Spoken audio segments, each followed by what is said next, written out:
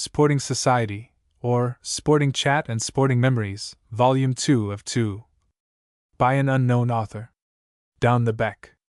An angling reverie. Like the dormouse, the approach of spring draws forth also the angler. So early as February, trout fishing begins in the west of England, and good sport may be had during March and April. May, however, is the month of months for the trout fisher, certainly in the Midland counties, and wherever the May fly is found, and probably in the west as well.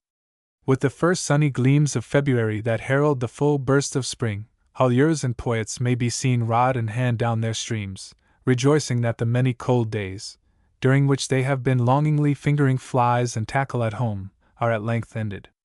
So many eulogies have been heaped upon fishing, which culminate in the enthusiasm of gentle Isaac, the father of the craft, that the world must indeed be tolerant if it can read any more.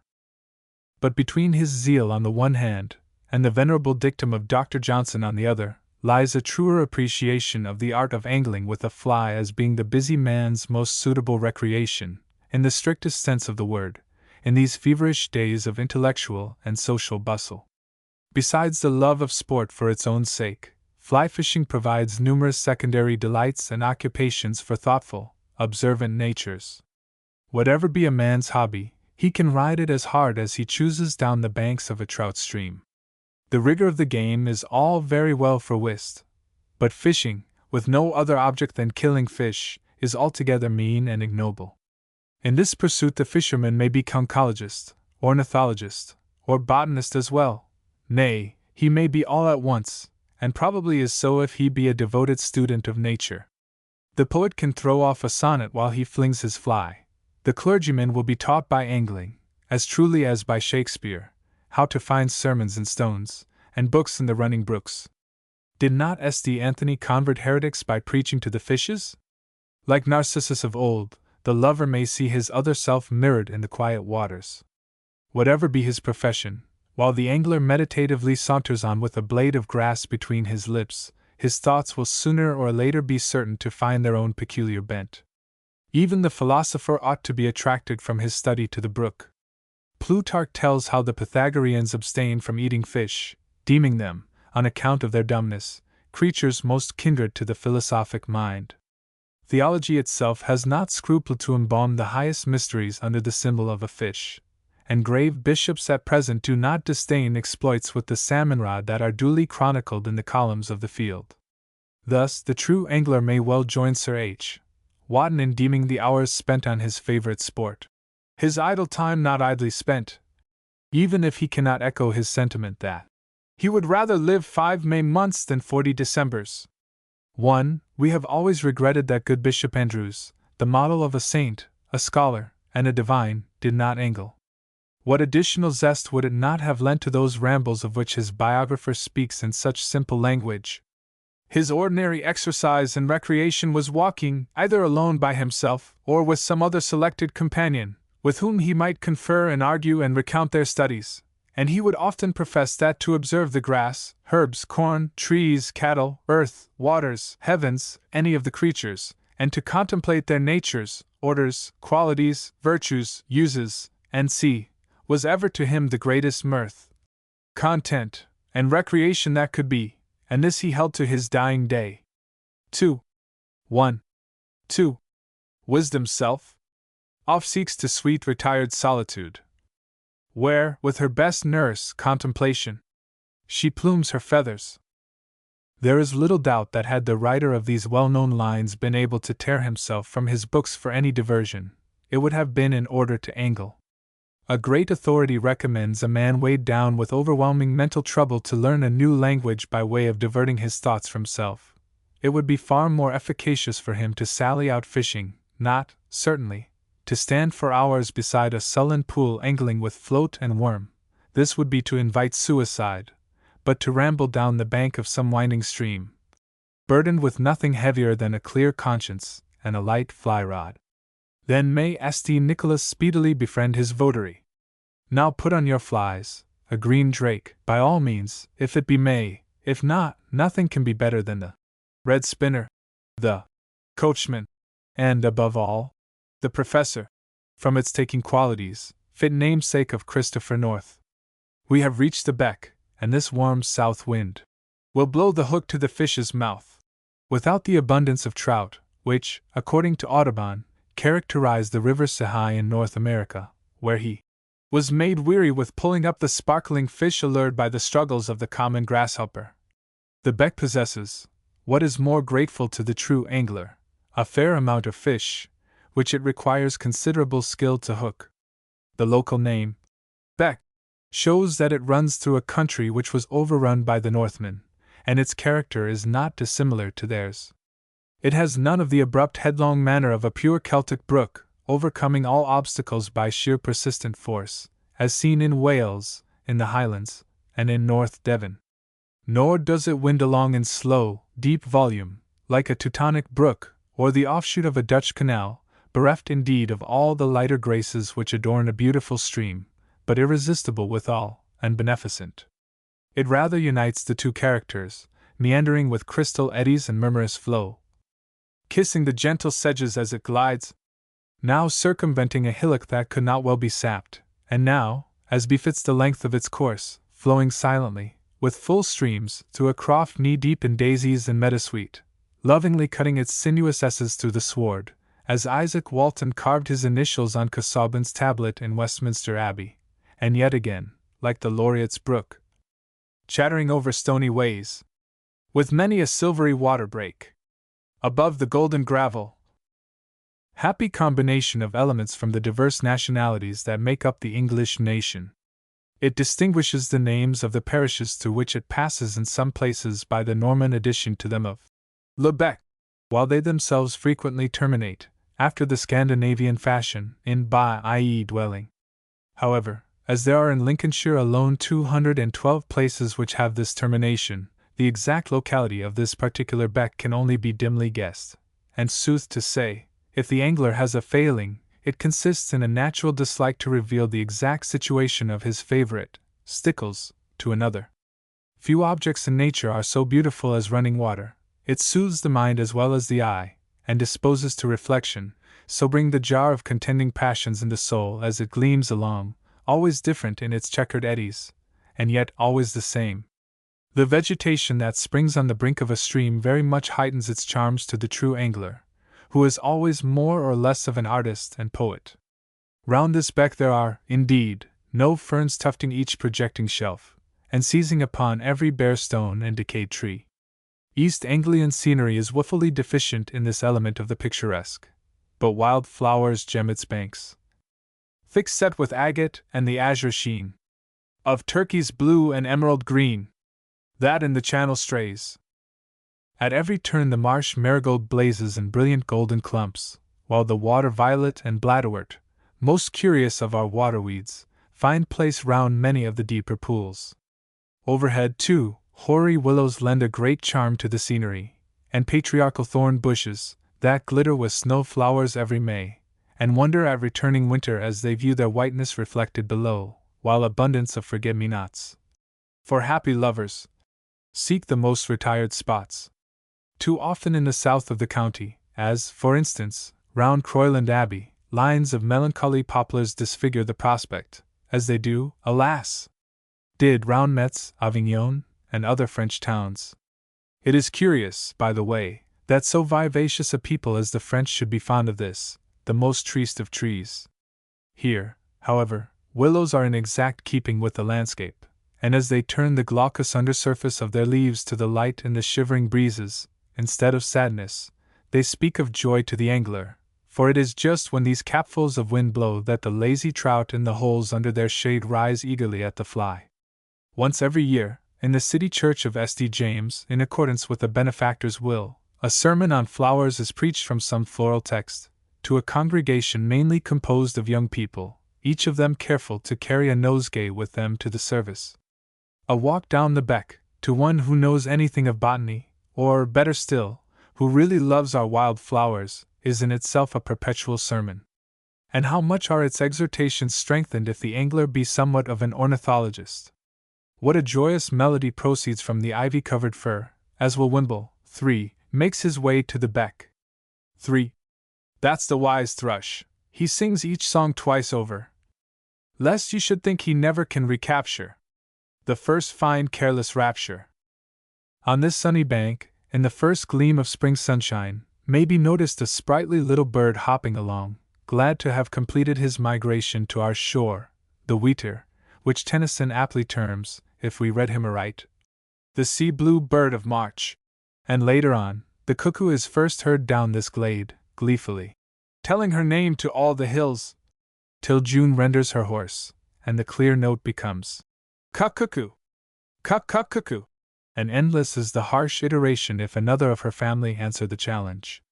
Peering carefully round a thicket, too, may be seen the water-hen, proudly tempting her black brood to cross the stream for the first time, or haply a wild duck, that has sat on her eggs till the angler's foot almost touches her, flaps suddenly her wings, and schemes under the overhanging alders.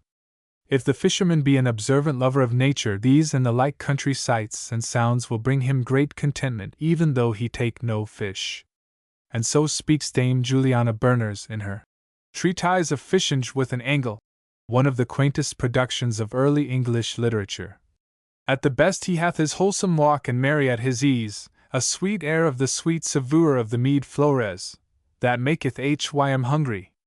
He heareth the melodious harmony of fowls. He seeth the young swans, herons, ducks, coats, and many other foals white their broads. And why if the angler take fish, surely then is there no man merrier than he is in his spy-right. Down this beck and artistic I will find many a feast of colour. The keeper's cottage stands on a high bank, and a more charming domestic subject was never painted, even by Millais, than one which may be noticed there any day in August. His little girl, bare-headed and rosy-cheeked with the merriest of light blue eyes, stands under a forest of sunflowers, which spread their huge yellow discs above, while sunbeams break through and leave their gold on the little maiden's hair, and play round her, earnest, we will hope, of her future, as she drops a courtesy to the passing angler. A little farther on, the bryony, with its brilliant berries, will festoon the grey trunk of its cherishing oak with a glory, in autumn, that cannot but charm the eye. The wild hyacinths of April are like a fold of blue sky that has descended upon the wooded hollows, and the thatch of the laborer's cottage is one deeply set window, with a few tiles under it, on which lichens and moss have established a footing. It has just rained, and the contrast between their vivid greens and the brilliant red tiles is delicious. It is thus that much of the monotony inseparable from a dull country may be relieved, by judiciously educating the vision to find beauties where ordinary eyes see nothing unusual. The pensiveness of an angler's sad pleasure will be found agreeable leisure for this purpose. The various animals again to be found down the beck, and the intimate acquaintance which can be made with them in their native haunts, form by no means the least of its charms. It is wonderful how tame all wild creatures become, and how their characters expand to men, who, like Waterton and Thoreau, the American naturalist, take pains to gain their confidence. The water rats, timid enough when any other foot approaches, look with fearless friendship on the gentle angler. At his ease he may watch them perched on a raft of drifted sticks, and weeds nibbling the arrowhead with the utmost composure, or swimming about like a miniature colony of beavers. It is cheering to reflect, when they are seen under such circumstances, that although the miller may owe them a grudge for undermining the banks of his dam, they are of all animals the most harmless to the farmer. He is too often, however, apt to confound them with the destructive pests of the granary, and though they are really voles and not rats, to lump all together as vermin, and issue an edict of universal extermination accordingly. What a blessed day will it be for the lower animals when farmers imbibe a taste for natural history! At dusk may often be discerned down the beck another innocent creature, the hedgehog, long remorselessly hunted down because vile calumnies had attached themselves to him of eating partridges' eggs and being addicted to sucking milk from cows. The latter accusation is simply an impossibility, while as to the former, we are afraid it is too true that he has a sneaking liking for eggs, but the damage he does is infinitesimally small, when not computed by gamekeepers' arithmetic. A pair of hedgehogs making love in their curiously awkward fashion, puffing and blowing like grampuses, is a strange sight, while the piglings, before their spines have grown, form the most amusing of pets. About the saddest spectacle that we ever witnessed was an old hedgehog that had been cut asunder by a train, at a railway crossing, while her brood of 6 or 8 were still round her, unharmed and wondering what had happened. We transported the poor orphans to the nearest damp ditch and left them to the rough care of Mother Nature. Not very far from the beck is a colony of badgers, an animal much persecuted where any linger in other parts of the country, but in this East Anglian shire acquiring a decided commercial value. Anything that will encourage foxes is here greatly in request, consequently badgers are deemed useful creatures in a cover, as they make earths which afterwards tempt Reynard to take possession.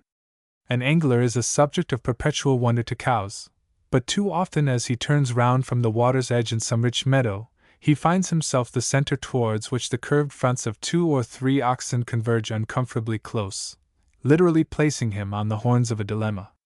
The sleek heifers, however, approach him without any signs of attack or trepidation, and often run the risk of being caught as he rapidly draws his flies back for a cast. Tame ducks and water rats are frequently thus caught, but the most singular coincidence of this kind happened to a friend who, on going down the Otter to fish, had to cross a bridge. Whirling his flies over this as he passed, a swallow, darting underneath, took one and was captured. On his return in the evening he again whisked his flies over the bridge, and a bat, snapping at one under the arches, was taken in the same ignominious manner.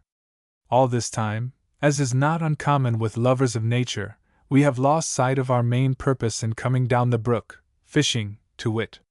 The art boasts a long descent, according to Walton, the highest authority to whom a fisherman can bow.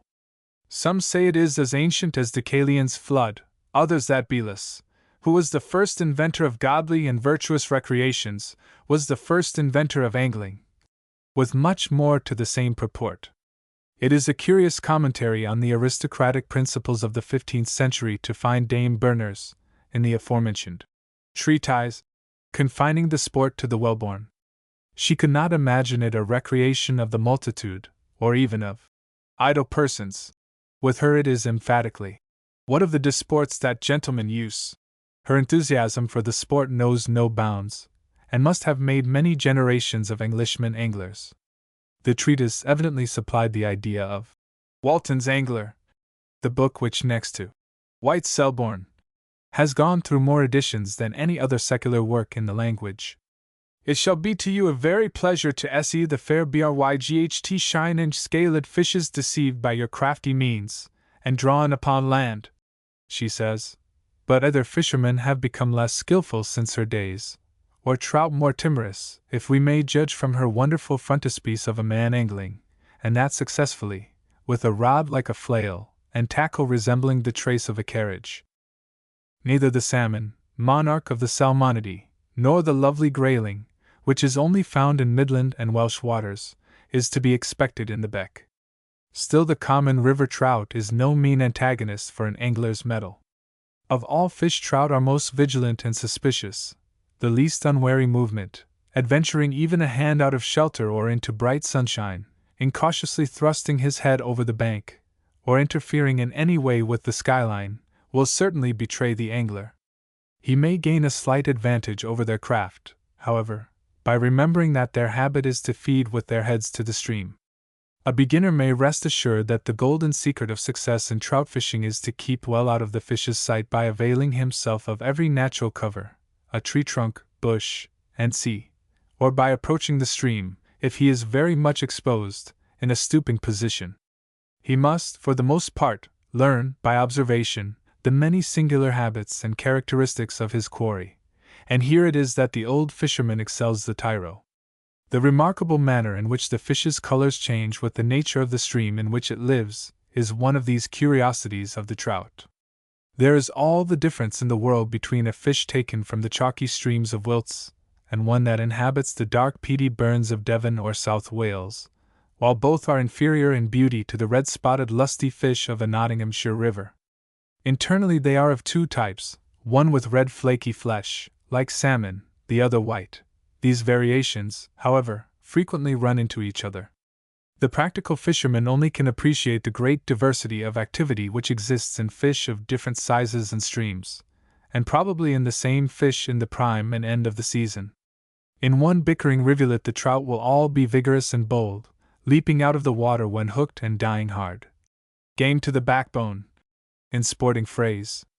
In a sluggish brook, the fish seem often to participate in its idiosyncrasy, the larger ones tamely surrendering after a few monotonous struggles, the little trout diving to the bottom, and like tench, hiding their heads in the mud. We have had to stir such fish up with the landing net before it was possible to do anything with them. Another curious fact is, that if a fish be taken out of a favorite hole, another will almost always be found to have replaced it the next day. Perhaps the most remarkable theory which has been advanced concerning the intelligence of trout is that of Sir H. Davy in Salmonia, which he terms their local memory. A brief outline may furnish one more subject of observation to the philosophic angler. Sir H. Davy asserts that if a trout be pricked with a fly, say a blue upright, and then escape, he will never rise again in the same pool to that particular fly while the surrounding circumstances are the same. Drive him, however, down to another hole, or wait till a flood has changed the aspect of his familiar haunt, and he will take it as greedily as a fish that has never experienced the deceit of an artificial fly. The associations of bank stones, tree trunks, and sea, in his hole, act like visible mentors, and remind him, as the fly passes overhead, that it was when surrounded by their associations he was simple enough to rise to its fascinations. Solving such questions as these is one of the numerous secondary delights of fly fishing. Another speculation which may be pointed out to anglers of an inquiring turn of mind is to demonstrate why sluggish, muddy streams invariably produce better fish than the sparkling Devon or Welsh brooks. Thus, in the beck, down which our ideal fisherman is wandering, the largest fish which has been taken of late years weighed 3 pounds and a half, while trout of 1.5 pounds in weight are by no means uncommon. 3/4 pound is a fair size for the fish of mountainous streams, while the majority of their trout do not exceed 1/2 pound. Doubtless, the greater abundance of worms and ground bait in a muddy brook contributes to the larger size of its fish, but it certainly is not the sole cause of their superiority. The flies which the modern angler imitates in fur and feathers belong mostly to the families which entomology knows under the names of Friganchi and Ephemerae. All anglers should know something of these curious tribes, and nowhere is a better account of them to be found than in that fascinating book. Salmonia.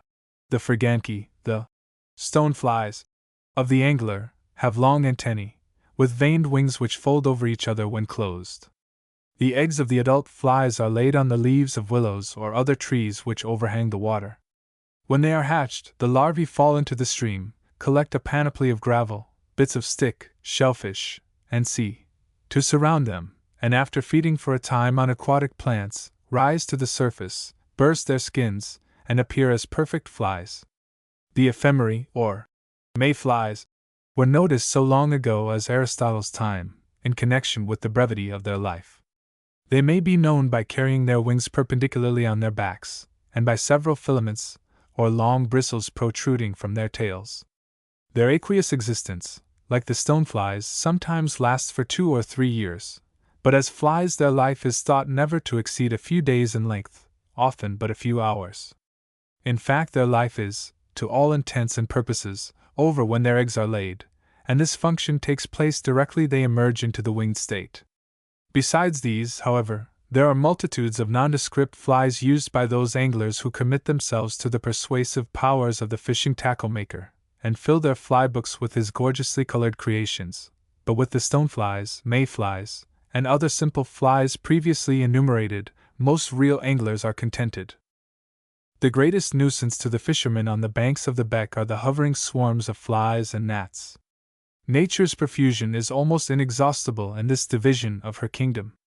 In hot, sunny weather, they persecute the angler till he well nigh gives up his sport, and betakes himself to moralize how his situation, lonely though it be, is no inapt type of a man's spiritual loneliness in the midst of that crowd of his fellows called society, where each man walks with his head in a cloud of poisonous flies. Yes, here is the whole winged legion avenging, as it were, the slight the angler puts upon them by his grotesque imitations, in number and description more fell than Walton ever imagined in the marvelous flies he directs his disciples to dub the prime dun, huzzard, death drake, yellow miller, light blue, blue herl, and all the rest. It would require a piscatorial entomologist to identify them, and when they buzz around their victims, how well can these enter into Dante's grim fancy of the wicked in hell being exposed naked to the stings of wasps and flies? It is useful, however, to be thus reminded that even so innocent a sport as angling has its drawbacks. Perhaps such small annoyances should be received as part of the discipline of fishing. Winged blessings they then become, modes of teaching unpleasant, perchance, at the time, but none the less fraught with profit to the true angler, who is always more or less of a moralist. It is time, though, to turn homewards. Our endeavor has been to depict some of the charms connected with angling, and to recommend it as a recreation specially adapted for the feverish agitation of modern social life. Over and above its immediate end, it is a school for moral virtues and the observing faculties which cannot be too highly honored. The fisherman, like the poet, must be born, but he owes his success, even more than the poet, to perseverance and observation. However long the sport may be intermitted, when a man has once tasted its joys, and imbibed a thorough love of angling, he resumes it with eagerness on the first favorable opportunity. Nay, the taste is one which deserts not its votary in death. Few angling reminiscences are more touching than the scene which his daughter has described so pathetically, when poor Christopher North lay on his deathbed. In the intervals of his malady, he had his fly books brought to him, and derived a melancholy pleasure from taking out his old favorites one by one, and lovingly caressing their bright plumage and carefully tied wings, as they were spread out on the sheets. It must be confessed that angling is justly open to the charge of being a solitary, taciturn, meditative sport, which shuts a man out from his kind. We are cynical enough to fancy that if he be shut up with nature instead, he will suffer no great harm. Indeed, to admit the impeachment is only tantamount to owning that fishing, after all, is but of this world, and necessarily an imperfect energy. Herein lies its chief excellence in the eyes of hard workers, so there is no need elaborately to refute the objection. Let a man try it, and solvitur ambulando. So good is it that the aforesaid Dame Juliana indulges in no exaggeration when she says, pardon once more an angler's loquacity, ye shall not use this forsade crafty disport for no covetizings to th increasinge and spiringe of your money only, but principally for your solace, and to cause the health of your body and especially of your soul. Though it be to our own loss, we would nevertheless invite every reflective mind to the beck, to derive inspiration and satisfaction from communion with the simple joys of nature. May skill and perseverance there bring the angler the usual happy results, and blessing of blessings where fishing is concerned, may his shadow never be less. M. G. W. 1. Walton's Life of Sir High Wotton. 1. 2. Life of Bishop Andrews by H. Isaacson, his amanuensis. Andrews' Works, Anglo-Catholic Library. 2. 3. He makes a May fly to a miracle, and furnishes the whole country with angle rods. Spectator, No. 108. 3. An Apology for Fishing. Ever since the time when the famous definition of angling as a combination of a stick and a string with a worm at one end and a fool at the other was first given to the world, it has been the custom of a large section of society to disparage the particular sport, which has for its object the catching of fish, very much more than any of the other developments which the killing propensity takes among sportsmen. When a man mentions that he is going off on a fishing expedition, the announcement is not met with the respect which is accorded to him who proclaims the fact that he has it in contemplation to spend a day in beating the turnips for partridges, or riding across country in pursuit of a fox. People have a provoking way of smiling when fishing is spoken of, and when they meet you, armed with the necessary paraphernalia which makes up an angler's equipment, their countenances directly assume either an amused expression, indicating a state of feeling not very remote from absolute pity, or a look of delicate forbearance which is almost the more difficult to bear of the two. There surely never was any pastime regarded with so little respect as this of fishing. But one good quality, that of patience, is ever identified with it, and even that, when connected with this particular sport, is sometimes spoken of in a disparaging tone, so that it is by no means an uncommon thing to hear a man brag of his deficiency in this respect, saying, "I've not got patience enough for that sort of thing," as if the fact redounded enormously to his credit. Going fishing? says your hearty friend as he meets you in the hall, equipped for the sport. You must be hard up for some amusement, for of all the deadly lively proceedings. Going fishing? Says another. Well, it's certainly too early in the season for anything else in the way of sport, but still. The very partisans of fishing, too, help, in a certain way, to bring it into discredit. What a literature it has! The literature of all sport is apt to be trying, but this of fishing is surely especially disastrous. The facetious element always figures here in such grievous force. Nor only that. Dreadful conventional forms of expression, phrases in inverted commas, involved ways of expressing a simple thing, abound, so that one meets continually with such expressions as the gentle craft and the finny tribe. The sportsman who devotes himself to fishing is called a member of the piscatorial fraternity, or a brother of the angle, or a disciple of old Isaac, or by some other roundabout and exasperating designation. Why it is that people who write on this particular subject cannot express their ideas in plain English, and avoid such forms of speech as the above, it is difficult to say, but so it is. These stereotyped phrases are to be ranked among the conventionalities of piscatorial literature. Another of these is a perpetual insistence upon the contemplativeness of character which this particular sport tends to develop in those who engage in it. The fisherman is supposed to be left by his pursuit at leisure to ponder and reflect on all sorts of abstract questions wholly unconnected with what he is about.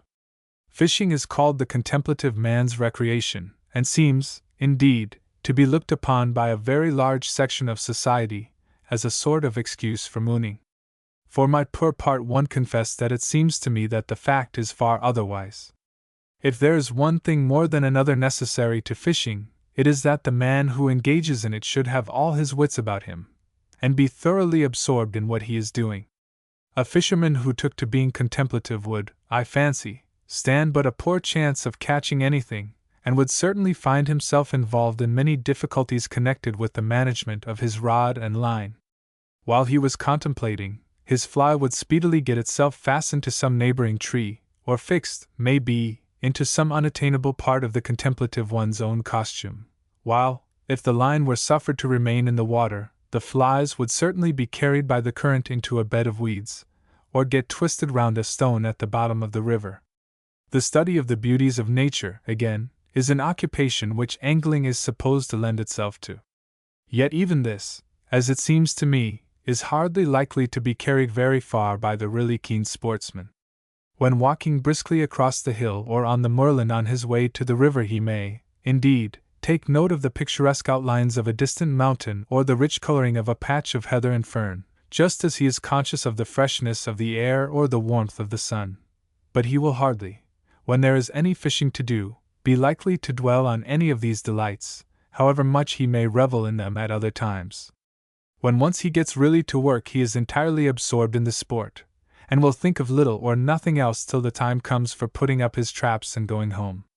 And it is just this which gives such value to every form of sport, and makes them so essential an element in the troublous life of the 19th century. They absorb the thoughts and confine the attention, for the time being, to what, in a comparative sense, may fairly be called trifles. You cannot occupy yourself with any deep abstract speculation when it is a question of catching a trout or bringing down a partridge. The fact is that a prodigious amount of ignorance prevails in connection with the sport of angling. People class all forms and modes of fishing together, and include them every one under the definition given at the commencement of this paper. The prevalent idea in the minds of most people is that fishing consists of sitting in an armchair in a punt watching a float bobbing up and down in the water, and partaking at intervals of very flat beer served out of a stone jar by the attendant boatman. Now this, the very lowest form of fishing that exists, and unhappily, the form under which it is the oftenest and most conspicuously presented to view, so little really represents this particular sport, that I think I am hardly speaking too strongly in saying that no real fisherman would consent to hear such a proceeding classed under the head of fishing at all. When a sportsman speaks of fishing, he is thinking either of fly fishing or spinning, and most generally of the former. For fly fishing, rightly engaged in, it is not too much to claim a very high position indeed among the sports of the field, many of the qualities on which it makes demands being the same which are required for the other forms of sport, while it also implies some which are not called for in those others, except, perhaps, in that of deer stalking. To be a perfectly good fisherman, a man requires strength, agility, spirit, quickness, and accuracy of eye, a neat hand, a nimble foot, considerable ability as a tactician, presence of mind, and coolness, coupled with the power of keeping his wits always about him. Nor is this all. A fisherman must have, besides, certain moral qualifications of an exalted nature. He must be possessed of patience, perseverance, and good temper, and in addition to all this, he must thoroughly well understand his business and all its more intricate technicalities. Let us proceed to consider some of the points here insisted on a little in detail. In fishing for trout with an artificial fly, a branch of sport to which, with the reader's permission, we will in this apology entirely confine ourselves, it is necessary, as it is in a great many other things, that a man should thoroughly understand what it is that he is doing, how, in short, the case stands. It stands thus. He sees before him a sheet of water, containing, as he has reason to suppose, a certain number of fish, some comparatively stationary, some darting hither and thither, all very much alive, very watchful, constantly on the lookout both for what may bring them advantage in the shape of food of divers kinds, or for what may give them cause for apprehension, in the shape of fish larger than themselves and of a predatory nature. Herons, otters, and, above all, men. To these creatures, vigilant, timorous, suspicious, it is the angler's business to present an object which they are to suppose is an insect which has dropped into the water and is floating down with the stream more or less near to the surface. If the fisherman succeeds in conveying this impression, if his counterfeit insect is a successful piece of imitation, if the fly which it imitates is one for which the fish has a liking, and if the fish itself happens at the particular moment to be on the feed, if all these conditions are fulfilled, then it will happen that the trout will rise swiftly through the water, will seize the bait, and the fisherman's object will be gained. This desirable consummation is, however, harder of attainment than might be supposed. Very much is implied in the bringing that transaction which has just been described to a successful issue. If the particular portion of the stream into which you throw your fly is not the spot where a trout lies, if your fly is not well imitated from nature, or does not represent the kind of insect which the fish affects, if the hook is too little concealed, or the line too coarse, above all, if you yourself are conspicuous, standing on the bank, your chance of inducing a trout to rise is slender in the extreme. The fact is that the fisherman ought to look at this transaction from the trout's point of view and not from his own. Of the fishing rod and line, and of the person who manipulates them, the trout must be kept wholly unconscious. This sounds a simple statement enough, but it does, in fact, imply a great deal. In the first place, it implies that both the water and the atmosphere shall be in a condition favorable to the mystifying and confusing of the fish which we are bent on capturing. The atmosphere should not be bright and clear to an excess, nor, by rights, the water either. The water, again, should be, to a certain extent, troubled and agitated. This is effected in a running stream by the current, but in lakes and calm, deep rivers, especially in the former, it can only be brought about by a certain amount of wind, and for lake fishing it may therefore be confidently asserted that a slight breeze is absolutely indispensable.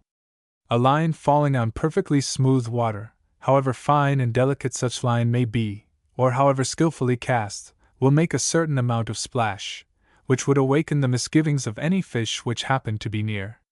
One of the greatest of all the difficulties connected with the catching of fish is that experienced by the sportsman in keeping himself out of sight. At the first glimpse of a man moving by the side of the river, every fish at once darts away as fast as his fins can carry him. To this assertion there are few people who would venture to demur, and yet how common it is to see a fisherman placed on a high bank, with his whole figure in strong relief against the sky, and moving down the water, with all the fish in the river facing him as they lie with their heads upstream. It can only be by some strange accident that he will take a fish under such circumstances. Almost the first thing which the fisherman should think of in setting about his business is to conceal himself as much as possible. There are several ways in which this may be effected. In the first place, if the wind will at all allow of it, he should always fish upstream, as he will then have the backs of the fish turned towards him instead of their faces. Fishing upstream is more difficult and more laborious than fishing down, the current bringing the line back almost as fast as it is thrown in, so that the labor of casting it is almost incessant. Still, for the reason given above, it is better. It is good again for the angler to get behind some big rock or bush large enough to hide the greater part of his figure, remaining there, with as little motion as possible, till he has thoroughly fished every speck of water within his reach. Or if there are no bushes or rocks to be had for purposes of ambush, it behoves him to crawl along on the lowest part of the bank on his knees, aiding himself with the hand which is not engaged with the fishing rod, and sometimes even to wriggle himself along after the manner of a snake, anything to diminish his conspicuousness. Now all this is not by any means easy of accomplishment. To creep along in the manner just described, encountering some obstacle at almost every step, huge stones which, unless he is very careful, he tumbles over, small tributary streams which he plunges into, to get over and through all these difficulties, in a doubled-up position, which renders feats of agility very difficult indeed to accomplish, is not an easy task, especially as all the time he has to wave his line round and round in the air, to be ready for a long cast when he at last sees his way to that consummation. This is arduous work, depend on it, and yet, short of this, I don't know how, under some circumstances, his object is to be obtained. For fly fishing, to be attended with success, is not a simple operation, but, on the contrary, a very complicated one, as any proceeding involving so exceedingly intricate a ruse as this one does, inevitably must be. That it is a ruse there can be no sort of doubt. Unless you succeed in taking this creature in, you will never succeed in capturing him. This is no open onslaught, as is the case in shooting and hunting. Strategy is your only chance, and the more deeply laid your plot, the greater is your chance of succeeding. There is one element in the construction of this deeply laid scheme which requires to be considered with an especial carefulness. The structure of the fly which is to be set before the trout on whose capture we are bent is an ingredient in the transaction the importance of which must by no means be overlooked. It should of all things, and this is a point not enough considered by the makers of these little works of art, be one which looks well in the water. There are many flies sold which appear perfectly right and natural while they remain out of the water, but which, when once they are thoroughly wetted, assume an entirely different and most inferior appearance. The loose wool and feather strands, which form the body of the fly, get matted together and the whole mass of them much reduced in size. The wings cease to stand out away from the body and from each other, and the hook, owing to the reduction of the size of the fly generally, which is effected by the tightening influence of the water, is left much too bare and prominent. The best way to obviate these difficulties is to make the body of the fly somewhat fuller and more fluffy than it is intended to be, and to dress it as far down towards the bend of the hook as is compatible with symmetry of structure. The hook is sure to be conspicuous enough at best, but every pains should be taken to make it as little so as possible. We are particular about all sorts of minute considerations of color and form. We refuse to allow of the deviation of the 16th of an inch from the right standard in the length of a tail, or of the faintest false shade in the coloring of a wing. In all these matters we are exact and scrupulous, and rightly so. But is it quite consistent with such close attention to detail that we should be indifferent to so remarkable a deviation from the right model as is found in the immense and conspicuous hook which protrudes beyond the body of our counterfeit insect, and which seems quite as much calculated to attract attention as any other part of the fly? Of course, to some extent, this cannot be helped, the hook being a necessity of the fisher's case, but surely it might in many instances be much more carefully concealed than it is. The fly might, for instance, be dressed not actually on the shank of the hook, but on a piece of gut or bristle attached to it, and hanging loose on the hook so as almost to hide it. In putting on a worm as a bait, the worm having the advantage of being the real thing, we take the utmost pains to conceal the hook. In putting on the fly, which has the disadvantage of being not the real thing but a counterfeit, why should we not do precisely the same thing? It cannot be insisted on too strongly and too frequently that the whole of this transaction, which we call fly fishing, is, from beginning to end, a most elaborately carried out piece of deception.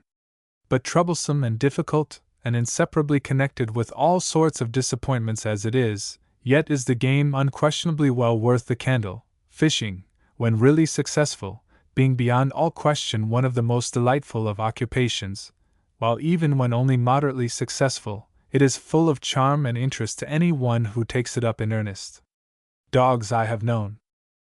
I was always very fond of dogs, but it was a long time before I was allowed to have one of my own, my parents apparently considering that dogs were composed of two equal portions of hydrophobia and fleas. My first dog was a large brown and white spaniel with a very curious temper. Sometimes he would lie on things in his kennel nearly all day, for no apparent reason. If you tried to pet or coax him, it did no good, but if no attention were paid to him, he would get out of the sulks and be all right in a short time. He could never be induced to go into the water to swim. I often attempted it by keeping him tied up without food and then loosing him and throwing bits of biscuit into the moat near the house. He would then pick out and eat all the bits that were within his reach by waiting, but would not make the least attempt to go for a piece which was out of his depth. I once thought that I had devised a plan by which he must swim, but it failed. It was this. There was a high paling along one side of the moat with a strip of grass about a foot wide between it and the water, and here I put the dog, thinking he would be compelled to swim out, but no. After spending half the day whining and crouching down as if he meant to jump in, he set to work and scratched at the turf and tore at the palings with his teeth until he made a hole big enough to get through. After this I gave up trying to get him to swim. His temper was decidedly peculiar. When I called him to go for a walk, if he approved of the direction taken he would go. If not, he would stand and look at me and then go straight home. Once, however, he showed a very remarkable and amiable trait. I left home and went abroad for a considerable time, and in my absence my father died. The dog at this time had not shown any sign of attachment to my mother, but immediately after my father's funeral, whenever he was loose, he used to run straight to the drawing-room windows, and if my mother was there, would remain standing for hours looking in at her, or, if the front door happened to be open, he would go in and walk quietly into the drawing-room. If his mistress were there he would lie down by her chair. Up to this time he had never tried to get into the house, and directly I returned he never attempted it again, nor even appeared to notice my mother more than any other friend of his. Poor old Jehu, with all his eccentricities of temper, I was very fond of him, and sorry when he disappeared. He went out with the carriage one day, and nothing more was ever heard of him, though rewards were offered everywhere. We were making a call and left him outside, and when we came out he was gone. However, we thought nothing of this, believing he would come home, but from that day forward the old Jehu was never seen by us. My second dog was a magnificent fellow. I never knew or heard of one with such wonderful sagacity and apparent power of reasoning. It was a huge black and white Newfoundlander, of the color they now call the Landseer Newfoundland. I got him from an old keeper, to whom he had been left by his late master. The man did not want him, and knowing that I was very fond of dogs, he sold him to me, saying at the time he was a Christian, and so he really was. Our introduction was curious. I went off to see him, taking some food in my pocket to make friends with him, but the man told me that was no good, that if the dog liked the look of me he would be friends at once. When we reached the cottage, going round to the back, I saw a most noble-looking dog, who when we approached sat up and looked very gravely at us. The keeper said, "I've brought a gentleman to see you, old man," and I then spoke to him.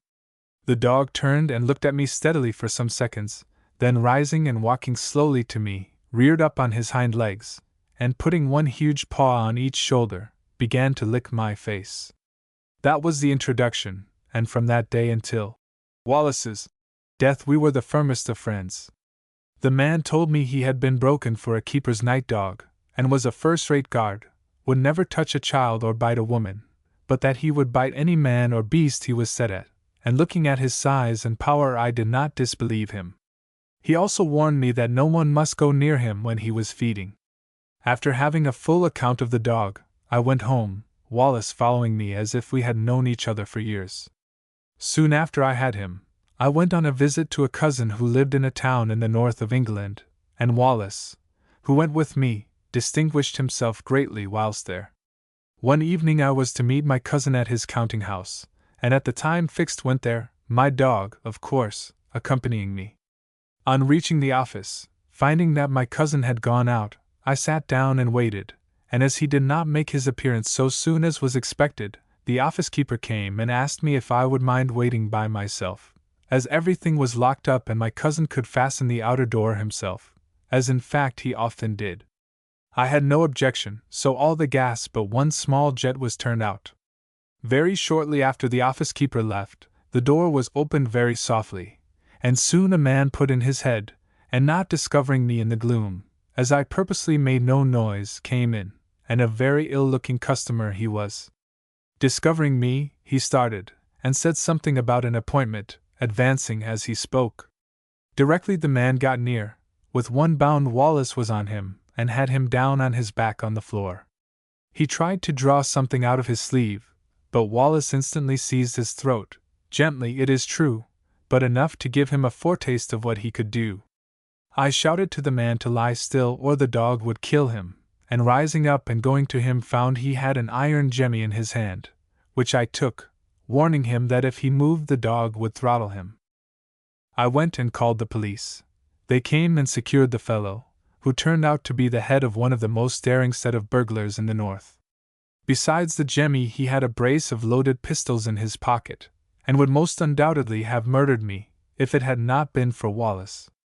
The man had been wanted by the police for a long time, but they had never been able to get him, and there were great rejoicings at his capture. Whenever I went out by day Wallace always followed me, but at night, or in the dusk, kept close to my side, with his head almost touching my leg. If he saw anyone coming towards me that he thought suspicious he would go on in front, and turning with them as they came up follow them by me, and in the same manner if anyone was overtaking me, he dropped back, and then followed them until they had quite passed. He did one other very clever thing whilst he was with me in the North. One morning I had been to the club to look at the papers, etc., and on my return home found that I had lost one of my gloves. More for the sake of experiment than really thinking the dog would ever find the missing glove, I took off the other, and holding it to him, made a motion like throwing it away, saying, at the same time, "Lost, Wallace, go seek." The dog at once started off, and was away for some time, in fact, so long, that becoming uneasy, I started off towards the club. I had gone but a very little way when I saw Wallace coming along, and to my great surprise, with the missing glove in his mouth. A policeman was following him at a respectful distance, so I went up to him and asked if he could tell me where the dog found the glove. He told me he saw Wallace running along evidently looking for something, as he occasionally stopped, and seemed to make sure of his direction. Following him, he saw him enter the club, and remain there a short time. He then came out, began sniffing about on the steps, and suddenly started off briskly. The man followed, and the dog, after going along one of the main streets for some way, turned down a side street, and soon overtaking an old beggar woman, made a snatch at something in her hand, and returned at full speed. The old woman had picked up the glove on the steps of the club, and had gone off with it, and if it had not been for Wallace's extraordinary intelligence I should have lost my glove. One day, after my return home, Wallace gave me a specimen of the education he had received from the keeper. There was a very pretty wood in part of our grounds with walks laid out in it. I was walking there with Wallace, as I thought, when suddenly I heard someone roaring out, most lustily, that the dog was killing him.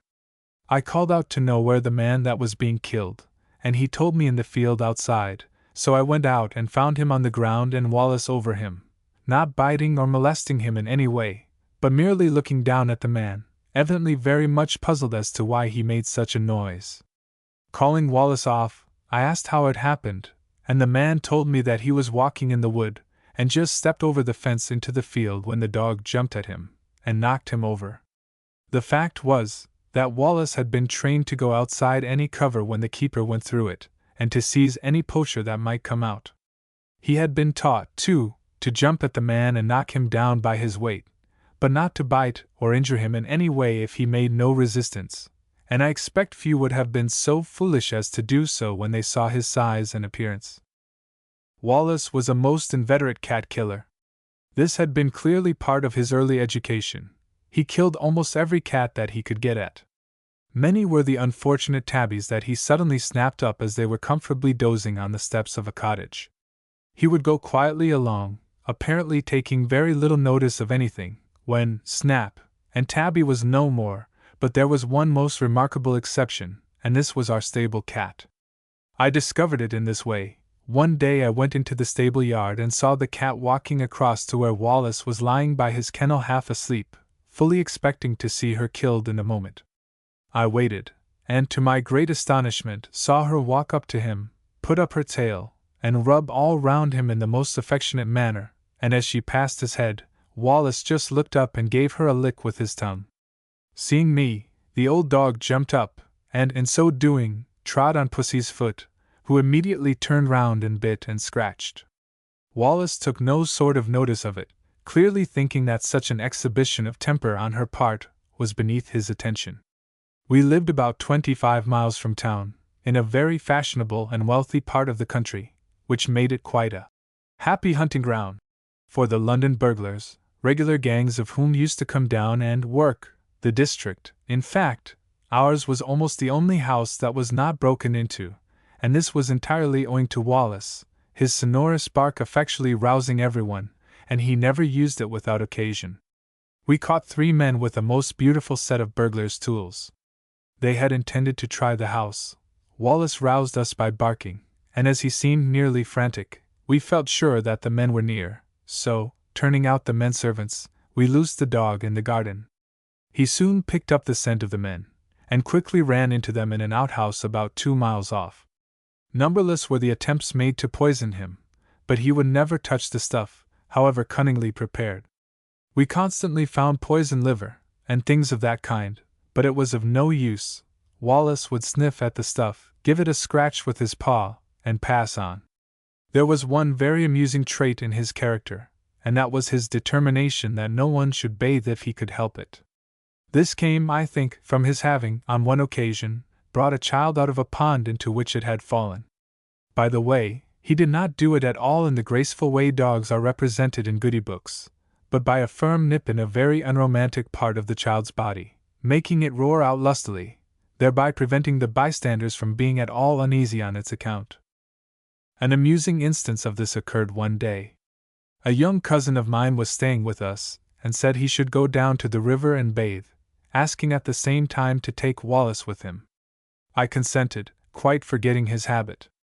The 2 were away some time, but at length I saw them returning, the lad evidently in a very bad temper about something. When he came up he said, "That abominable old fool Wallace won't let me bathe." I asked about it, and heard that Wallace sat down and watched him undress, in a very grave sort of way, but when he wanted to get into the river would not let him, walking in front of him whenever he got near the edge and completely preventing him from getting in. The boy tried all sorts of dodges to make the dog allow him, but it was of no use. He tried to run and jump in several times, but on each attempt Wallace coolly sat down in front of him just as he thought all was clear, so that he was obliged either to stop short or tumble over the dog. When he gave it up and began to dress again, Wallace lay down and watched him, and finally trotted back with him, with an expression on his countenance that showed he clearly thought he had done his duty. I had been warned by the man I bought Wallace from, as previously noted, that I must never go near him when he was feeding, for he would not allow anyone to approach him then, and this I found to be true, but this habit of his caused me great alarm once. A little girl was staying in our house, and of course, wanted to see my big dog, so I took her out to the stable yard to show him to her. Wallace was feeding when we got there, and I told her we must not go near him then, and took her into the stables to see the horses.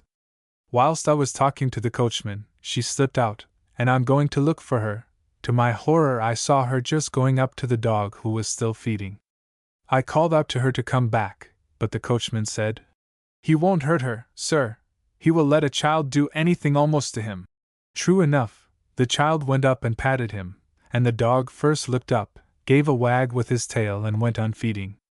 When he was loosed afterwards, he came to where the child and myself were sitting, licked her hands, and then came and put his great head on my knee and looked up at me, as much as to say, "Could not you trust me with a child?" I then remembered I had been told he would never touch a child, but there was one very curious point connected with this, which was that he would never touch food of any sort, however fond he was of it, from the hands of a child. This he had doubtless been taught, so that poisoned or prepared food might not be given him by their means. I hardly ever saw a dog who had such very expressive eyes. Once when out with me he was attacked and bitten in the leg by a mastiff, an ill-conditioned brute that was always flying at him. Now Wallace was most good-tempered and hardly ever fought, so I spoke to him and told him to come along, thinking the mastiff would leave him. Instead of this it seized him by the ear, and Wallace's ears were always very tender and painful in the summer, but he never retaliated, only looked at me in a sort of reproachful way, as much as to say, "See what pain you have caused me." I could not stand it, and said, "Kill him, Wallace." Shaking the dog off as if he was nothing, he gave him a grip between the forelegs and the dog was dead in an instant. Wallace left him at once and came on after me as if nothing had happened. He certainly was one of the most intelligent dogs I ever met with. I kept him until he was very old, and when he was almost entirely blind, it used to be very curious to see the old fellow hunting me. When loosed, he would put down his nose and work till he got on my trail, and then, however I might have gone about and turned, he was sure to hunt up to me, and the pleased look which came into his old face when he found me and moved round my legs was very touching. However, poor old fellow, he got quite deaf as well as blind, and then to my grief I had to sign his death warrant. Long after this, I possessed a wonderfully intelligent dog, a purebred Skye Terrier, one of the real sort, with soft coat of wavy mustard-colored hair tipped with black, sharp, prick ears, just turned over at the top, such taper paws, tail carried over the back and parting like an ostrich plume. She had dark eyes. I had her directly she could be taken from her mother, and in my bachelor days she hardly ever left me, often going in my pocket when I was riding, her head and forepaws outside. I once left her for 6 months with some friends whilst I went abroad, and on my return a most curious thing occurred. I drove from the station, distant about 6 miles from my friend's house, arriving there past 9 in the evening. Fanny, that was her name, was shut up in the harness room, but about 4 o'clock the next morning I was awakened by scratching and whining at my door, and on getting up and opening it, there was Fanny, who was exceptionally delighted to see me, and jumped on my bed and went to sleep. On getting up I noticed her paws were very sore and bleeding, and on going down, asked where she had been and how she had found me. It turned out thus: she had been locked up in the harness room as usual, and this was quite 200 yards from the house, but had set to work, and scratched her way out, tearing a hole through the weather boarding close to the doorposts. She then came round to a court at the back of the house, where there was a drain pipe in one corner through the wall, to carry off the water when it was wasted.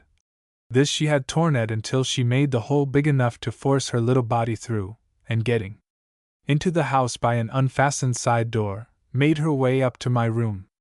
But how on earth could she possibly have known that I was there?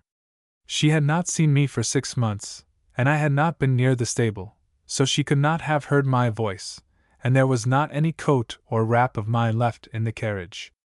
That she had got into the house by the way I have stated was quite clear from the state of her paws, and the marks on the stable and outer court. Fanny amused me very much on another occasion. She had been taught to beg, and I went to the kennel, a paled-in one with benches round it, and opening the door, began to talk and play with the dogs, occasionally throwing them some pieces of biscuit. I threw a bit which one of the spaniels picked up, and jumping on to the bench, began to eat it. I suppose Fanny fancied the piece very much, for she ran after the dog, jumped up on the bench in front of him and sat up and begged for it, just as she would have done had I had it. However, the spaniel did not pay any attention, but quietly munched up the biscuit. Her jealousy of my wife, when we were first married, was most amusing. She could not bear to see us sitting together, and if I sat by my wife on a sofa, would get upon it, scramble onto my shoulders, walk round the back of my neck, and try to squeeze herself down between us. She was, too, a capital sporting dog, though for a long time I was afraid to take her out, as she was so like a rabbit or hare when moving through long grass or corn that I feared I might perhaps shoot her accidentally. However, she was always so very anxious to come with me that at length I took her, and she was quite invaluable. Birds that would rise and be off at once, if you had a pointer or setter with you, appeared either not to notice her or be fascinated by her. I knew directly I entered a field with her whether there were birds or not, and she would take me straight to them. She also retrieved beautifully. The first time I found out her powers in this way I had shot 2 partridges, right and left, and to my great disgust both were runners and got into some standing corn.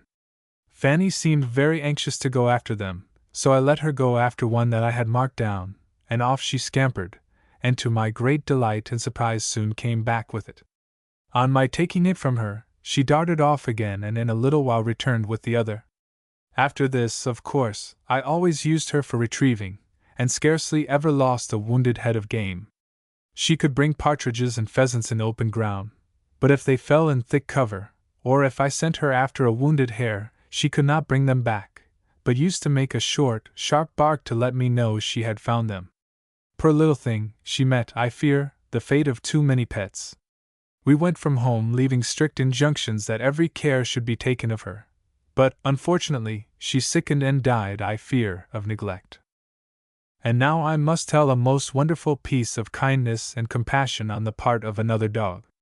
At the time Fanny and her brothers and sisters were born, I had a fine black and white pointer dog. When Fanny and the rest were a few weeks old, their mother died, and they had to be brought up by hand, and though every care was taken of them, and they had warm sheepskin rugs on their bench, they seemed very miserable and were always crying. Whenever I went round their kennel I usually found this pointer dog sitting there looking at them through the palings, and I said one day to the keeper, "I suppose Don would like to kill them all for making such a noise." "Oh no, sir," said the man. "He pities them quite Christian-like." "Well," I replied, "if he does, just open the kennel door and see what he will do." It was opened and the dog ran in and began licking the puppies, who crowded round him. He then jumped up on the bench, followed by them, and lay down. The puppies crawled all over him, biting his ears and tail, evidently greatly delighted to have him, and finally settled to sleep in all positions on him, the dog never moving, and seemed almost afraid to breathe for fear of disturbing them. In fact, he took them entirely under his protection, and the contorted attitudes the dog would lie in rather than disturb the puppies were wonderful. I used to think he must hurt himself, but he would never leave them, and if I got him out for a little while, thinking he must want rest, he would always run back to them, never seeming happy until he had got in with them again. This continued until they were all grown big enough to take care of themselves. It has always struck me as being the most wonderful piece of pure benevolence I ever knew of. I once knew a very eccentric dog. He was a real old English spaniel, one of that kind you so rarely see, with long body, short legs, with great bone, grand head, jaws and teeth like a wolf's almost, and long ears that would meet round his nose. Poor fellow, his temper was certainly unamiable, but I think this was caused by the state of his health. When he was a puppy he was troubled with insects, and a stupid groom, to show, I suppose, that he had some brains, declared he could cure him with some nostrum of his own, the effect of it being that the poor puppy's hair nearly all came off. His skin was burned in several places, and he was made so ill that for several weeks a veterinary surgeon did not think he could recover. He did though, at length, but his constitution had received such a shock that he was always subject to skin disease, and yet he could not stand the least medicine. He was a very curious animal, never showing much attachment to anyone. He would bite his best friends on the least provocation. Nothing, though, offended him so much as being laughed at. That was an insult he never forgave. If you began to laugh at him, he would growl in a very ominous manner, and if you persisted in it, would snap at you and give you such a bite that you would not care to try again. If you wished to please him, you had to get a lot of old birds' nests, and give them to him one by one. He would carry them about for some time, and then he would sit down and tear them to pieces. He was not particularly fond of going for a walk with anyone, but if you got some nests and gave him one occasionally, he would trot along with you as happily as possible. Another curious habit of his was that he would never get out of the way for anyone. When he was trotting along, he never moved from his line if he saw anyone coming, but if he saw they did not intend to move, would begin to growl and look so savage that people usually made haste out of his way. When he happened to be running down a hill, he did not growl, but merely ran against people if they did not clear out, his great weight usually upsetting them, of which he took not the slightest notice.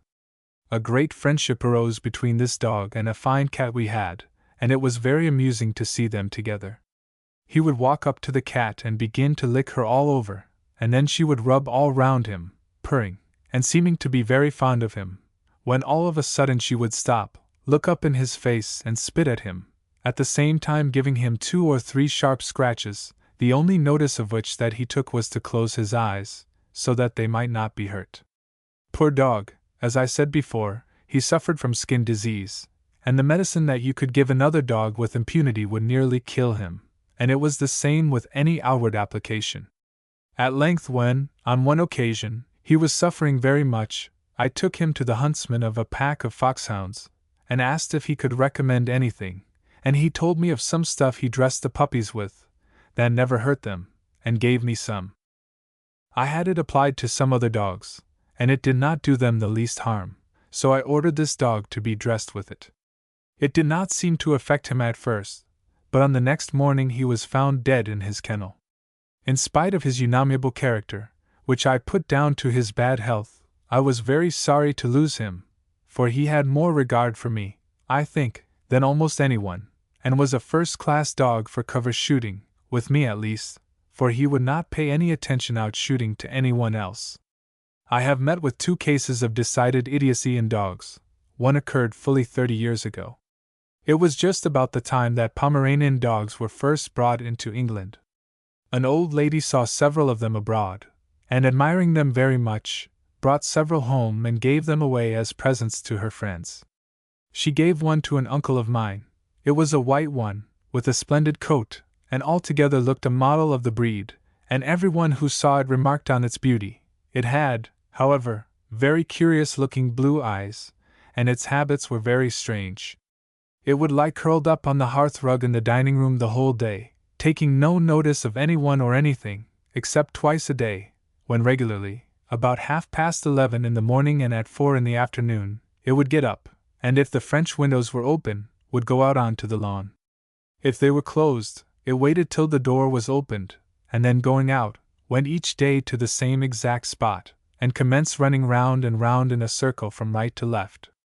Having done this for some minutes, he would stop, rear up on his hind legs, and giving his head a most peculiar twist, much like the way parrots and owls twist their necks, he would then drop down again, and run the circle from left to right. Having done this, he came indoors, and lay down on the rug. He never showed the least affection for anyone, or appeared to know them. If you called out to him, he would sometimes look up in a vague sort of way, as if he wondered what the noise was, and the footman had to lead him out to meals each day, as the dog never made the least attempt to stir in search of food. The man used to say he had more trouble to make this dog feed than to keep any others from devouring whatever they could get at. Altogether, the dog did not seem to have the least sense in the world, and was, I think, an undoubted idiot. The second case of the sort I met with was in a large sort of retriever that a friend of mine had. He asked me to come and see a dog that had been given him, as it was a very odd sort of beast, and so it was. It had the most curious coat I ever saw on a dog, very long and iron gray, with black markings, a huge bushy tail, so big and so long that it gave one the idea that the dog's hind legs were in the wrong place, and instead of being at the extremity of its body, were put on somewhere about the middle of its stomach. To add to everything, the dog squinted, a thing I never heard of or saw in any other dog before or since. It was not that one of the eyes was blind and did not move properly, but the eyes actually crossed one another. His head, too, was the shape of a solid parallelogram, and very narrow between the ears. The dog was fastened to a kennel, and was walking backwards and forwards in front of it, very much in the way a caged hyena does. On being loosed, it bundled off in a clumsy gallop, and soon ran right into a barrow that had been left on one of the paths. On being brought up by this obstacle, instead of jumping over it, as any other dog would have done, he moved round it, and when he found his head clear, galloped off again on the same straight line, which this time landed him in a laurel bush, through which he scrambled, and again went on in the same direction. And this, I heard, was his regular habit. He had another very awkward trick, and that was, if he was walking behind you, he would come up and lay hold of your leg, not apparently with any vicious design, for if you stopped and looked down at him, there he was with his eyes half shut, holding on to your leg with his teeth, as if it was necessary to support himself by such means. After a time he would drop his jaws off your leg and go maundering along as he had done before, but it was not altogether a pleasant trick. My last interview with the brute was not an agreeable one. We were to go out duck shooting on the river, and my friend proposed taking the dog with us in the punt to retrieve the ducks. This I decidedly objected to, as a wet dog in a boat is an unpleasant companion, so he was left on the bank to follow as best he might. The dog trotted along quietly for some way, until at length we fired at some ducks, when he jumped into the river to get them, as we thought, instead of which he swam up to the punt and seizing the pole in his mouth began to bite and tear at it in the most furious way. He then tried to scramble into the boat, and getting his forepaws on the gunwale, began to tear at the sides in the most determined manner, snapping furiously at anyone who went near him. The only thing we could do was to try and duck him by means of the punt pole, but directly he came up again he attacked the boat afresh, so that my friend thought the best thing to do was to shoot him, which accordingly was done. I shall never forget the expression of ferocity in the dog's face or the mad way in which he tore at the sides of the boat and the punt pole. The dog I am now about to mention was, I consider, an instance of the action of over-instruction working on naturally weak powers. When out shooting at the Cape, in the Sweehamsdam district, something in the bush attracted my notice, and on riding up I found it was a pointer in the last stage of starvation.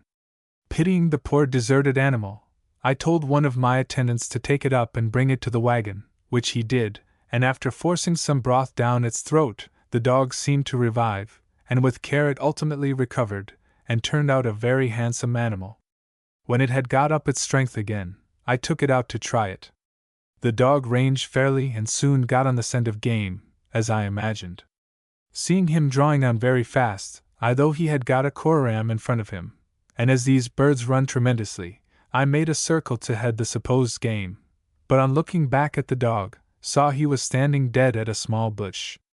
I went back to him and tried all round it in every direction, but in vain.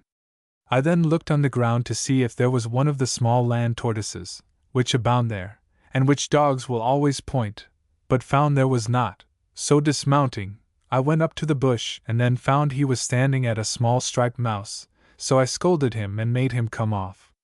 His next exploit was to make a splendid point at a pair of cast-off Hottentot crackers, which were lying in the bush, bringing up in his gallop in really magnificent style. On rating him for this, he fixed all his attention on me, and though he ranged well, kept his eye whenever possible on me, and if I stopped pointed at once, or even if I held out my arm. His last grand feat was a dead point at something that I thought was a piece of dead stick lying on the ground, and I was just on the point of taking it up to give him a cut with it for being such a fool when I discovered that it was a puff adder, so calling the dog off, I blew it to pieces with a shot, but my escape was a narrow one. After this, I gave the dog away to a lady who took a fancy to him, as he was so handsome, and it was most ludicrous to see him in her drawing-room pointing steadily at footstools or work-boxes, or anything that was shown him. The dog had evidently been well broken, but its brain could not take the impression that he was only to point at game. He had a confused idea that he ought to point at anything with a scent to it, or anything he imagined his master wished him to. November shooting. Nearly 3 months have already passed away since the shooting season began. I won't say the 3 best months, because snipe and woodcock are coming in, and the cream of the pheasant shooting is yet to come. For myself, much as I like knocking over grouse and partridges, give me snipe shooting before all. It is the fox hunting of shooting. I know of nothing more exciting than getting on to a good snipe bog, when they lay well and there are plenty of them. When they rise in wisps, that is, several at a time, you may make up your mind they are wild and difficult to approach. In snipe shooting, always have the wind on your back. The snipe ever flies against the wind, therefore you have a much better shot than you would have if he were to dart away downwind. If you take a dog, let it be a cautious, knowing old pointer or setter. The latter is the animal for this sport, because he stands the cold and water better than the thin-skinned pointer. But I rarely take any dog but my retriever. As regards your dress, you are almost sure to get wet. Therefore I never think of putting on long waterproof boots. They are heavy and tiring to walk in, and if you do get in over them, you are obliged to turn yourself up to let the water out. But your misery does not end here. The wet generally brings your worsted stockings down at heel, and your heavy saturated boots rub the skin of your heels, or ankle bones, which cripples you for days. Put on a pair of thick worsted stockings, and a pair of your oldest and easiest lace-up boots. If there is a hole or two in them, so much the better, they will let the water out all the quicker. I never use gaiters, they only get wet and make you cold and uncomfortable. I wear a pair of old trousers, but generally shoot in nothing but knickerbockers and stockings. If you have a long way to drive home, a change of stockings and trousers is advisable, and instead of shoes or slippers, I put on a pair of sabots and chaussettes. These can be procured at any French depot. They are most comfortable and warm, and no trouble to put on. If you are shooting on heath, brown should be the color of your dress. This, indeed, is the best color for all work. Many places that were famous for snipe when I was a lad are now drained or built on. And a few years hence the snipe and woodcock will be rare birds with us. There is still a land within easy reach where they are to be found, Ireland, and there I go every year for a couple of months, to a very wild part of the country, certainly, and where you must rough it, but still I enjoy it intensely, and when I am sitting by my turf fire, with my glass of potheen beside me, my old black clay between my lips, and my tired setters stretched at their ease by my feet, I feel thoroughly happy. There is one thing I always take with me on these Irish excursions, and that is a comfortable armchair. I have had it carried 11 miles over the mountains for me, to the cabin or farm, or wherever I may be. This is the only luxury I allow myself. If you go farther afield than Ireland, and are in for nothing but snipe shooting, then be off to America. South Carolina is your mark, and where you may blaze away to your heart's content. The woodcock flies exactly the same as the snipe, but it is not necessary to be particular about the wind in his case. In beating large covers or forests, never go far in, but try the edges. These birds are also getting much scarcer, for they now take the eggs in Norway and Sweden, and eat them as we do plovers' eggs. In looking for woodcock in cold, wet weather, if you do not find them in their usual haunts, try the sunny side of the wood or hill, where it is sheltered from the wind. They are remarkably fond of being where there are holly bushes. In shooting forests or large covers use spaniels, but these dogs must be perfectly broken and never go out of gun range. It is a very common practice in France to have bells round their dogs' necks, so that you may know where they are. But I do not like it, it frightens the birds, and there is danger attached to it. The dogs are sometimes hung up by the collars. I once remember a very good dog, belonging to a friend of mine, being killed in this way. He was hung up in some thick underwood, and when we found him, he was dead. No hunting dog should ever wear a collar when out, under any circumstances. November shooting is good shooting, and coverts should not, as a rule, be beaten before then, as the leaves are not off enough. A quantity of game is wounded and never found, and is left to linger and die. In November, too, the walking is much better, it is cooler, and the scent lies stronger. Birds may be wilder, but they are in finer condition, and remain so till the frosts come. But even then, unless it is very hard, they keep their condition. It is snow that destroys all birds' condition. A few days' snow, and birds not only fall miserably away, but they get much tamer, and immense numbers are killed by poachers, as well as rabbits and hares, which are easily tracked, and as they are not able to go at any pace, a dog with a very moderate turn of speed will run into them. The best bit of shooting I ever had was a forest in France which I hired, It was 5,000 acres, famous bottom covert in it, and noted for woodcock. There was a capital shooting lodge, furnished, for large bedrooms, 2 sitting rooms, kitchen, back kitchen, wood houses, and cowhouse, piggery, stable for 14 or 15 horses, orchard of 3 acres, kitchen garden, and small field, a gamekeeper's house, and dog kennel. In fact, as a shooting box it was complete. For all this I paid 400 francs a year, £16. The house stood in the center of the forest. There was a good road to it, and there was a village a mile off at which you could get anything. I had it for some years, and I never enjoyed covert shooting so much. There was fine partridge ground all round the forest, which I had leave to go over. Part of it was mine. There were a few roebuck in the forest, foxes, and plenty of badgers. With these last we occasionally had great fun. There was some very fair trout fishing, as well as duck shooting, any quantity of rabbits, and I never went out without bringing home a hare or 2. There were quail in the season, and snipe too, and the woodcock shooting was capital. For a few days in November, thousands and thousands of wood pigeons made their appearance, and were very tame from a long flight. These were killed in great numbers. When they first arrived they were miserably poor, but after a few days they picked up, and were difficult to get at. I never enjoyed anything more than this bit of rough shooting. Everything was so convenient and comfortable. By the bright wood fire of an evening we used to smoke, tell our stories, and spin our yarns. The game I killed, even at the small price it fetched, paid the rent and my English keeper. I do not mean to say I sold it, but I exchanged it away for other things wanted in the house. November, although one of the dreariest months of the year, is one of the best shooting months, certainly for general rough shooting. I have had capital sport in Ireland in this month, especially with the woodcock on the mountains, as well as with duck and snipe. I always carried there a 10-bore gun, because I never knew what would get up, as most of my shooting lay on the borders of Loch Corrib. Sometimes a duck or a goose would give me a shot, so I found a large gun better.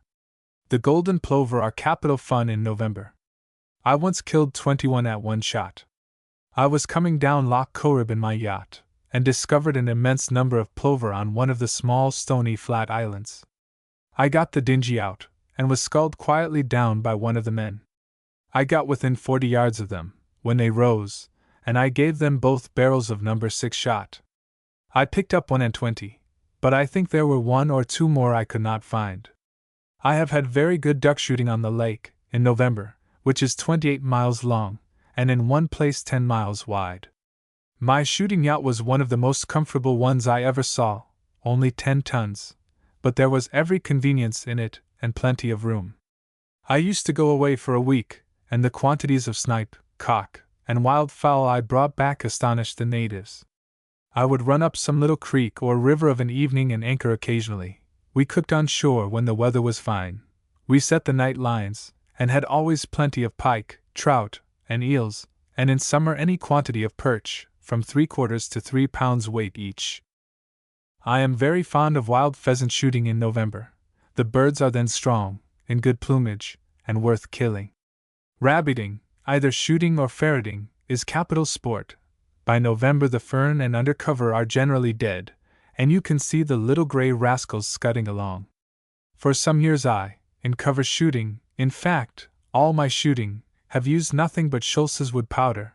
Perhaps it may not be quite so strong as the ordinary powder, but I am by no means assured of that. It is quite strong enough for any purpose, and has these advantages over the ordinary powder. There is not nearly so much recoil, and in a heavy day's shooting you do not give up with your head spinning and your shoulder tender. The report is not so loud either. The company say it shoots with greater force and precision. This may or may not be, but I am satisfied of this that it shoots well, and certainly does not soil the gun nearly so much as other powders. But there is one thing that alone recommends it to me, that is, the smoke never hangs, and you can always use your second barrel. How often in covert shooting, or in the open, on a mild or foggy day, when there has been no breeze, has the smoke hung, and prevented you putting in your second barrel? Hundreds of times to me. But with Schultz's powder there is only a thin white smoke, which is no detriment or blind to the shooter. And there is also another great advantage it possesses: if it gets damp, it can be dried without losing any of its strength. It suits all guns and climates. Sporting Adventures of Charles Carrington, Esq. Recorded by Old Calabar. Reader, must I confess it? I am a Cockney, born and bred in the little village. Though I passed some 8 or 10 years in a government office, yet my heart was not in the work. I had frequent illnesses, which kept me away. Those days, must I own it, were generally spent in a punt at Weybridge with one of the Keens. At Walton or Halliford I was great in a Thames punt, and I then imagined few could hold a candle to me in a gudgeon or roach swim, that I was the fisherman of England, par excellence. I am wiser now. At last my absences from office were so frequent that I had quiet intimation to go. But, having friends who were pretty high in office, I got an annuity in the shape of £90 a year. A fresh berth was procured for me at £400 per annum, where I had a good deal of running about. This suited me much better, as it enabled me to indulge in my proclivities. I now took to shooting, and rather gave fishing the go-by. I believe I tormented every gun-maker in the West End to death. I was continually chopping and changing, inventing fresh heel plates to the stocks. I would have a thick one of horn for a thin coat, and a thin one of metal for a thick coat. Then I had them made with springs to diminish the recoil. I was laughed at by every one who knew anything about the matter, but I was so eaten up by self-conceit that I imagined no one was au fait at guns but myself, and would take no advice. My shooting was not what a sportsman would call good form, but this I did not believe. "Dash it, Muster Carrington," said an old Somersetshire farmer to me one day, "always firing into the brown on 'em, and missing the lot. It can't be the gun, or because you wear gig lamps. You're no shot zooer, and never will be." But I laughed at the old fellow's ignorance. Rather rich that. I, with one of Grant's best guns, not a shot, rubbish. But I determined I would make myself a shot, so I went over to Ireland to an old friend of mine, who lived in a wild, remote part of Galway. He was a first-class sportsman in every way, took great pains with me, and taught me a good deal. I learned to ride to hounds with him, not well certainly, but in my vanity I soon imagined I not only rode, but shot better than my instructor. One day, after shooting at 23 snipes, and only killing one, and the next missing 13 rabbits turned out from the keeper's pockets, I was fain to admit I was not the shot I thought myself, so I betook myself back to London, a sadder, but not a wiser man. I then entered one of the pigeon clubs. Pigeon club? It was one. I won't say anything about that. If I had gone on with it I should soon have had pockets to let. I was terribly laughed at by everyone, for I could neither shoot nor make anything by betting. I then determined to try hunting, and wrote to my old friend in Ireland to procure me a couple of horses. This he did, and sent me a couple of good ones. I enjoyed the hunting more than I did the shooting, because I could ride a little, and got on better. Sending my horses down to the country one fine morning, the next I followed them to, where I had taken a little box for the season. Many were my mishaps during the few months I was there, which was not to be wondered at. I was in the famous run I am about to relate, and one of the unfortunate victims who came to grief on that occasion. In the county of Croppershire, and not far from the little post town of Craneford, a pack of foxhounds was kennelled. They were under the joint mastership of 2 gentlemen, Samuel Head, Esq., commonly called Soft Head, and Henry Over, Esq., who was usually designated High Over. The secretary was George Heels. He went by the name of Greasy Heels. A local wag had nicknamed it the Head Over Heels Hunt, but another aristocratic gentleman and a public schoolman said that a much more distingué and appropriate title would be the classical one of the Sternum Super Caput Hunt. This it was ever afterwards called, and certainly no hunt deserved the name better, for hardly a man amongst the whole lot could ride. They were ever being grassed, or coming to grief. Men from the next county used to say to each other, "Old fellow, I am in for a lark tomorrow. I'm going to see the Stinham dogs." Or, "I am going to drive the ladies over next week, when the Stinham hounds meet at the crossroads. They want a laugh, and to see a few falls." The huntsman to these hounds was John Slowman. He was not a brilliant huntsman, but he could ride. He had no voice, could not blow the horn well, which was, perhaps, a lucky thing. Somehow or other the Stunham hounds generally killed, and had a great many more noses nailed to their kennel door than most of the neighboring packs. The great secret of their success was that the hounds were let alone. They never looked for holloas or lifting, and if they did they very seldom got it. They were great lumbering, throaty, slack-loined, flat-sided animals, but they could hunt if let alone, and often carried a good head, and went along at a pretty good bat too, and as they had but few men who rode up to them, they were not as a rule pressed or overridden. The Stunham gentlemen were great at roads, though now and then they would take it into their heads to ride like mad, especially when there was anyone from a neighboring hunt to watch their proceedings. Then there were riderless horses in all directions, for the country was a stiff one, and took a deal of doing. "Ah, gentlemen!" Sloman would exclaim, as the field came thundering up 10 minutes after a fox had been broken up. "You should have been here a little sooner, you should indeed. Magnificent from fine to finish. Don't talk to me of the Dukes, or the Belvoir, or the Pychley either, nor none of them hunts as have 3 packs to keep 'em a-going. Give me 2 days a week, and such a lot of dogs as these. I dessay the Marquis will make a huntsman in time. Frank Gillard ain't a bad man, and Captain Anstruther is pretty tidy, but there's too much hollerin', too much horn, too much lifting and flashing over the line. They mobs their foxes to death. I kills mine." Sloman was magnificent at these times, and felt more than gratified when compliments were showered on him on all sides. "Right you are, Sloman. You know how to do the trick, old fellow. Best huntsman in Europe. There's half a sovereign to drink my health." Then Sloman would collect his hounds, nod to the whips, and return home a proud and happy man. The Stunham hounds hunted a week later than their neighbors, and at the 2 meets that took place during that period they generally had large fields, and always on the last day of the season, because Messrs. Head and Over gave a grand breakfast. On the occasion I am about to speak of, the last day of the season, a breakfast was to be given of more than usual magnificence. The hounds had had a good season, and the masters determined that they would be even more lavish than usual. Great were the preparations made when it was known that the neighboring hunts were coming in force to see them, and have one more gallop before they put their beloved pinks away in lavender. Sloman, the huntsman, the evening before the eventful day, had gone through the kennels, made his draft for the following morning, looked to the stables, and given orders about the horses and other little matters pertaining to his craft.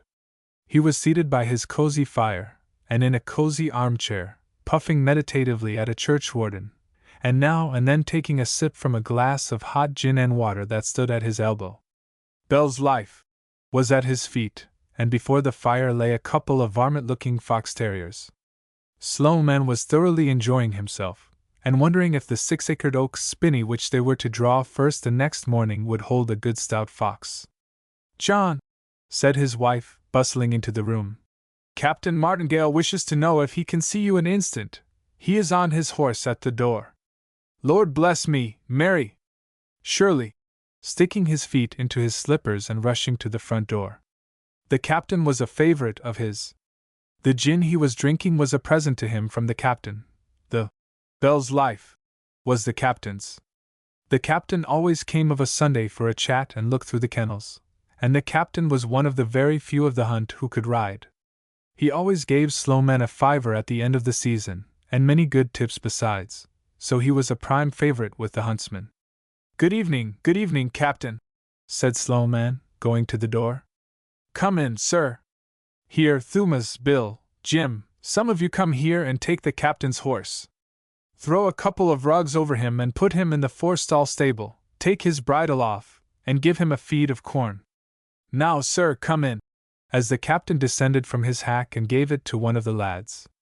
"I was just having a smoke, sir, and a glass of gin and water, your gin, sir, and good it is, too." "That's right, Sloman. And I don't care if I take one with you. It's devilish cold, but no frost. I want to have a talk with you about tomorrow."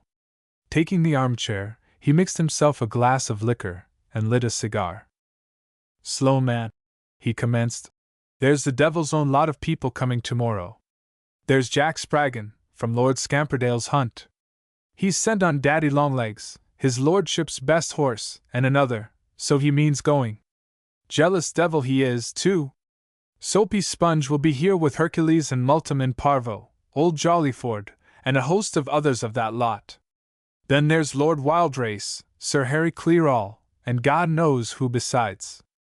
There's more than 40 horses in Craneford now, every stall and stable engaged, and there will be twice as many in the morning. Ah, sir, it's the breakfast as brings 'em, at least, a great many of 'em. Well, I dare say that has something to do with it, replied the captain. But a great many come to have a laugh at us. The fact is, most of our men can't ride AD. Then look at Head and Over, they are always coming to grief and falling off. No wonder they get laughed at. And most of the others, too. There will be no end of ladies out, too, and all to have a grin at us. Oh! By the way, Slow Man, here is your tip. I may just as well give it to you tonight as later. I've made it 10 instead of 5 this year, because you've shown us such prime sport. Very much obliged to you, Captain, indeed. Thrusting the note into his pocket. And for your kind opinion, too. I try to show what sport I can, and always will. So they're coming to have a laugh at us, are they? I wish we may find a good stout fox, and choke all the jealous beggars off. I'd give this £10 note to do it. Slapping his pocket. It may be done, Slow Man, replied the captain cautiously. In fact, I may say I have done it. But you must back me up, and mind, never a word. I'm mum, sir. Mum as a gravestone. Well, you see, Slow Man, having found out what they are coming for, I've a pill for them. You draw the 6-acre oak spinney first. Well, there will be a drag from that over the stiffest country to Bolton Mill. That's 8 miles as the crow flies. There, under the lee of a hedge, will be old Towler with a fresh-caught fox from their own country. As he hears the hounds coming up, he will let him loose. He's not one of your 3-legged ones, but a fresh one, caught only this afternoon. I've seen him, such a trimmer. He'll lead them straight away for their own country. And if the strangers, and old Spraggon, and Jollyford, and all the rest of them can see it through, they are better men than I take them to be. I shall have my second horse ready for me at the mill. And so had you better. I'll take the conceit out of the beggars. By the living Harry! Exclaimed the huntsman. A grand idea. I must draft Conqueror, Madcap, and Rasselas. They are dead on drags. But, Captain, if the governors twig it? Not a bit, Slow Man. They, as you know, won't go 4 miles. Yes, sir, yes. I know all that. But if they should twig? They have the coin, you know. The huntsman had his eye to the main chance. But they will not, Slow Man. Now I will tell you a secret, but mind, it's between ourselves. Honor, you know. Honor bright, Captain, replied the huntsman, laying his hand on his heart. Well, then, tomorrow at breakfast, Head and Over will announce their intention of resigning. No, sir, you don't mean it, said the huntsman hastily. I do, replied the captain. And I am going to take them on, and you too. I am to be your MFH, it's all cut and dried. So you see you should run no risk. But not a word of this. The huntsman sat with his mouth open, and at last uttered, Dash my boots and tops, Captain, but you are a trimmer. But, he continued, if we find a fox before we come on the drag? But you will not, Slow Man. The cover is mine, and has been well hunted through today, and will be tomorrow morning again. No fox will be found there. The two sat for an hour and more talking and arranging matters, so that there might be no failure on the morrow. And all having been satisfactorily arranged, the captain mounted his horse and rode home.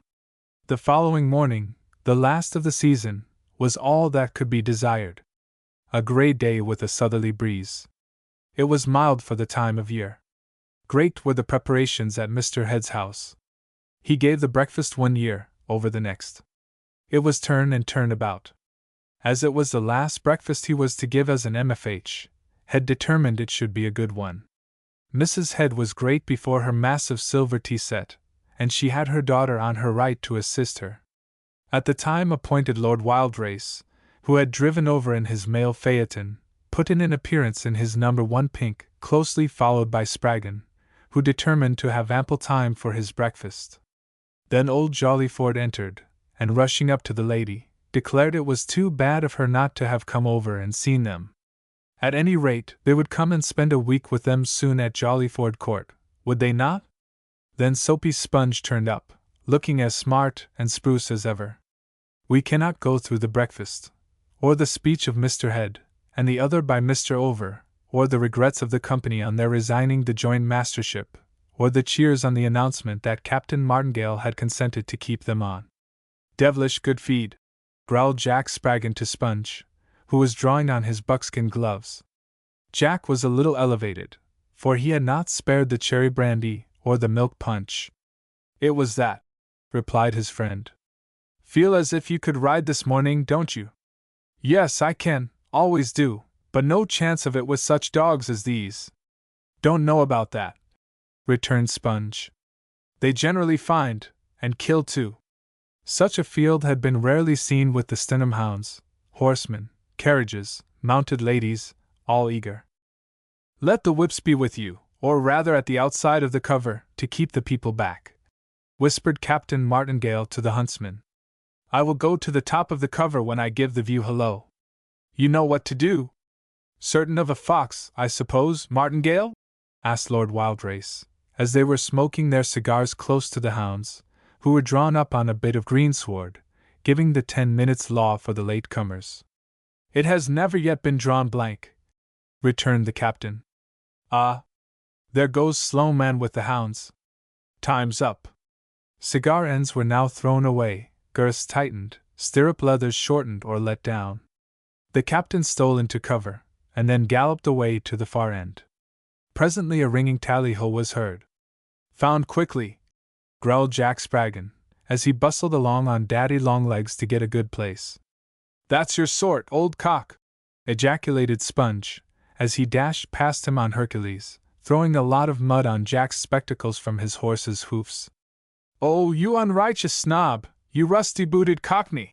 Exclaimed Spraggon, rubbing at his spectacles with the back of his gloved hand, thereby daubing the mud all over the glasses, and making it worse.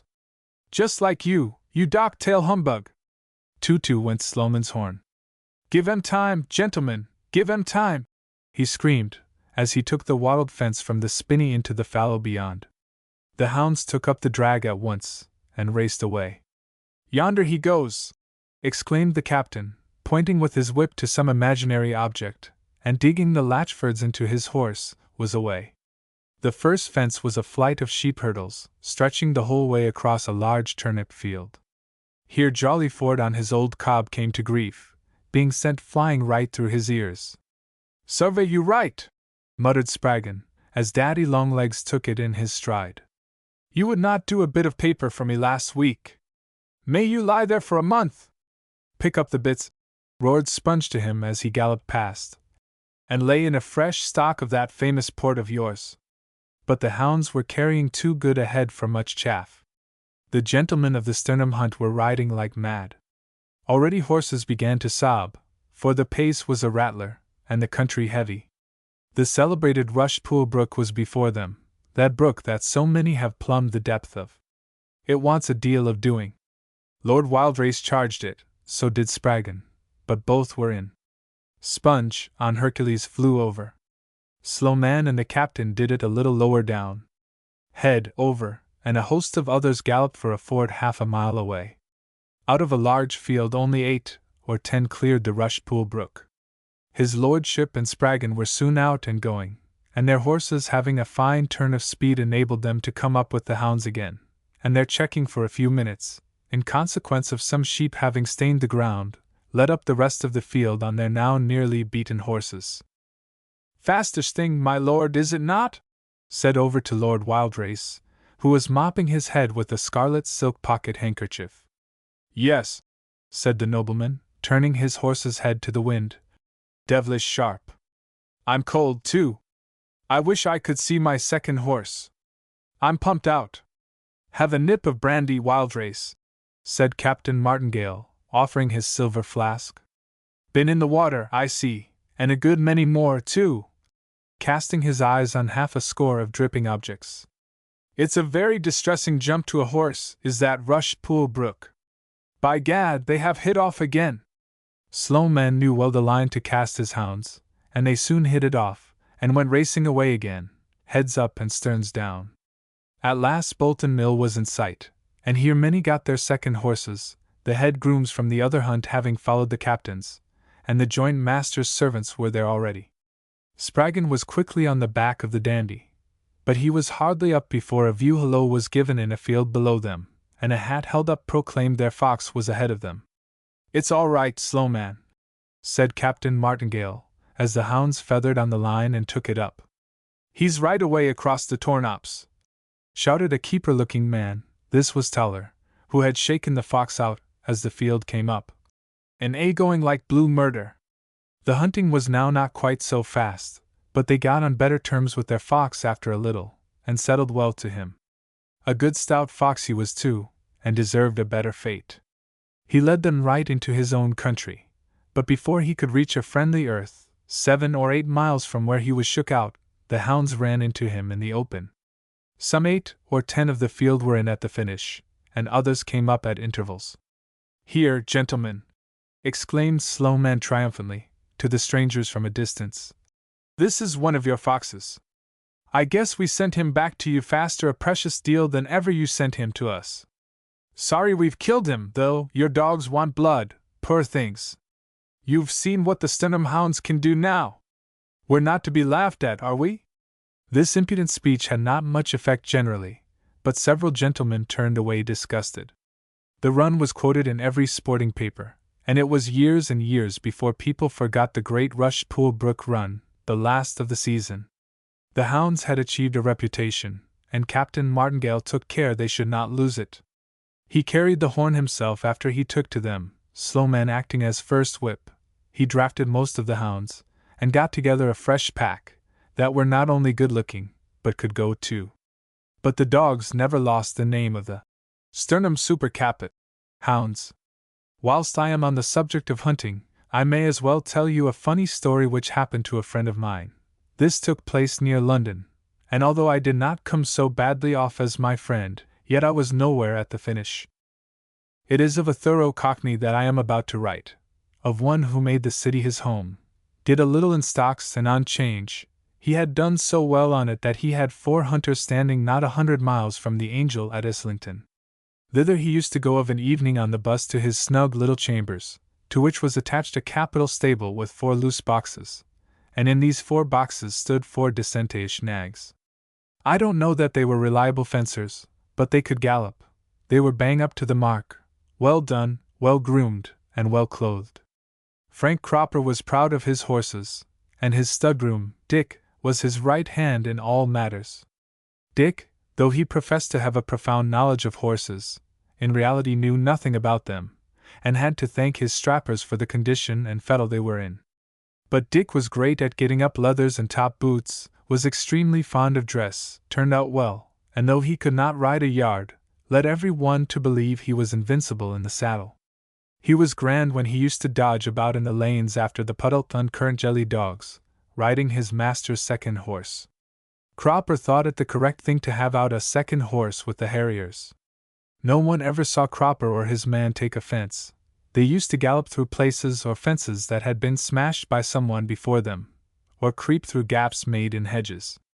Occasionally he used to honor the queens with his presence.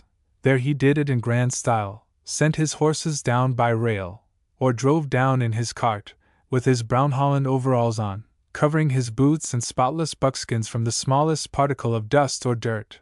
The overalls he would have taken off with a grand flourish just before the hounds moved away, and mounted his horse with the grandest possible air, telling Dick to ride to points, and to be sure to be handy with his second horse.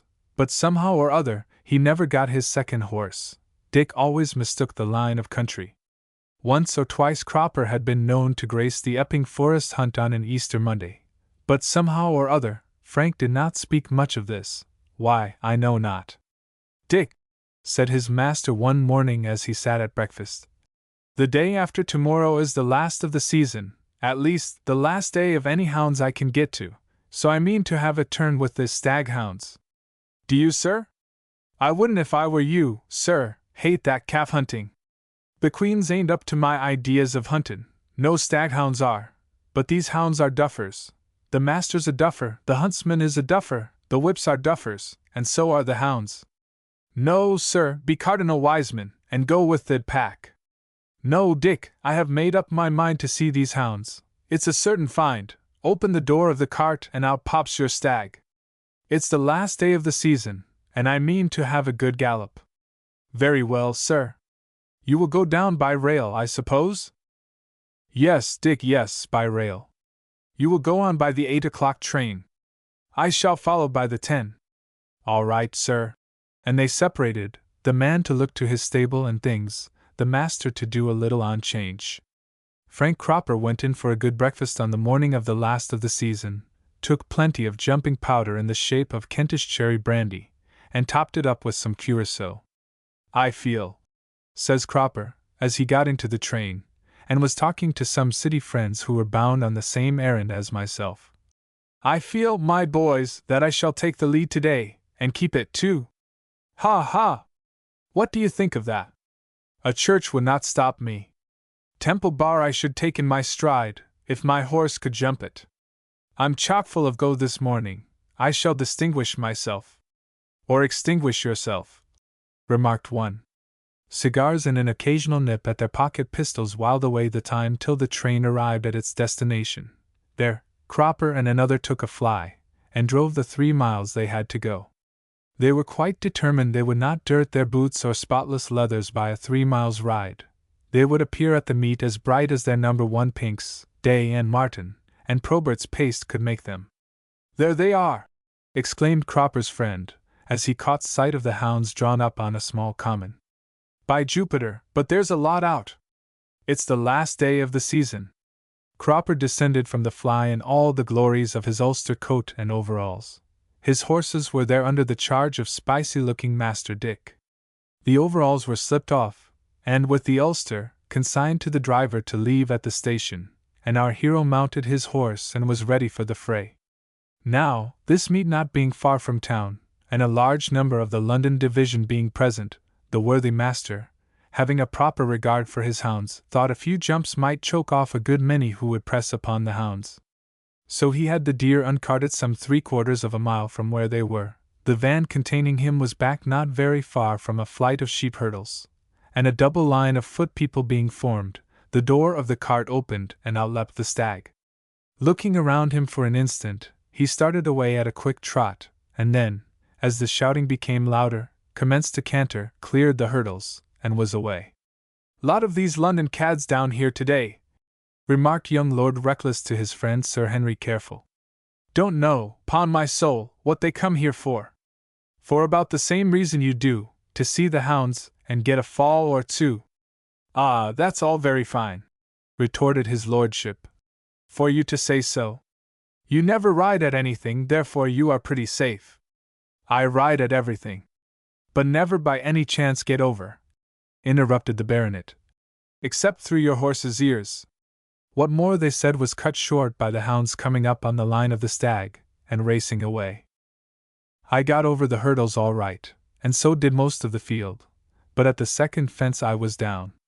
And I saw Cropper unseated at the same instant, and his horse galloping wildly away at the third fence.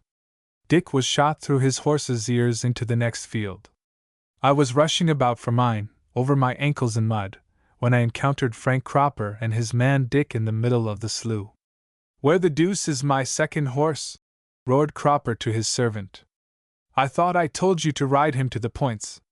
So I was going to, sir, but he stumbled and unshipped me. Good heavens! What is to be done? Exclaimed Cropper. I shall lose the run. Here, you fellows, to a lot of countrymen about. Catch the horses, 1/2 a crown each for them. But the nags were not so easily caught, and it was half an hour before they were secured. Both I and Cropper were wet and cold, so, leaving Dick to go on with the horses by train to London, and get the coats at the station, Cropper and I started on foot to walk there. He was too bruised and cold to ride, so was I. You may suppose that the remarks we heard going along were not complimentary. Two gents in scarlet as has been throwed from their oarses, and a stumping of it home, etc.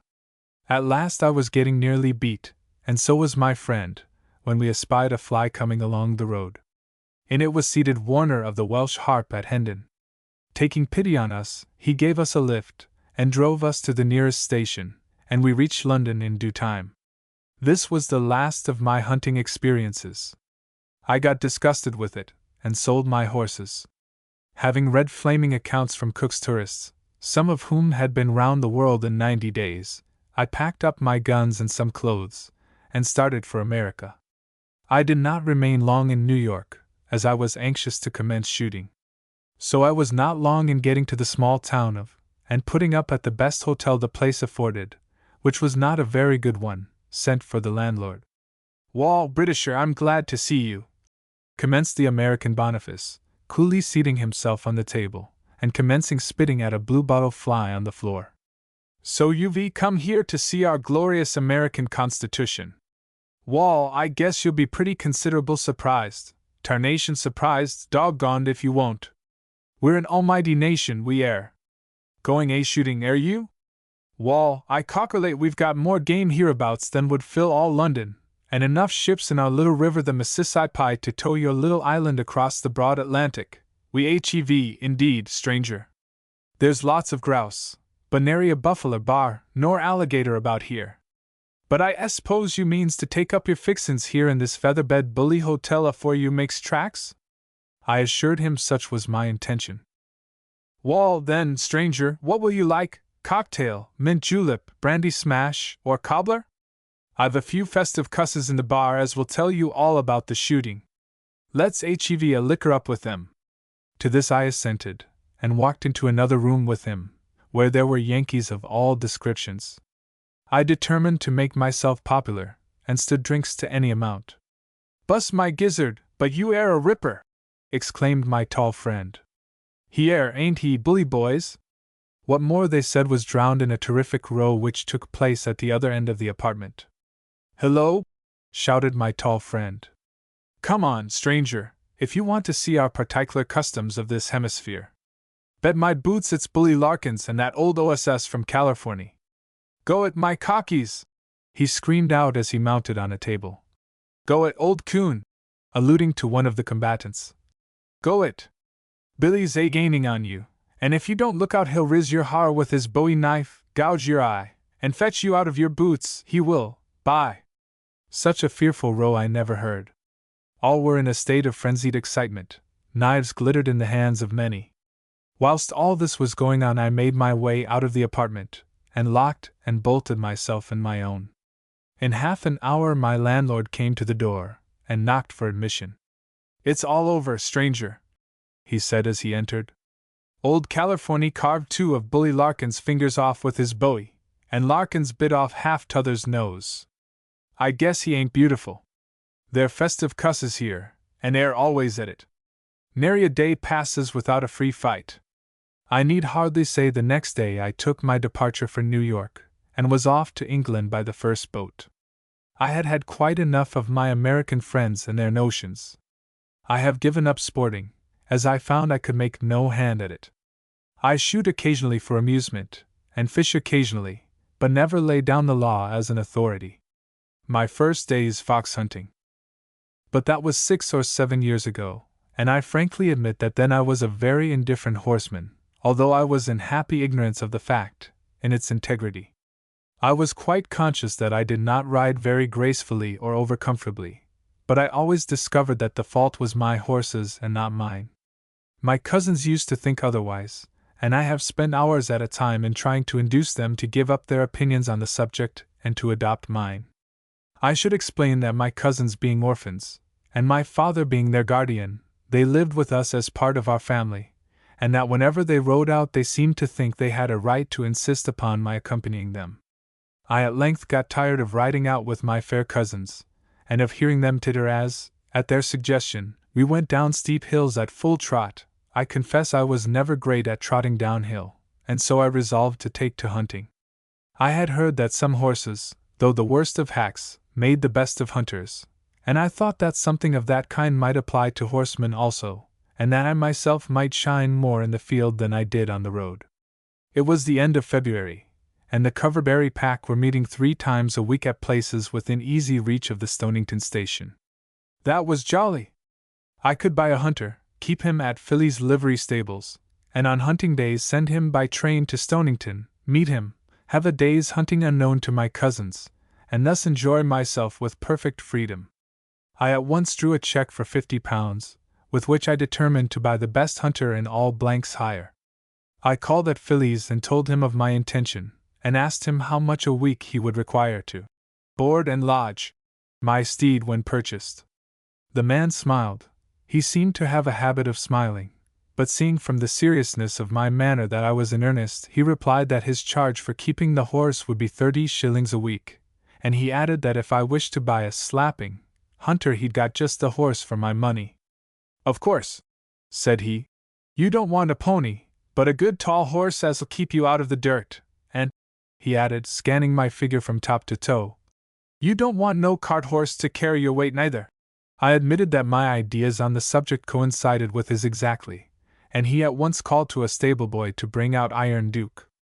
There, said Philly, as the horse was trotted into the yard. You might go a day's march and not come across such a hunter as that. Extraordinary animal, I assure you, sir. Not understanding the points of a horse, I deemed it prudent to endorse all that Iron Duke's owner chose to say in his praise, and I was thus compelled to acknowledge that his superior height, over 16 hands, long legs, and slender build, gave him an advantage over every other horse I had seen in my life, as regards carrying a light weight over a high stone-wall country. As we stood discussing the merits of the horse, I happened to turn round, and there I saw the stable boy grinning and tipping the wink to a companion. This aroused my suspicions that all mightn't be right, so instead of at once buying and paying for the horse, I mustered up courage to say, Well, Mr. Philly, I like the horse's appearance, but are his paces as good as his looks? Will you let me try him with the Coverbury pack tomorrow? Mr. Philly paused, thought a few moments, and then observed somewhat solemnly, Iron Duke, you see, sir, is a very valuable horse, dirt cheap at £50.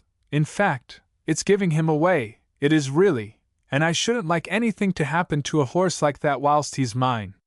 We don't generally let him out for hunting, he's too good for most of our customers.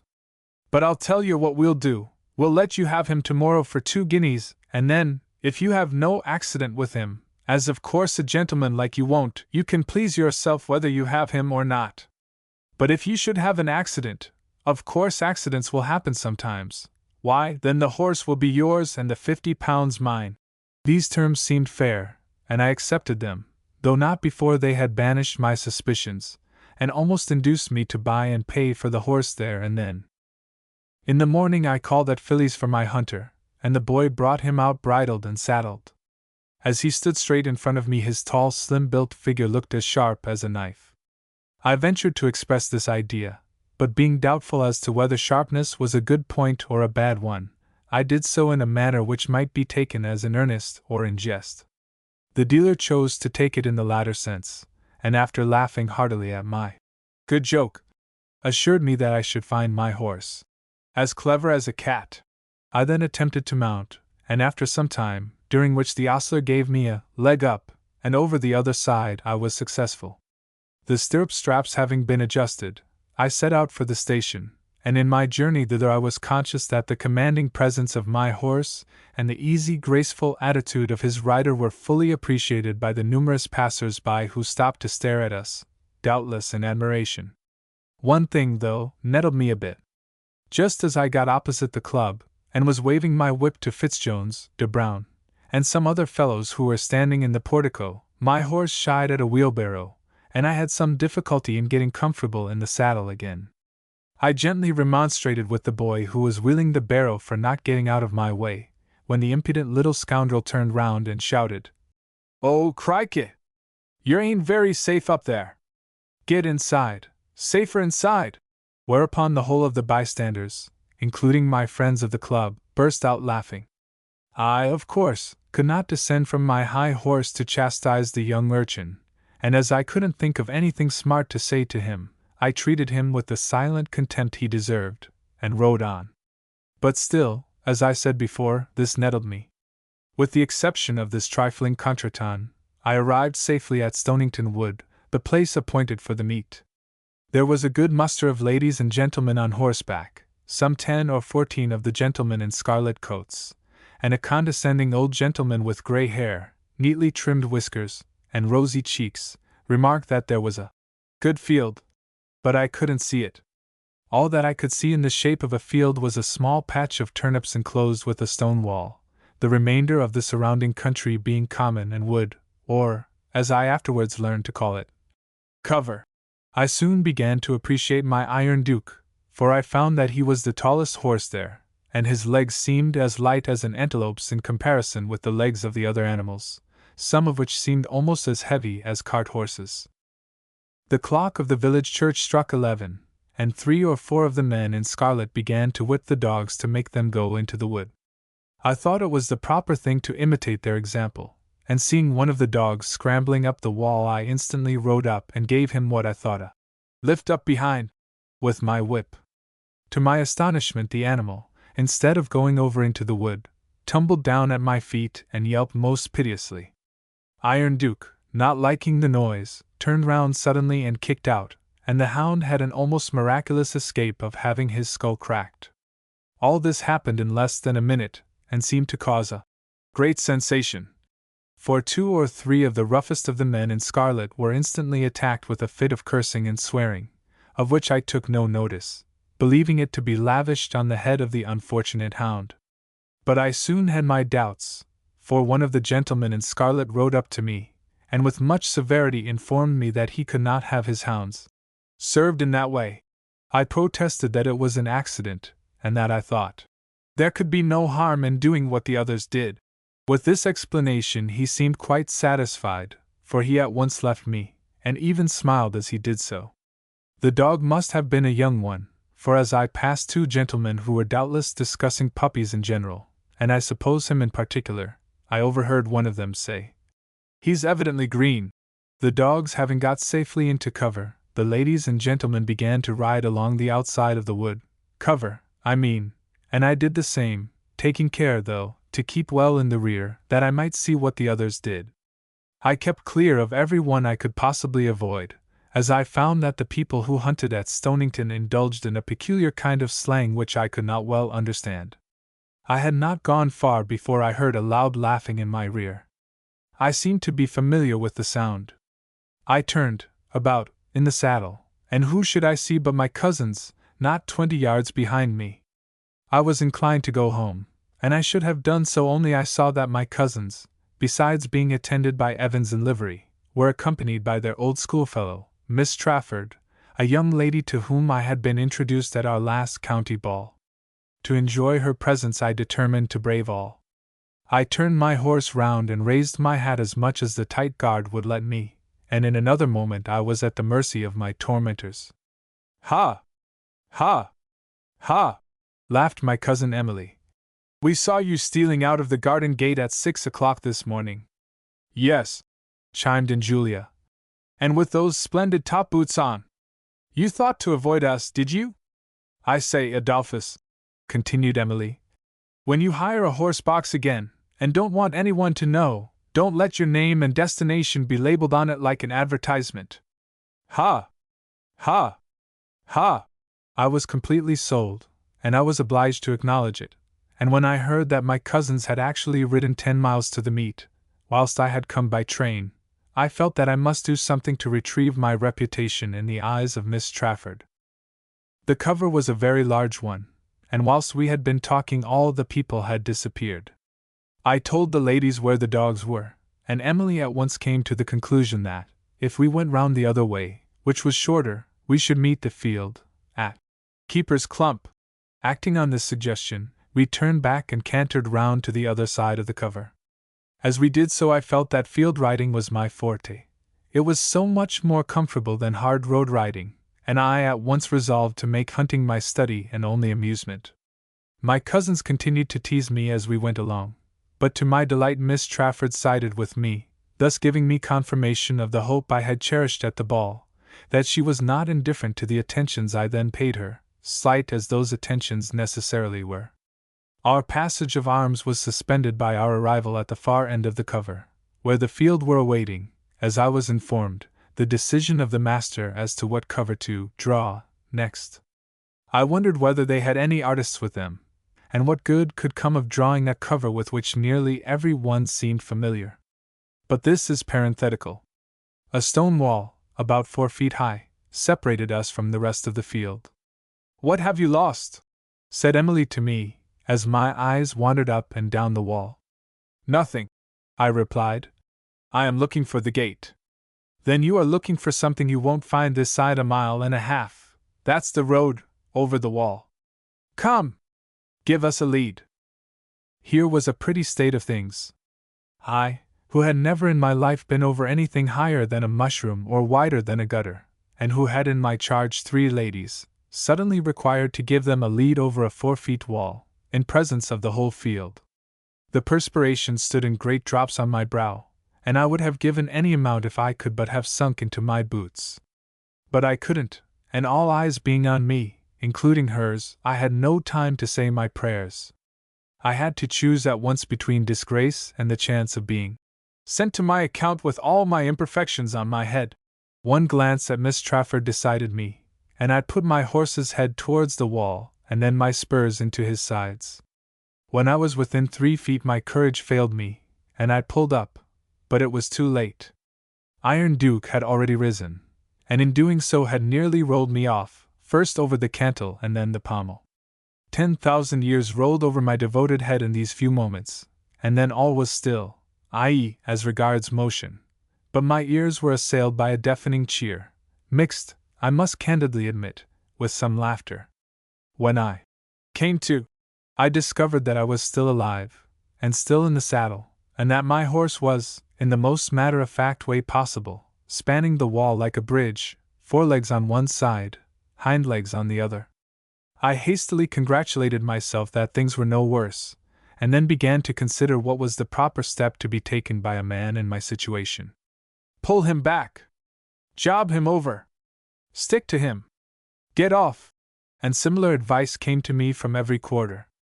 I resolved to act on the get off principle, and with some difficulty I did get off, taking care to be on the right side. I then endeavored to pull the horse over with the reins, but he resisted with all the obstinacy of a costermonger's donkey, which circumstance seemed to add to the amusement of the field, for their laughter increased. Growing desperate, I slashed my whip several times over the animal's neck, at which treatment he kicked and plunged until, to my great delight, he kicked the wall down. "Thank you for your easy lead, my dear cousin Adolphus," said Emily, as she and the 2 other ladies came through the breach in the wall.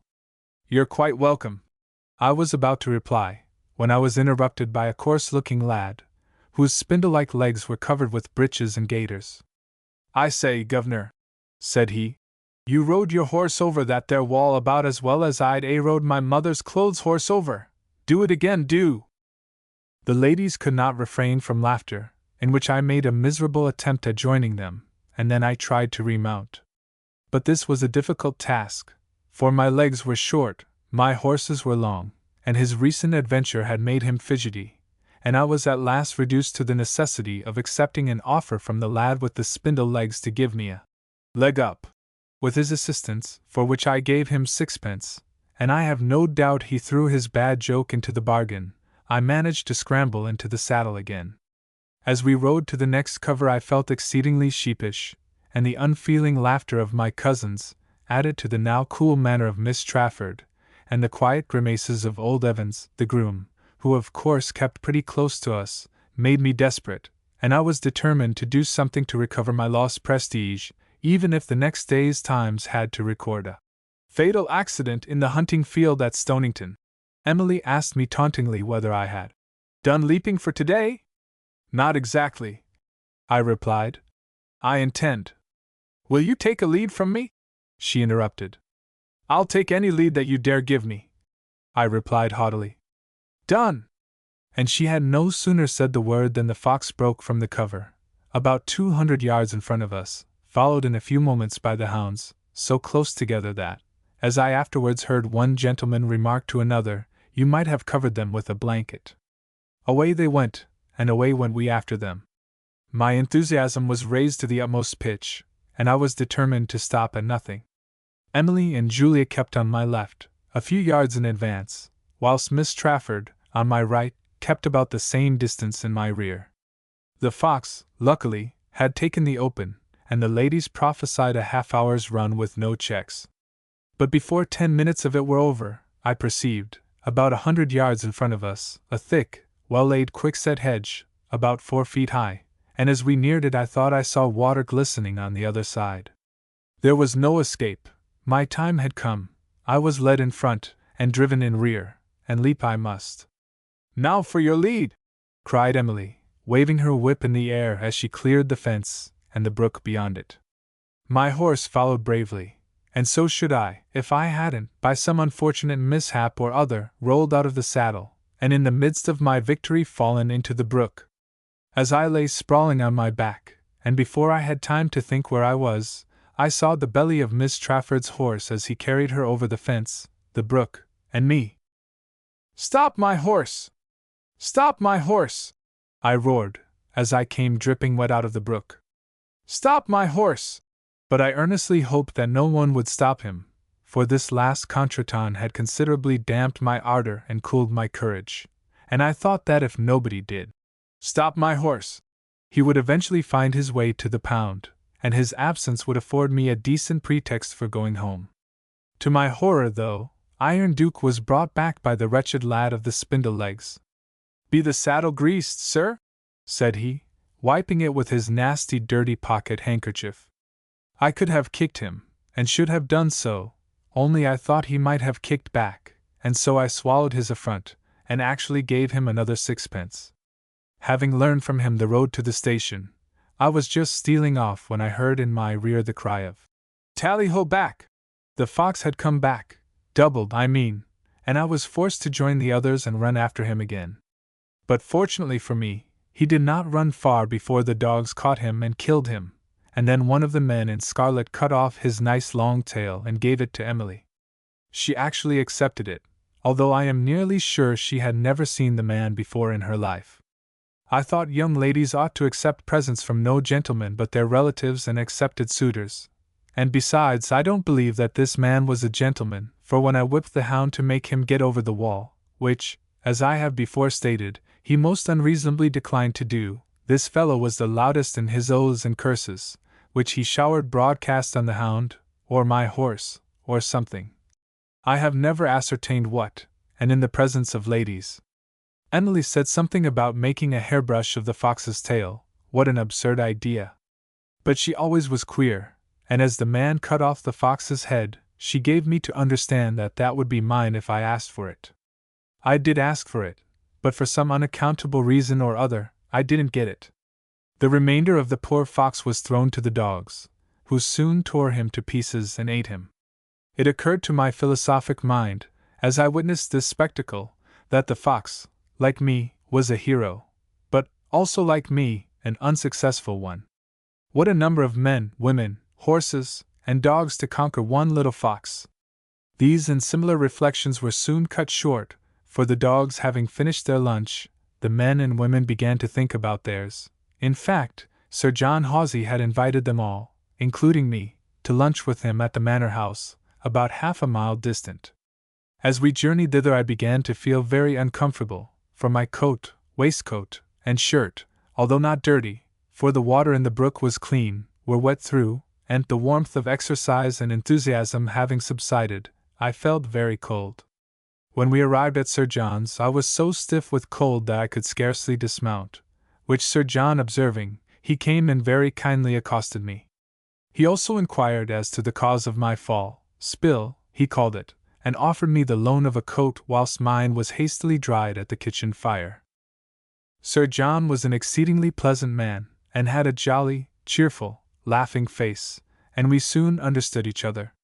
I accepted his proffered loan with many thanks, and then took Miss Trafford in to lunch. As I sat by her side in the baronet's coat, and gracefully helped her to sherry, the frost of her manner gradually thawed, and when we returned to remount we were as jolly as topers, sandboys, I mean. I of course assisted her to get into the saddle, but I was so stiff and so giddy, from the excitement of the morning, that I very nearly let her down. We were some time without finding another fox, and as my cousins had gone off with old Evans and Captain de la Grace, and as Miss Trafford seemed so amiable, I determined to improve the occasion. We were on the common just outside Sir John's Park, the beauties of which I was very particular in admiring, and having thus got Miss Trafford to lag behind, I took the opportunity of unbosoming my heart to her. I got very excited, and my voice trembled with emotion, or something of that sort, as I made her a pathetic offer of my heart and hand. I paused, as well as my excitement would allow me, for it had brought on the hiccups, and she replied. I can't remember exactly what she said, but it was something about sparing me the pain of a refusal, and about not marrying a man who couldn't take offense. I offered to jump the park wall if she would only listen to my suit. She agreed, and bracing up all my spirits, I rode full tilt at the wall, and over I went, leaving my horse on the wrong side. And as I turned an involuntary somersault, I thought I heard sounds like the receding footsteps of a cantering horse. Note: this is a quotation from some lines I afterwards wrote to Miss Trafford. There was then a slight break in the thread of my thoughts, and after that I found myself lying in the midst of some young fir trees, whilst Iron Duke was quietly browsing on the leafless twigs of a tree on the other side of the wall. Gentle reader, I am sure you must feel for my unfortunate position. I will not torture you further by relating the painful particulars of how I scrambled over the wall, how I got on Iron Duke, only to tumble off again, how I nearly broke my neck before I got home, how Philly declared I had broken the horse's knees, how he made me pay £50 for the animal, how I sold him the next week for £10, less £2 for carriage, and worst of all, how Miss Trafford jilted me, and my cousins, cruel girls, laughed at my misfortunes and made sport of my troubles. Indeed, with all these we have nothing to do, for they happened after my first day's fox hunting, my first and last steeplechase. In the year 1859, the Irish militia regiment in which I had the honor to hold a commission was disembodied, but, as a reward for our distinguished services at Portsmouth, where we mounted guard daily on the dockyards for more than 12 months, each subaltern was presented with a gratuity of 6 months' pay, a boon that must have been highly appreciated at the time by our much-enduring and long-suffering tailors, into whose pockets most of the money, in the end, found its way.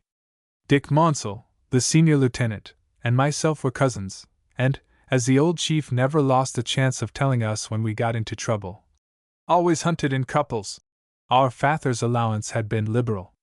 We were free from debt, that old man of the sea, which too often hangs like a millstone about the British subaltern's neck, and finding ourselves at liberty, as a matter of course determined to go off somewhere and get rid of our pay together. Much beer and tobacco were consumed in the various corroborees, held to talk the matter over, and at length it was decided that we should take a lodge at a small watering place, well known to both, on the southwest coast of Ireland, and there abide until something better turned up. I don't think, under the circumstances, we could have made a much better choice. The salmon and sea fishing were excellent. When the shooting season came round, most of the moors in the neighborhood were free to us. The summer had been unusually hot. We were tired of town life, and longing to divest ourselves of the war paint, bury the hatchet, and get away to some quiet bay by the Atlantic, where we could do what seemed right in our own eyes, free from the eternal pipe clay and conventionalities with which we had been hampered.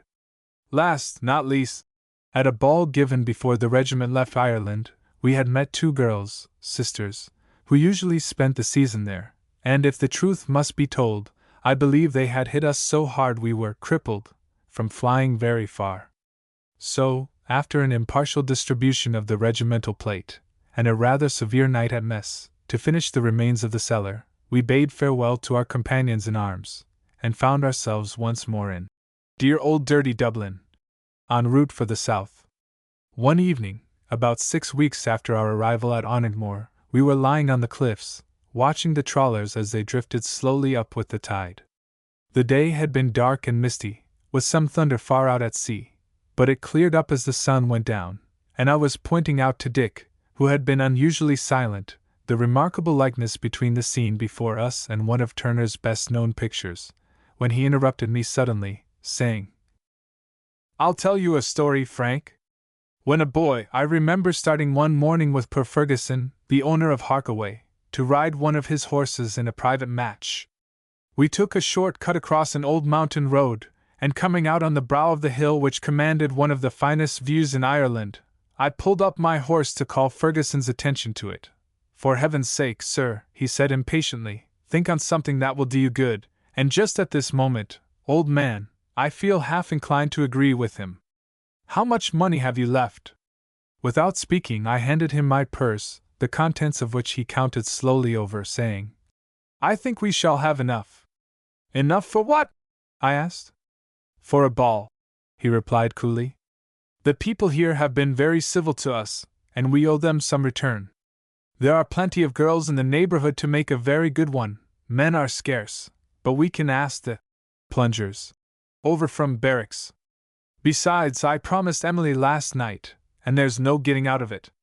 I ventured mildly to suggest that the regiment didn't get out of the last under a couple of hundred, and that we had not half that between us.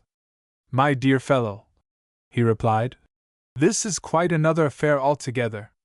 We can borrow the club archery tent for a ballroom. There are many things, game, and sea, to be had for nothing here. My sisters are coming over on a visit, they will look after the details. It will be a great success, and we shall only have wine and lights to pay for.' 'And how far,' I asked, with a slight sneer, 'will the money left go in getting those, not to speak of other essentials that must be provided?' 'I have arranged all that as well,' answered Dick, with the air of a man who had thoroughly mastered the subject. 'The races here come off the end of August. There is a 50-pound plate to be run for on the flat, and a steeplechase as well. I know all the horses likely to start. With one exception, Father B.S., ours can give them a stone for either event. The priest can't run his horse, the new bishop has been down on him. We can send for ours, plenty of time for a rough preparation.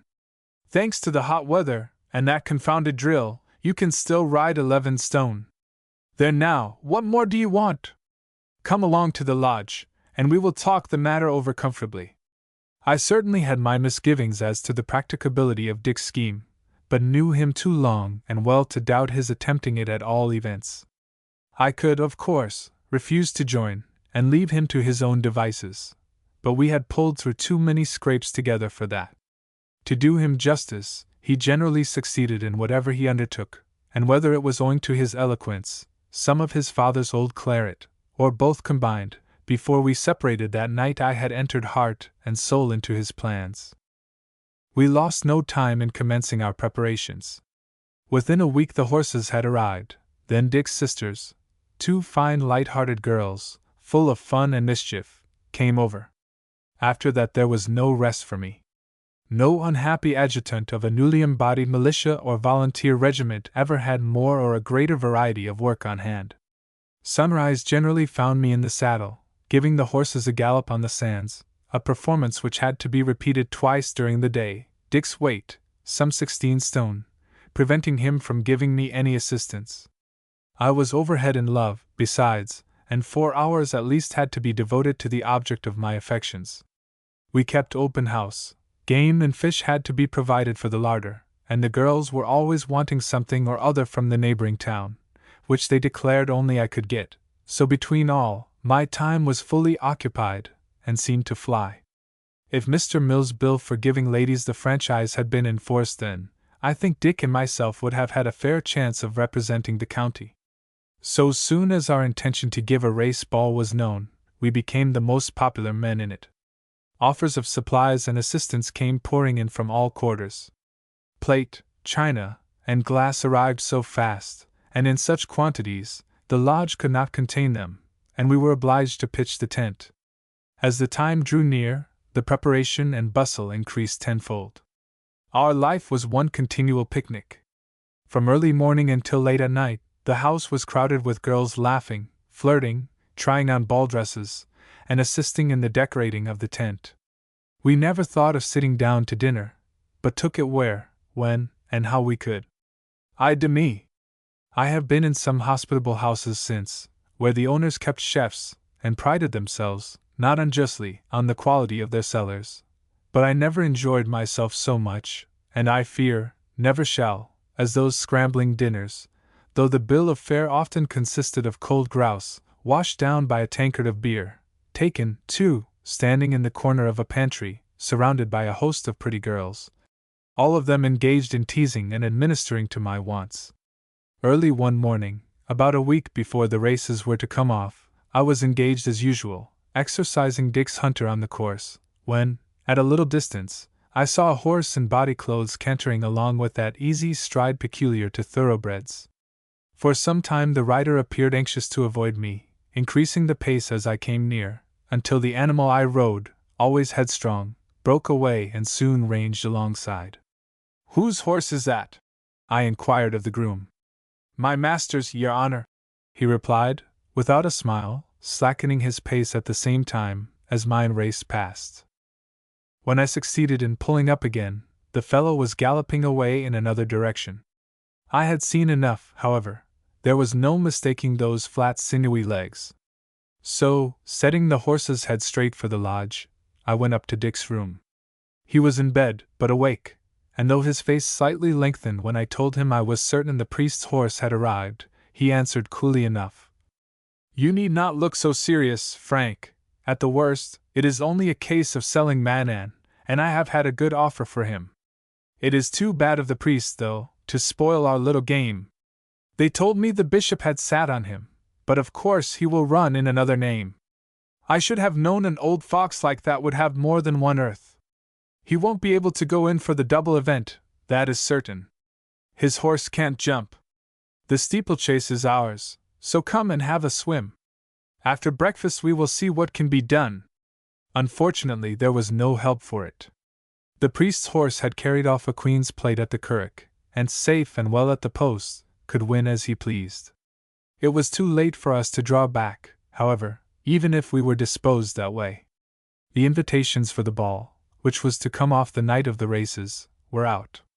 So, consoling ourselves as well as it was possible under the circumstances, we continued our preparations, looking well after the horses, determined not to throw away a chance. Misfortunes seldom come alone. The day before the race, so ardently looked forward to, arrived at last. I had been engaged in unpacking the flowers that were arriving all the afternoon from the neighboring conservatories, while Dick was amusing himself brewing cold punch in the lodge. The girls were out walking, and when my work was over, I took a stroll along the beach to meet them. Up to this time the weather had been glorious, such a summer and autumn as few could remember, but now I saw, with some anxiety, there was every appearance of an unfavorable change. Although not a breath of wind stirred, the groundswell broke heavily on the bar, and there was a greenish look in the sky where the sun was setting that boded no good. The curlews were unusually noisy, their clear, shrill whistle resounding on all sides, and large flocks of seabirds were flying in towards the land. A fishing boat had just made fast to the pier, and the owner came forward to meet me. "What luck this evening, Barney?" I inquired. "Just middlin', your honor. There's a dozen of lobsters, a John Dory, and a turbot. I'll send them to the lodge. The oysters went up this morning, elegant ones they wore, rail jewels. All right, Barney, what do you think of the weather? Sorrow one of me likes it, at all. Them thieves of seals are rollin' about like purposes, and it isn't for nothin' they do that same. It'll be a Belintiger wind, too, before long, I'm thinkin' dot." "A what?" I exclaimed. "The very question the captain asked my brother. It was the first time ever he went to say, and they wore a lion somewhere off Africy. The captain was walking the quarter-deck when my brother comes up to him, and says, 'Captain Leslie, you had better shorten sail.' 'Why so?' ses the captain very sharp. 'Becase it's a Belintiger wind.' 'And what the d—l wind may that be?' 'Oh, murther,' ses my brother, 'there you are, wanderin' about the world all your life, and didn't hear of a Belintiger wind, when there isn't a gossoon in my country doesn't know the village it comes from, and that it niver brought anything but cauld storm and misforthin along with it. Well, with that, they all talked to Logan like to split their sides at my brother, and the captain, he told him to go for it and mind his work. But faith, they warned Logan 2 hours after, when the ship rolled the mass out of her, and they war racked among the heathens. But wind or no wind, your honor, I suppose the races will come off? So I hear, Barney. I'm told there's to be a fight between the Flahertys and the O'Donnells. But sure avy the priests there, it's no use for them to try. Why not, Barney? He's mighty handy with a hunting whip, and has got a bad curse besides. He hopped Mickey Devine over the head, for trying to rise a row at the fair of Dingle, and left a hole in it you might put your fist in. It was no great things of a head at the best of times, but faith, he's quare in it at the full of the moon eve e'er since.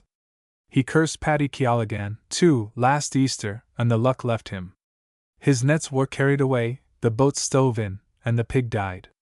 I don't give in to the pig myself, for they let him get at the long lines after they war baited, and sure enough when the crathur died, there was 15 hooks in his inside, enough to kill any baste. Besides, his reverence is very particular, and wouldn't curse a Christian out of his own parish. But it's not lucky to cross him anyhow, and if he's there tomorrow, sorra bit of fun we'll have. They say your honors are for giving a ball after the races. So we are, Barney, and that reminds me, tell the girls to come up the next night, and we'll give them a dance before the tent is taken down. Long life to your honor! It's proud and happy they will be to go. Here's the young ladies comin'. Good evenin', sir. We'll be on the course tomorrow, and see you get fair play, anyhow. The tent ropes flapped ominously that night as we turned in, and before morning a storm came on which increased to a hurricane, when our party assembled for breakfast, and looked out disconsolately enough at the boiling sea, dimly visible through the driving rain and spray that dashed in sheets of water against the glass. Already numbers of the peasantry, on their way to the course, were staggering along the road, vainly trying to shelter themselves from the furious blast which made the very walls of the lodge shake. Taking advantage of a slight lull, we managed to get a young fir tree propped up against the pole of the tent, and had just returned to the house when a well-appointed four-in-hand came at a sharp trot up the avenue. "Here come the plungers," said Dick. "Plucky fellows to drive over 14 miles such a morning." While he was speaking, a dozen bearded men got down and stalked solemnly into the room.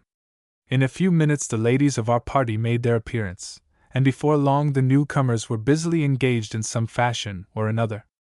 I have often admired the way in which Irish ladies contrive to make the lords of the creation useful, but never saw it more strongly exemplified than on the present occasion. Here you might see a grave colonel employed in the composition of a lobster salad, there a V.C. opening oysters as industriously as an old woman at a stall, while in a snug corner, a couple of cornets were filling custard cups and arranging flowers. To do the gallant fellows justice, they accepted the situation frankly, and set to work like men, while at every fresh blast the girls' spirits seemed to rise higher, and before long a merrier party could hardly be found anywhere. 12 o'clock had now come round, at which time, it was unanimously agreed, the day must clear up, and a slight gleam of watery sunshine appearing, we all started to carry the things over to the supper-room of the tent.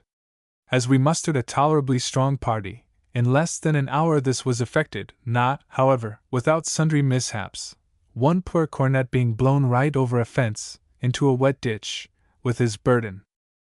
We were all so much engaged laying out the tables, that the increasing darkness of the day was scarcely remarked until a vivid flash of lightning, followed by a loud peal of thunder which broke directly overhead, made the boldest pause for a moment in his occupation. The storm, which had gone down considerably, burst forth again worse than ever, the tent poles swayed to and fro like a fishing rod, and the fir tree we had lashed alongside for additional security threatened every moment to come down by the run. Matters were beginning to look serious, when Dick, snatching a carving knife from the table, cut an opening in the wall of the tent, through which we all bolted into the open air. Hardly had we got clear of the ropes, when the tent poles snapped, the pegs gave way, the roof flew off down the wind, and with a crash of broken glass, heard distinctly above the howling of the wind and sea, the whole fabric came to the ground, burying all our materials and the greater part of the supper in the ruins. All was over now. The stars in their courses had fought against us. There was no use in contending against fate and the elements, so, after seeing the girls safe in shelter, and leaving the dragoons to test the merits of Dick's cold punch, I filled my largest pipe with the strongest Cavendish, and had walked round to the lee of the house, to blow a cloud in peace, and think over what was best to be done, when a window opened above, and looking up, I saw a bright sunny face framed against the dark scowling sky, and heard a voice call out, "Wait there one moment, Frank, I am coming down." Without giving me time to reply, the face disappeared, but immediately afterwards a small slight figure, closely muffled up, glided round the corner, and put its arm in mine, while a pair of blue eyes looked up appealingly in my face. "Don't look so downhearted, Frank, or you will make me cry." I could hardly keep from it, when I saw the tent in ruins, and heard that dreadful crash. All Lady S. old china, I promised to take such care of, and the flowers, and Mrs. S. dinner service, that has been in the family for 4 generations. It is a downright calamity, but we are determined, happen what will, to have the ball, and I want you to come to look at a barn we saw the other day. But you cannot think of going out in such weather. Not by the road, the sea is all across it. But we can go by the fields. Come now, and take great care of me." We did reach the barn, though with great difficulty, and, at first sight, a more unlikely or unpromising place could hardly be found. In one corner stood a heap of straw and a winnowing machine, under which half a dozen rats scampered as we came in. The roof was thatched, and in several places we could see the sky through it. Long strings of floating cobwebs hung from the rafters, and the rough walls were thickly coated with dust. There were 2 stories to it, however. The floor of the upper one was boarded and seemed sound. Taking out a notebook, my companion seated herself on an old garden roller, saying, "Go downstairs, Frank, and finish your smoke. I want to think for 5 minutes, or you may stay here, if you promise not to speak until I give you leave." I gave the required pledge, and lighting my pipe, lay down in a corner, watching the rats peering out with their sharp, black, beady eyes at the strange visitors, and rather enjoying the confusion of the spiders, who, not relishing the smoke, were making off out of reach as fast as they could. Before long my companion called me over, to give her directions, which were, to go back to the lodge, and bring all the volunteers I could get, as well as some materials, of which she gave me a list. On my way I met one of the stewards, who told me the races had been postponed until 4 o'clock in the afternoon, and on reaching the lodge found Dick and the officers engaged in recovering salvage from the tent. Getting out a wagonette, I soon had it filled with volunteers, and drove them over to the barn, where we once more set to work, and for the next few hours the rats and spiders had a bad time of it. I was hard at work converting some rough deal boards into a supper table, when a little boy handed me a note, saying, "They are clear in the course, your honor. You haven't a minute to lose. I brought down a base for you." The note was from Dick, telling me the first race would be run off at once. There was a dressing room provided on the ground, so, jumping on the horse, I rode down. The storm, after doing all the harm it well could to us, had now cleared off, and the scene on the course was lively and animated enough. A dozen frieze-coated farmers, headed by an old huntsman in scarlet, were galloping wildly about to clear the ground, the usual dog being represented, on this occasion, by a legion of curs, barking at the heels of stray donkeys, sheep, cows, and goats, as they doubled in and out, to avoid the merciless whips of their pursuers, and when at last they were driven off, the people broke in on the line, and the whole place appeared one mass of inextricable confusion, until the priest, accompanied by the stewards, was found. The fisherman certainly had not belied his reverence. More than once I saw his whip descend with a vigor that made itself felt even through the thick greatcoats worn by the peasantry, causing the recipient to shrink back, shaking his shoulders, and never feeling himself safe until he had put the nearest fence between him and the giver. Soon his stalwart figure, mounted on a stout cob, was the signal for a general sauve qui put, and the mob gradually settled into something like order, leaving the course tolerably free.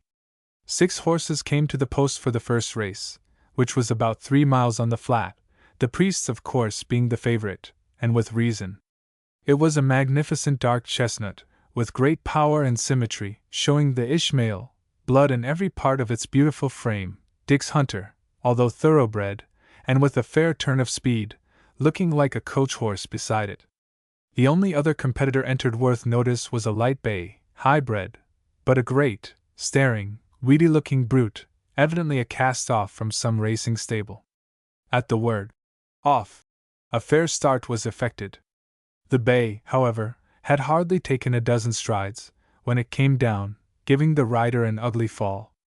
After rolling over, it sat up like a dog, and stared wildly about, then, jumping up suddenly, galloped into the sea, where it laid down, apparently with the intention of committing suicide. Before we had gone a mile, all the other horses were shaken off, and the priest's jockey and myself had it all to ourselves. He was a knowing old fellow, and evidently did not wish to distress his horse, keeping only a few lengths ahead, until within the distance post, when he let him go, cantering in a winner by about 20 yards, and receiving a perfect ovation from the people. In half an hour the bugle sounded for the horses to fall in for the race. A steeplechase being always the great event on an Irish course, we were about to take our places, when Dick came up with rather a long face, and whispered, "I am afraid the luck is against us still, Frank. Look at that grey. He has been kept dark until now. Before seeing him I backed you rather heavily with the priest. It was our only chance to get out." The more I looked the less I liked the appearance of either horse or man. To a casual observer the first was a plain animal, cross-built, rough in the coat, and with remarkably drooping quarters. But, on closer inspection, a hunter all over, if not a steeplechaser, although an attempt had evidently been made to disguise his real character. The saddle was old and patched, the bridle had a rusty bit, with a piece of string hung rather ostentatiously from it. The rider might once have been a gentleman, but drink and dissipation had left their mark on what was originally a handsome face. His dress was slovenly and careless to a degree, but he sat his horse splendidly, and his hand was as light and fair as a woman's. He returned my look with a defiant stare. "That fellow looks dangerous," said Dick, "but I suspect he is more than half drunk. Make a waiting race until you see what he is made of. Above all things keep cool, and don't lose your temper." I had perfect confidence in the mare I rode. She had been broken by myself, and many a long day we had hunted together over the big pastures of Roscommon and Meath. There was a thorough understanding between us. My only anxiety was as to how she would face the crowd, who were collected in thousands about every jump, barely leaving room for the horses to pass, and yelling like a set of bedlamites let loose. With the exception of the last fence, there were no very formidable obstacles.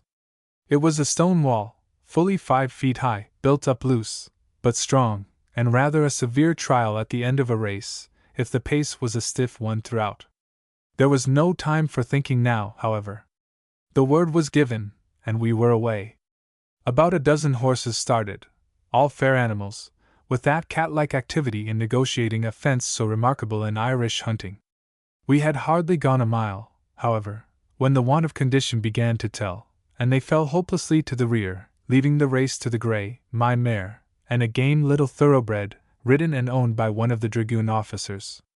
Up to this time I had followed Dick's directions to wait on the grey, a proceeding evidently not approved of by the rider, for, turning round in his saddle as he came down to a water jump, he said, with a sneer, "You want a lead over, I suppose?"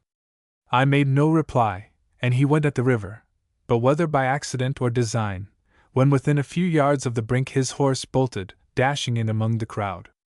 The dragoons swerved slightly to follow. The rider, however, would not be denied, and sent him through it, while my mare, cocking her ears, and turning her head half round, as an old pointer might do at seeing a young one break fence, flew over like a bird, and settled steadily to her work on the other side. For some distance the dragoon and myself rode neck and neck, though the pace was beginning to tell on his horse, who was slightly overweight. Our friend on the grey now raced alongside, and galloping recklessly at an awkward ditch, which he cleared, took a lead of a dozen lengths, and kept it until within a short distance of the last fence, when he fell back, allowing us to get to the front once more. I think fear was the last thing uppermost in my mind as I rode at it. My blood was fairly roused, and passing a carriage a minute before, I got a glance from a pair of blue eyes that would have made a coward brave. Still, with all that, I could not avoid a slight feeling of anxiety as it loomed across, looking about as dangerous an obstacle as the most reckless rider could desire at the end of a race. If stone walls grew, I could have sworn it had done so since I crossed it on Dick's Hunter the evening before. The people had closed in on both sides until there was scarcely 20 feet of clear space in the middle, and evidently a row of some sort was going on. Sticks were waving wildly about, and a dozen voices shouted for me to stop, while hundreds called to go on. The gray was creeping up, however. I had faced as bad before, when there was less occasion, so pulled the mare up to a trot until within a few yards, when I let her go with a shout she well knew, and in a second we were safe on the other side. The dragoon's horse refusing, the gray, who came up at full speed, chested it heavily, and horse, rider, and wall came rolling over to the ground together, while I cantered in alone. I had hardly received the congratulations of the stewards, when Dick came up, looking flushed and excited. As he grasped my hand, he said hurriedly, "Why didn't you stop when I shouted? It was too late." "But what is wrong?" "That scoundrel on the gray bribed a couple of fellows to add 6 inches to the height of the wall during the storm this morning. They raised it nearly a foot. Someone told the priest, but not until you were in the field. He has caught one of them, the other got away. As for the fellow himself, his collarbone is smashed, and the horse all cut to pieces. He couldn't expect better luck. It was a near thing, though. I don't know how the mare got over it. She must have known," he added, patting her neck, "what a scrape we were in." The usual hack races for saddles and bridles followed, and the day's sport came to an end without a fight, thanks to the priest, whose exertions to keep the peace would have satisfied a community of Quakers, although they might not approve of the mode by which the object was effected. We had hardly finished dinner at the lodge, when the carriages with our guests for the ball began to arrive, those from a distance looking with dismay at the wreck of the tent that still lay strewed on the lawn. They were all directed forward to the barn, however, whither we were soon prepared to follow. Although my confidence in the ability and resources of the ladies of our party was nearly unlimited, I could hardly avoid feeling some slight misgivings on entering the barn, knowing the short time they had to work in, and how heavily the mishap of the morning must have told against them. All, however, agreed that they had seldom seen a prettier room. The walls and roof were completely covered with fishing nets, filled in and concealed by purple and white heath. The effect was remarkably good, and if the storm had deprived the supper table of many of the light dishes, quite enough was left to satisfy guests who were not disposed to be critical.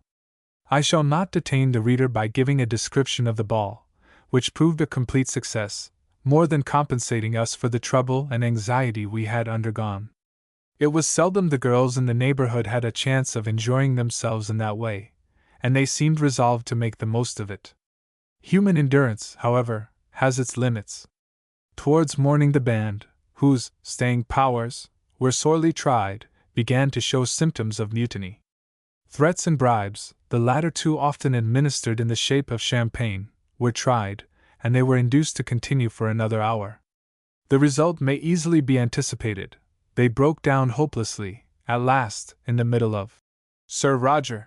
A sudden change in the music made us all stop, and to our dismay we found one half of the performers playing God Save the Queen. The others had just commenced Pardon pour la Syrie, while the big drum was furiously beating the tattoo in a corner. Turning them all out, we threw open the windows. A flood of sunshine poured into the room, and the cool fresh sea breeze swept joyously round, extinguishing the lights. This was the signal for a general departure. One by one our fair guests drove away, leaving the banquet hall deserted. The last man to go was the priest. As he mounted his horse I saw him hand Dick a sheaf of dingy-looking banknotes, and they parted, hoping to meet again the following season, when the latter pledged himself to bring something out of his own stable to race against the mare. But we only appeared there once since in public, and that was at a wedding. Before the next autumn came round we had settled down into steady married men. I still hunt, but have grown stouter, and the old mare has given place to a weight carrier. The mare draws my wife and children to church regularly, however, and though rather matronly looking, is as full of life and spirit as when she started with her master to win his first and last steeplechase. Salmon spearing. He mihi praeteritum tempus. That is, the pastime when new fishery laws did not forbid, and we young sportsmen might combat the salmon in his own element, armed, like the retiarius, with a trident, but unlike him, without a net. Ill-omened word. Is it not to thee that the interdict is owing, blockading the mouth of every river with thy cowardly meshes, only withdrawn for the barest minimum of hours out of the 24 to give free passage to the homesick fish and lusty grilse to reseek the dear old pools of his birth? For the grace now extended, and the check put upon the rapacious suppliers of Billingsgate and Leadenhall, we shall ever be grateful to the commissioners, even though the same powers that have removed the stake nets have prohibited the use of the spear, whose operation, as numbered amongst the things past, we purpose to record. And first for the science of the sport. Salmon spearing, as we used to perform it, was of two kinds. First, that by day, second, that by night. For the first, we choose that day when the more noble art of the rod and fly would be exercised in vain, a clear sunny day, with as little ripple as possible, and the water low, the field of operation being generally the upper pools, or, in preference, the larger, burn, or mountain stream whence the river took its source. The implements, a spear, or rather iron trident of 3 prongs, barbed like a fish hook, the prongs being about 2 inches apart, with a shaft some 10 feet in length, 2 or 3 long poles, whose uses will be seen presently, and either a gaff, or a landing net. The essentials, a hawk-like keenness of eye sharpened by long practice, a goat-like agility amongst rocks and stones, and a philosophical indifference to all such minor discomforts as a complete wetting and a frequent fall or bruise. The night work differed in the change of locality, the favorite spot being the long, shallow reach at the river's mouth, and in the substitution of fir torches for the poles of the day's program. Thus much for the nature of the sport. For a description of it let the reader lend a kindly ear while we suppose the scene by the banks of the River Arkyle, in the northern Highlands of Scotland, a name which, by the way, he will in vain try to establish in the best of educational atlases or tourists' guides. What a baking day! No use taking out the dogs. There's not a breath of scent along the whole hillside, and one might as well try to fish in a tub as throw a line over the looking-glass like pools today. What's to be the order of the day, Frank? I think I shall take a walk up to the top of Ben Voyle and spy if there are any deer lying near the ground. I don't think you can do better.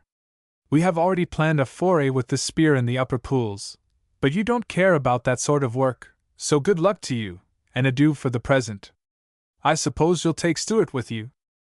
Even as he spoke, a cheery voice outside had summoned Frank, warning him that his set were waiting, so, with a parting remembrance from Charles Marston, the eldest of our party, and the tacitly acknowledged head, to mind and crimp your fish directly you get him out of the water. Frank Gordon hastened to the gravelled square in front of the lodge, and found his brother amongst a group of keepers and gillies, who, by the arms they bore, gave sufficient evidence of their intended occupation. With the exception of a forester, Hugh Ross, who, by virtue of his position and his long Gaelic descent, persevered in the traditions of his ancestors, and robed his limbs in a kilt of homespun tartan, the rest of the sportsmen were clad in knickerbockers, master and man alike.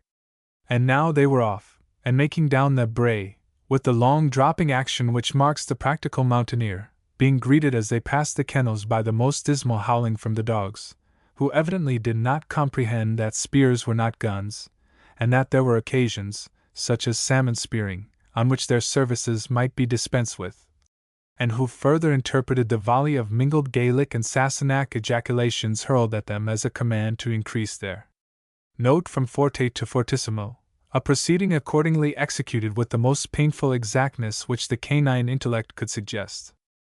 A short half-hour's walk, and the hollow moaning of a waterfall told of the journey's end. Brushing through a small birch wood that clothed the high banks of the stream, our party stood on the edge of a sheer rock about 30 feet high, and, looking down on the scene of their intended operations, assigned to each his post and duty.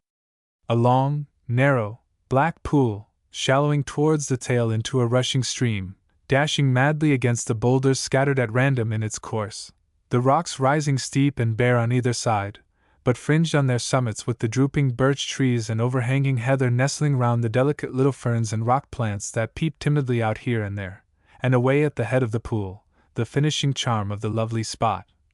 The tumbling waterfall, which ever filled the air with its clamorous voice, and beat the red waters below into a mad whirl of eddies and bubbles and leaping foam. Truly as sweet a picture as nature ever limned, which, had it been a few degrees farther south, might have been an unfailing trap for excursionists to expend their savings on a pack, in a covered carriage, and a cheap ride uninsured, or might have had its heath-covered banks dotted with picnic parties, and its waters sweetened with the chicken bones so deftly thrown by the playful Miss Holiday, but being, alas, poor Monner, only one of many such scenes in the bosom of the Highland hills, all inaccessible by steam or jaunting car, it must e'en remain unknown, save to the privileged few, who now looked at it with the less noble view of how they might draw a fish from its black depths. "Ah, one o' ye look at him! Heck, doon he comes, ye maun e'en try again, my bonny mon." This address was called forth from honest Sandy McGregor, one of the gillies of the party, by the sight of a salmon leaping at the falls, but who, having failed to clear them, hit with a heavy whack against the rock, and with a vain wriggle and struggle, fell back into the pool beneath. "You may see more of him yet, Sandy," said Alec Gordon, the elder of the brothers, "if meanwhile you will try and get me a little gravel." A few minutes, and Sandy returned, bringing his cap full of sand and small stones, which Alec, taking, threw in handfuls down the pool, close by the edge of the rock. The result of this mysterious proceeding, being closely watched by the group, was announced by a general murmur of satisfaction as, almost straight beneath them, a string of bubbles rose to the surface of the stream and floated idly away.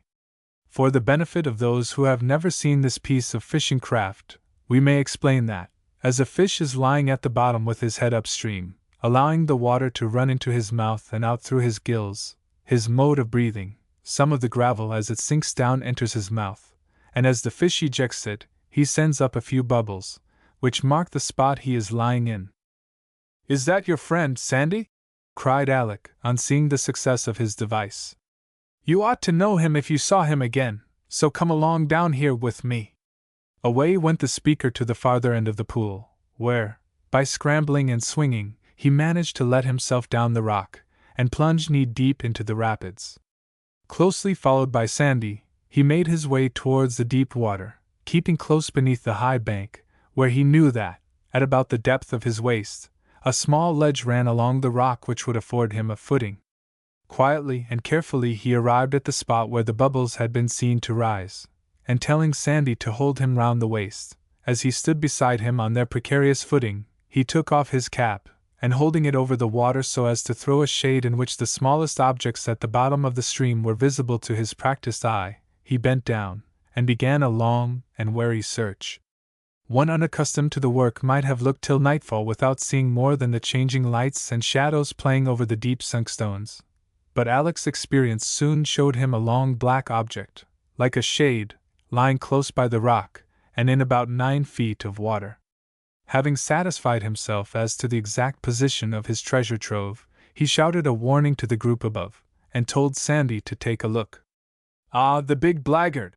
whispered the gillie, as he lifted his dripping face after his subaqueous search. "Have a care, Mr. Alec, and give him the point well over the shouter. Hold up tight then, Sandy, and give a shade with your cap as I tell you. That's right, no, a little further out, now then, steady." As he spoke, Gordon was slowly letting down the spear a little behind the salmon, till, when it was about a foot above the fish, he paused, and braced himself for the stroke, his left hand grasping the spear about halfway down, to guide the aim, and the right hand holding it near the top to give the blow, while his face was nearly buried in the water, as he kept his eye on his prey. "Further out yet with the cap, Sandy. Now hold on." Down shot the spear. For one instant the shaft shook violently as the struck salmon struggled beneath the weight which was pinning it to the bottom, and the next, with a loud splash and flurry, the strong fish bore to the surface, and shaking himself off the barbs, dragged Gordon, still holding on to the spear, headlong into the pool. A loud shout from the watchers on the top of the precipice greeted this coup, and on the gillie, who had been posted near the bottom of the pool, announcing that the fish had ne'er come his way. All those who had, up to this time, been mere passive spectators, made the best of their way down the rocks, to take their part in the coming struggle. With a few strokes Alec gained the shallows at the tail of the pool, and as the stream divided into two chief courses, himself commanded one with his spear, and deputed the other to Hugh Ross. Meanwhile, Frank was directing the gillies, who were poking the fall and deep water with the long poles we mentioned, a proceeding intended to drive any fish that might be lying about there down to the lower end of the pool, where they would meet the spearmen, or else to take refuge behind the big rocks and boulders, where they might be discovered afterwards. All was noise and eagerness, save with the two spearmen, who, silent as statues, were keenly watching the few yards of clear water in front of them, ready to spring into life the moment they detected the approach of a fish. And as Hugh Ross looked, a black shadow of a sudden swept down with the current before him, and as he moved a step to meet it, whisked away, and shot past him with the arrow-like speed which a salmon, better than any fish that swims, can command. But the active Highlander was a match for the occasion, and with a dexterity which must be seen to be appreciated, gave a backward spring, and struck sharp down with his spear a good 2 feet in front of his mark, and as he held the struggling fish down by bearing with his whole weight on his weapon, the shaking shaft told of the good quarry he had secured. With a wild shout of triumph Alec rushed to the rescue, and throwing himself down in the water, seized the salmon under the gills, and quickly bore him to land, where Marston's injunction was acted upon, and the crimping knife brought into play. "Ye took a good shot, too, Mr. Alec," said Hugh Ross, looking at the wound behind the head which Gordon had given. "But he was a clean-run fish, and as full of life as a stag in August, and I'm thinking he will not have yo's right justice at 15 pounds weight." "I'd be sorry to carry him at that weight, Hugh," answered his master. "But all the merit belongs to you, for little should we ever have seen of him again but for that flying shot of yours. However, there he is, and a beautifully shaped fish too, so tie him up, and let's carry him off to the house, where you'll get glory enough from both Mr. Marston and the cook. Come along, Frank." So saying, Alec marched away, followed by the rest of the party. On arriving at the lodge, they found that Marston had not yet returned, so it being still early in the day, they debated as to the best method of employing the time yet left them, and as the bright still weather effectually negatived all propositions of going after grouse or taking a cast with a fly in any of the upper pools, the suggestion of Hugh Ross, who had become unusually keen after his triumph of the morning, to rest till the evening and then make a night of it with the spear at the mouth of the river Argyll, was unanimously adopted. There was a good 13 miles walk over the hill between the lodge and the intended scene of the night's operation, but our hardy young sportsmen regarded that only so far as to order their dinner at an earlier hour than usual, so as to start in time in the evening, and employed the intervening period in tying up bundles of fir splinters to make torches, and in providing themselves with dry suits of clothing, after the wetting they had just received. Shortly before 7 o'clock they were ready to start, and having left a note for Marston, who had not yet returned from the hill, they set out, following Hugh Ross in single file, as he led the way over the darkening moor. All were too well accustomed to the work to come to much grief over the broken ground, beyond an occasional stumble or sudden fall as the foot slipped into an unseen hole in the moss, and before long the autumn moon rose full and bright to light their way, promising an idle time of it to the torches, which some of the gillies bore patiently on. It was not yet 11 o'clock when the sportsmen stood on the banks of the Argyll, looking happily across the broad river, which flowed musically over its shallow bed, showing almost clearer in the silver radiance of the moon than in the dazzling splendor which lit it up during the day. But across on the opposite bank the trees which fringed its sides stood out black and heavy as a wall of rock. "What a glorious night!" exclaimed Alec, as the scene first burst upon him. "Look, Frank, away over there where the river runs into the firth, that bit of it you see by the farthest corner gleams like a sheet of pure silver, and the Inchknackall hills look as if they were touched with hoarfrost. Isn't it pretty? And what a night for us! Come on, Hugh and Sandy there, let's be getting to work, but warm the cockles of your heart first with a drop of whiskey. Here, try my flask, Hugh.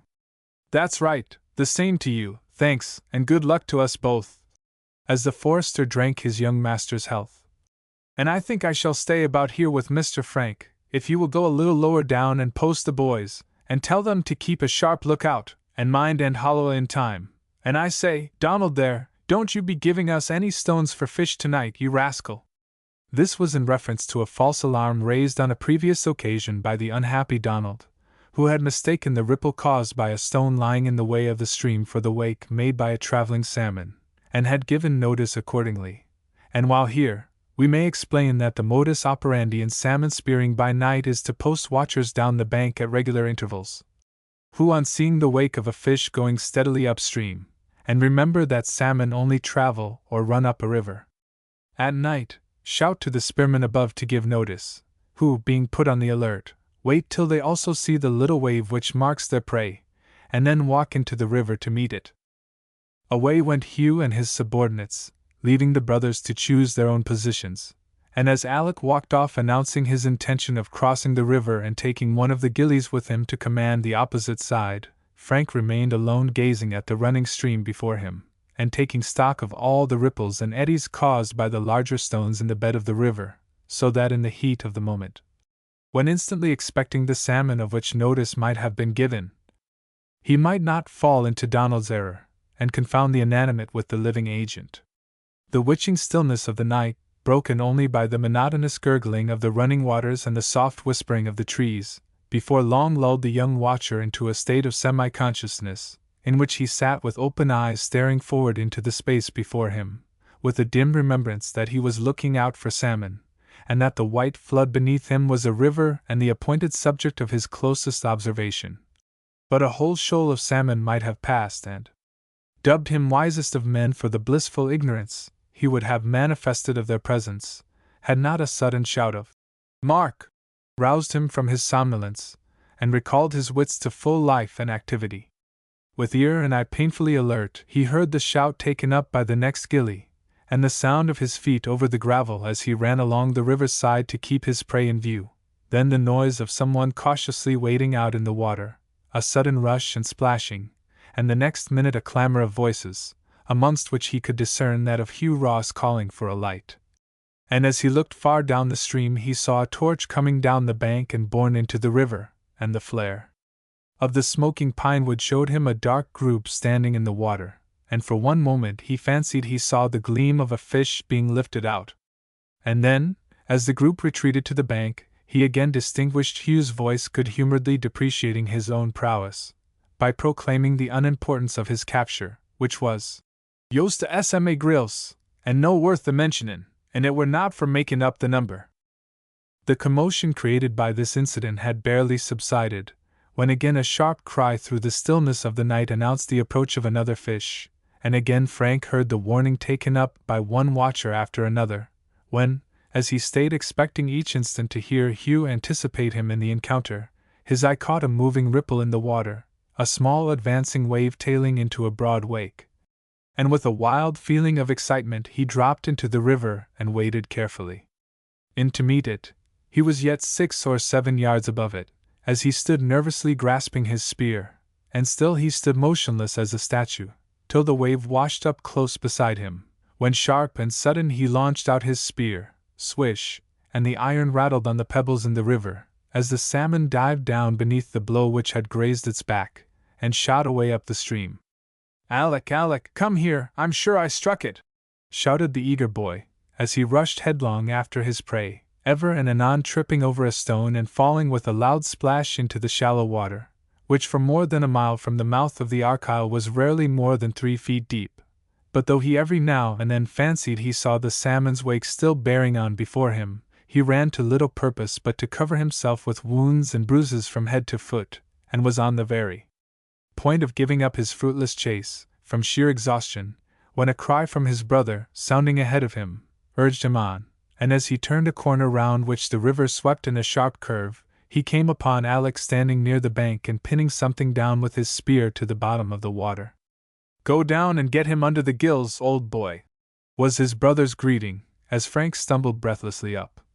He's a regular monster, and will take you all you know to carry him in. But I think he's your friend, and he will count as yours, if we find your mark on him.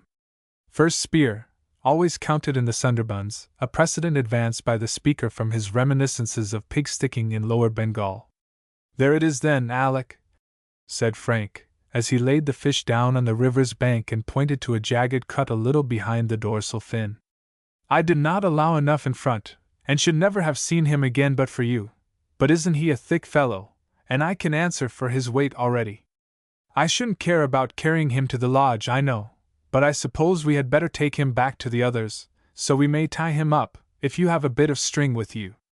Thanks, that will do capitally.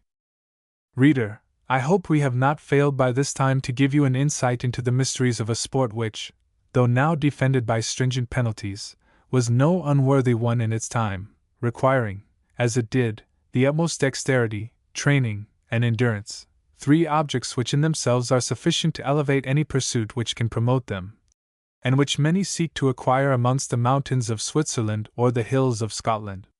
In a lesser way, after the fatigues of the London season, the gentler sex strive to attain the same end by walking, riding, sailing, or otherwise recruiting with fresh country air. Carpe diem. When one gets ever such a little older, one gets very much more disinclined to take much trouble, much physical trouble that is, about hobbies which once were ridden to death. A few years ago it was a pleasure to get up at 2 o'clock in the morning, and have 6 hours fishing before it became necessary to get to work at Blackstone and Chitty, and the endless writing of common forms. Now I prefer keeping within the sheets until breakfast time, and leaving fishing expeditions for legitimate holidays. So that, as holidays are not very frequent, and often necessarily taken up in other ways, and as fishing stations are distant, and not easily accessible, my hand is in danger of forgetting its cunning in wielding a fishing rod. I do not so much miss my favorite sport until, in an unfortunate hour, I get hold of a book of angling reminiscences, of which there are plenty, and reading in its pages vivid descriptions of days by the riverside, such as I used to experience myself, my fancy sets to work, and aided by memory, conjures up such delightful visions that at last I cannot sit still. The room, and the town, seem to stifle me. And I long for a glorious ramble, rod in hand, as much as I ever did. Following close upon the perusal of such a book, and the feelings awakened by it, I was pleased beyond measure to find myself possessed of a few days of leisure, and once more in the bonny borderland of Wales. I took care to make the most of my time, and seized the opportunity of renewing my acquaintance with some of those charming spots with which, as an angler and a writer, I had in times past identified myself. One day I spent in tracing the wanderings of the burn whence a lusty trout had been transferred to my pannier. Another afternoon I set out for a carp pool, not the carp pool par excellence of our boyish days, but one nearly as good, where I had caught some 6-pounders years ago. I walked to the place. It was 2.5 miles away, burdened with 3 rods and a huge bag full of worms, intent upon slaughter. I neared the field, I crossed the hedge. I stood still and gazed in astonishment. I rubbed my eyes and looked again. There was no pool there. I walked round the field and across the field, which was strewn with clumps of rushes. A pewit had laid 4 eggs on the very spot, as I calculated, where I had hooked my biggest carp. A small boy hove in sight. I seized him, and asked him where the pool had gone. He answered, "Hooey, mun, it ha' been drained dry these 3 years." I sat upon a gate and smoked 4 cigarettes, then walked home, my rods feeling twice as heavy as when I came that way. I was to be recompensed, however, for my disappointment by a day at the carp pool on the hill at Craigie Coed Wygar, or Pennicode, for it goes by all 3 names, the first being the most proper. By accident I met an old friend from a distance, who, when he heard where I was bound to, offered to accompany me. I was glad of his companionship for more than one reason. He had affected to disbelieve my accounts of the big fish to be caught there, and this was an opportunity of vindicating myself from the charge of exaggeration. He got his rods and we started, pausing on the way to get a couple of small Melton Mowbray pies for lunch.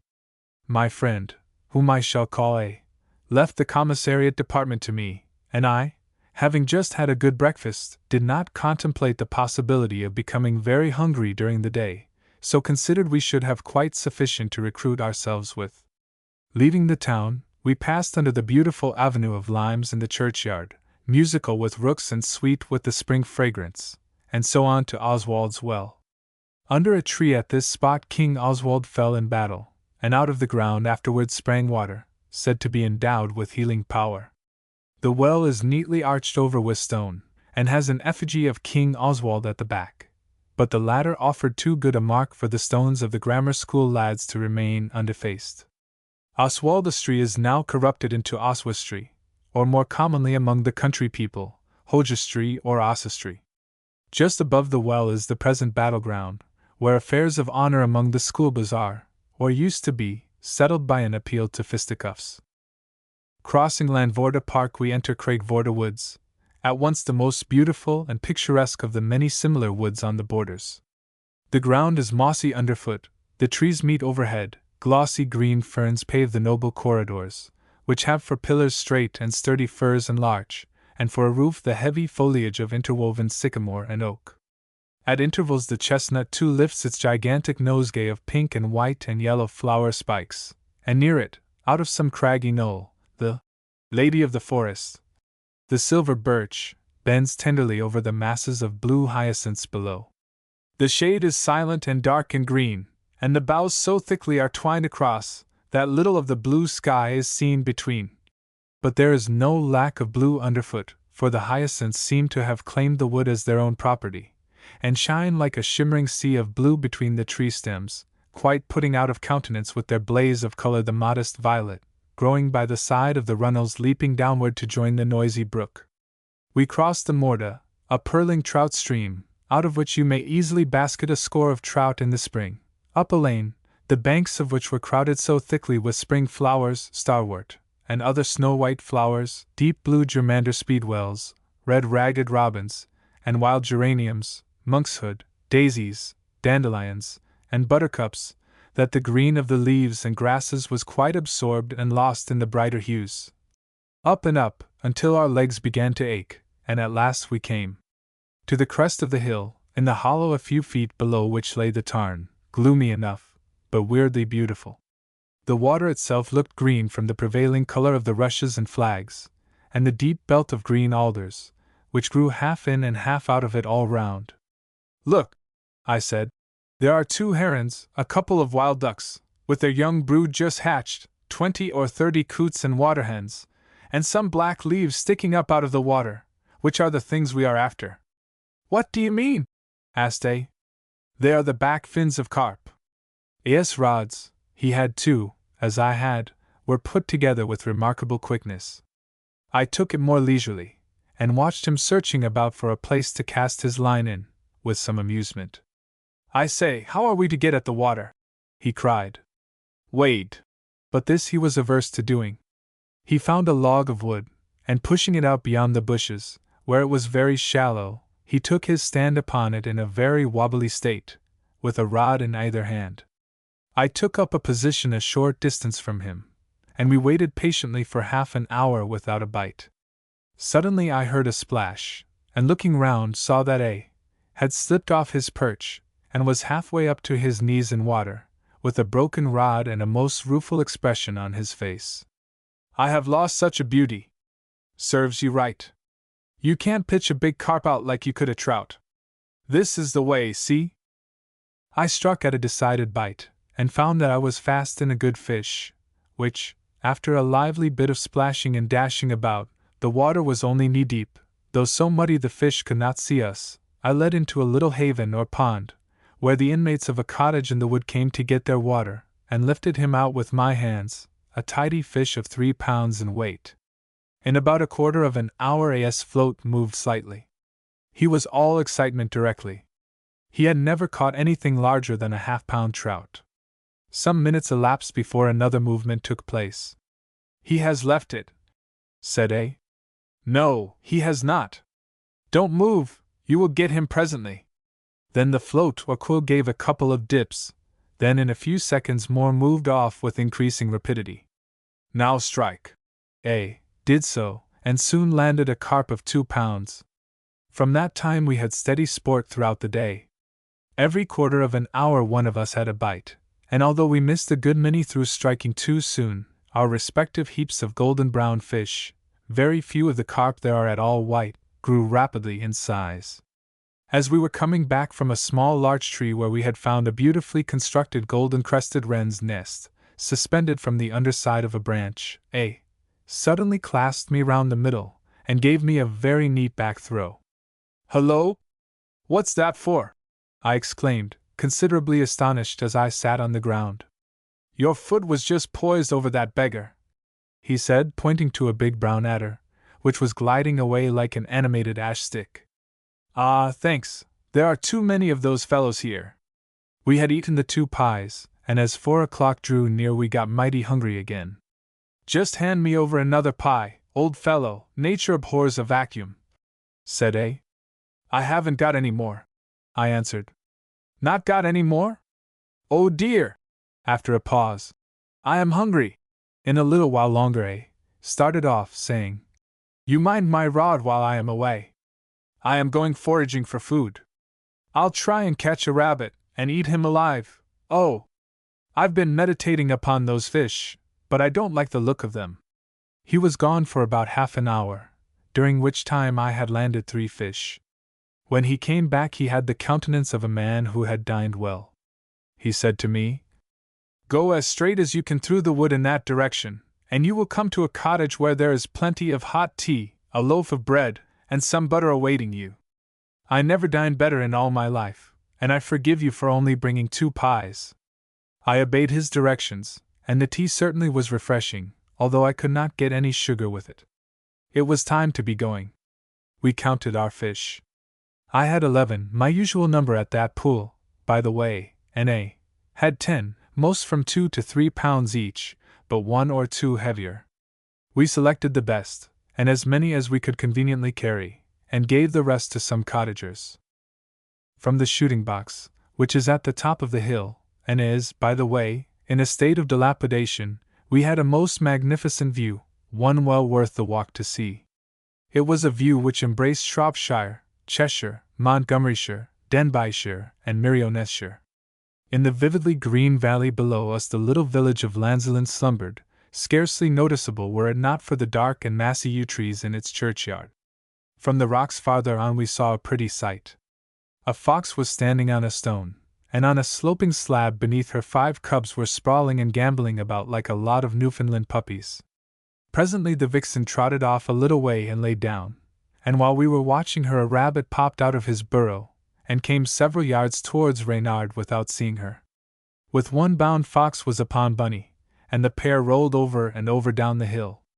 The captor then slunk off with her captive, not to her young ones, but to a quiet hole in the cliff, to have a gorge all by her greedy self. In a hollow tree in the cliff we found 3 jackdaws' nests, each with 4 eggs in, and we were amused at watching a woodpecker tapping away at a tree. The noise produced was like that made by drawing a stick very rapidly over some wooden palings, and quite as loud, or even more like a watchman's rattle worked rather slowly. A curious spectacle was presented in the lane on going home. It was a warm, damp night, and every dozen yards or so a glowworm exhibited its eerie light, and each successive one seemed to shine more whitely and brightly than the last. The day was done, its pleasure seized, and, no, not gone, for a pleasant memory remains wherewith to delight myself, and perchance please my friends, among whom I would fain number all angling readers. Newmarket. By Captain R. Bird Thompson. Newmarket is termed, and justly so, the metropolis of racing, but a greater contrast than Newmarket presents during the race weeks and the rest of the year can scarcely be imagined. Any one who stood on the top of the hill on the Cambridge Road, and looked down the main street, in one of the off-weeks, would think that he had hardly ever seen such a desolate, forsaken-looking sort of place, the only living things to be seen being a few old women standing at the corners of the streets scratching their elbows, and 2 or 3 lads lounging about. Occasionally a tradesman will come out of his shop, and, after looking disconsolately up and down the street, will go and look into his own shop window, his idea being, I suppose, either to see if he can dress his window more attractively, or that he would rather stare into his own shop window than that nobody at all should. And the only way you would discover you were in a great racing district would be that you might see a string of sheeted racers passing through the street on their way from their training grounds to their stables. Or if you listened to the old women's or lads' conversation, you would hear nothing but about some of the numerous trainers' lots. The number of empty houses, too, and the bills of auction sales you see posted up everywhere with, in re, so-and-so in the corner, or, by order of the sheriff, add to the desolateness of the scene. But during the race weeks all this is altered, and the scene is as exciting and enlivening as it was dull before. The pavements crowded with men, 2 huge masses on each side, at the Rooms and White Hart, reminding one strongly of the way bees hang out of their hives previous to swarming.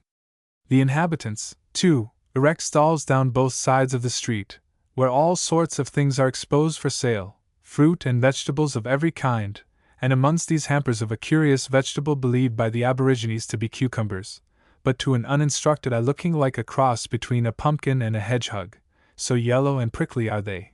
Large baskets of mushrooms, those esculents which once cost the late Lord George Bentinck so dearly, and which he ever after cursed so heartily.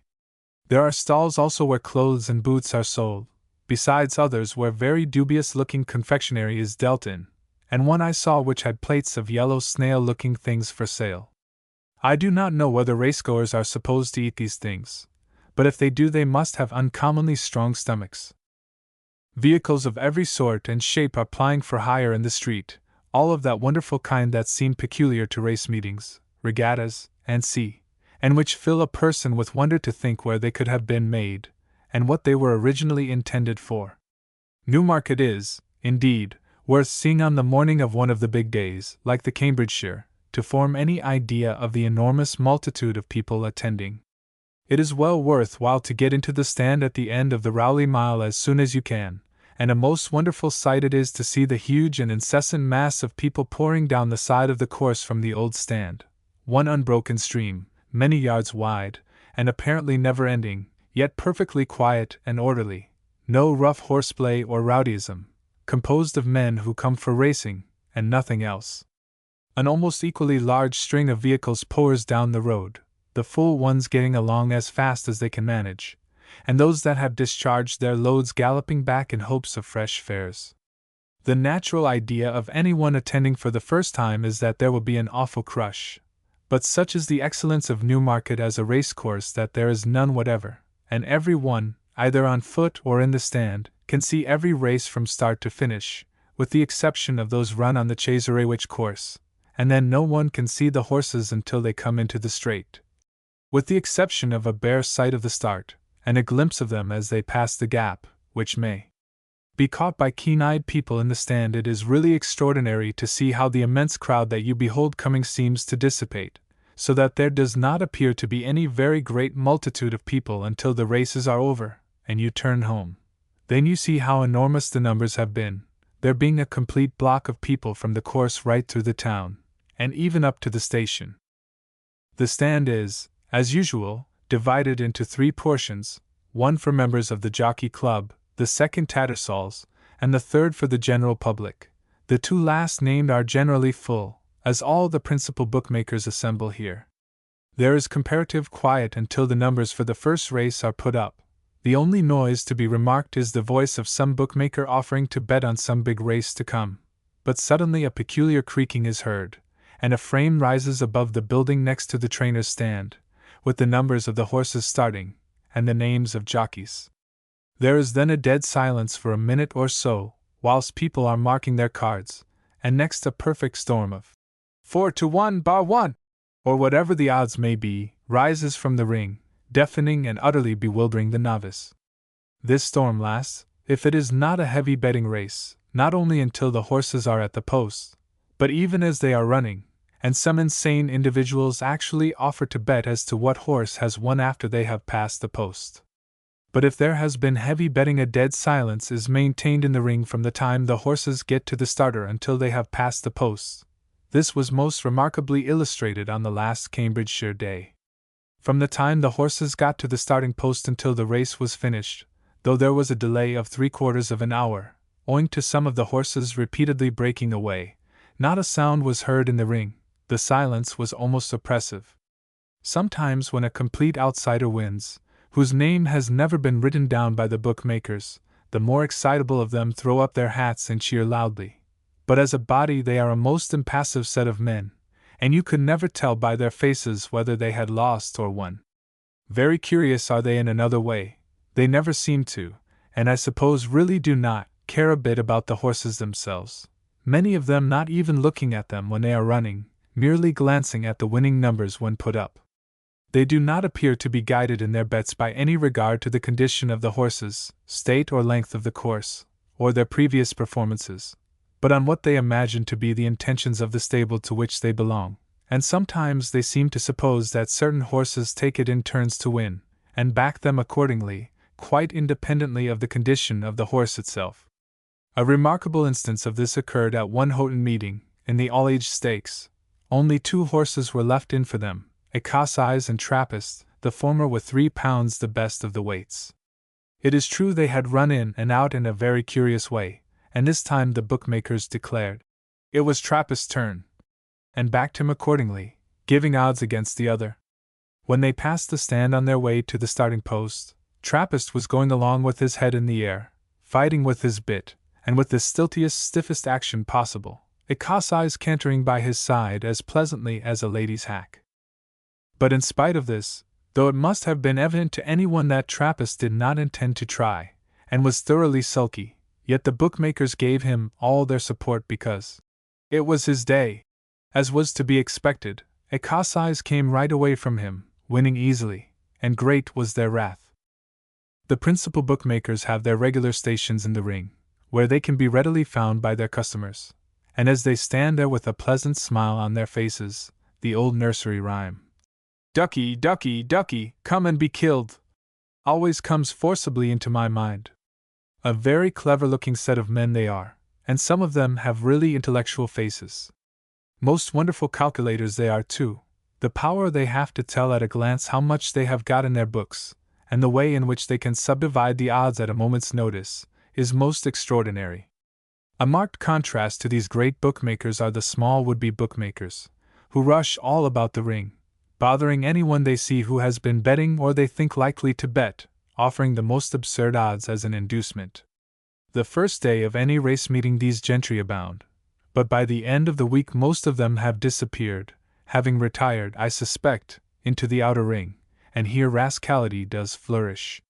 Strangely enough, in passing through it, you seem to be familiar with most of the betting men's faces, but you cannot at first remember where you have seen them previously, when suddenly it flashes across you that you saw most of these faces, or their own brothers, in the dock at the last criminal assizes, or if you have been over Portland or Dartmoor prisons, or any of those sort of places, that you have seen them there. How so many of them exist seems hard to discover, but I suspect whenever they have drawn their victims sufficiently, as they consider, they bolt before the race comes off. Another kind of swindling has arisen lately. You are perhaps standing somewhere in the ring, when you discover a person is talking to you, and saying that, "Of course you have been backing our stable." You look at him with some surprise as he is a complete stranger to you, whereupon the man, who is usually tolerably well dressed, and tries to look like a gentleman, apologizes for his mistake. "Thought you were so-and-so." But, however, he keeps on talking, and you cannot shake him off. At length he declares he knows a certainty for the next race, which you must back, and bothers you so that, to get rid of him for the time, you give him some money to invest, which he does, and the tip turning out correct, as it very often does, you get your money, for the man has no intention of bolting, it would not answer his purpose. But you shortly find out what has occurred, and how you have been done. After the race you compare notes with your friends, feeling rather proud of winning. They ask the price you got, and you say, "Oh, 4-1. 4-1? Say they. Why, his price was 7-1. And then the murder comes out. The scamp got 7-1 safe enough, so that he comfortably pocketed the 3 extra points, and in this way, until detected, doubtless makes a very nice thing of it. But he does not often succeed in drawing the same man twice, and if you take his tip, and then insist on getting the odds yourself. His blank face of disgust is very amusing, but he takes care not to let you do this a second time. At the Spring and Houghton meetings, great amusement is derived from the strong varsity contingent, these youths appearing in great force, got up in the correctest of sporting costumes, some even going so far as breeches and boots, though they do not as a rule trust themselves astride a horse at the races, and certainly they get all the excitement they can require in the short drive from the turnpike, just off the Cambridge road, down to the stand up to this point, as the road has been wide, and the vehicles not numerous, their erratic mode of driving has not been of much importance. But here, when they get into the stream of cabs, and see, going down to the stand, nothing but a varsity hack and a varsity dogcart could save them from total and irremediable grief. But it is a sight to see the knowing old hack seize the bit between his teeth, and getting his head well down, so as to neutralize any well-meaning but ill-directed attempt at guidance, tear down full speed, close in rear of some galloping cab, and land his passengers, in spite of their exertions, all safe, but rather scared, at the stand than the reckless way these youths bet. To hear them talk, you would think they were more up in racing matters than the oldest member of the Jockey Club, instead of being utterly ignorant of the respective horses, owners, jockeys, or performances, their actual knowledge never extending to more than the horses' names, and very often not so far as that even. The amount of tips they have is something wonderful, supplied by their chips, I should imagine, and the best thing one can hope for is that these gentry may be paid by a percentage on their master's winnings, for in this case I think the perennial fountain of tips would soon dry up. It is very curious to look down from the stand on to the outer ring just previously to the starting of the race. You see nothing but a dense mass of closely packed hats, and little puffs of smoke rising all over the mass, making it look just as if it was smoldering, and might be expected to break out into flames at any moment. One thing that makes Newmarket so enjoyable is that there is no need of dressing to within an inch of your life, as you have to do at Ascot and Goodwood. You see men in comfortable morning and shooting coats, Norfolk shirts, or any other kind of loose and easy attire. Any one almost who appeared in a frock coat and topper would be looked on with the greatest suspicion. However, there are exceptions to this rule. Many ladies do not appear here, about a dozen or so in the Jockey Club stand, and a very few in carriages, are all who attend. But those who are present seem to enjoy the racing thoroughly, as they too are dressed reasonably, and are not in continual misery through fear of a shower, or that the splendor of their costume may be eclipsed by the superior elegance of a rival, as is too often the case on other racecourses. It is, indeed, a curious thing to notice how very few ladies or women at all attend. Even the wives and daughters of the neighboring farmers are not present, though there are a very sporting lot of them in the district. In the morning, before racing commences, you do not see any women at all about in the streets, with the exception of the few who keep the fruit and vegetable stalls in the main street. I have mentioned previously the wonderful edibles offered for sale in the town, but those brought on to the heath are stranger still, the chief of them consisting of acid drops and butterscotch. You meet vendors of these everywhere, and stranger still, actually see grown men buying them. Whether they think they will bring them luck, and there is scarcely anything irregular, Turfite would not do if he thought it would bring him luck, or whether they imagine the taste of juvenile luxuries will restore the innocence of their youth, I do not know, but that they buy them and actually eat them is an undoubted fact.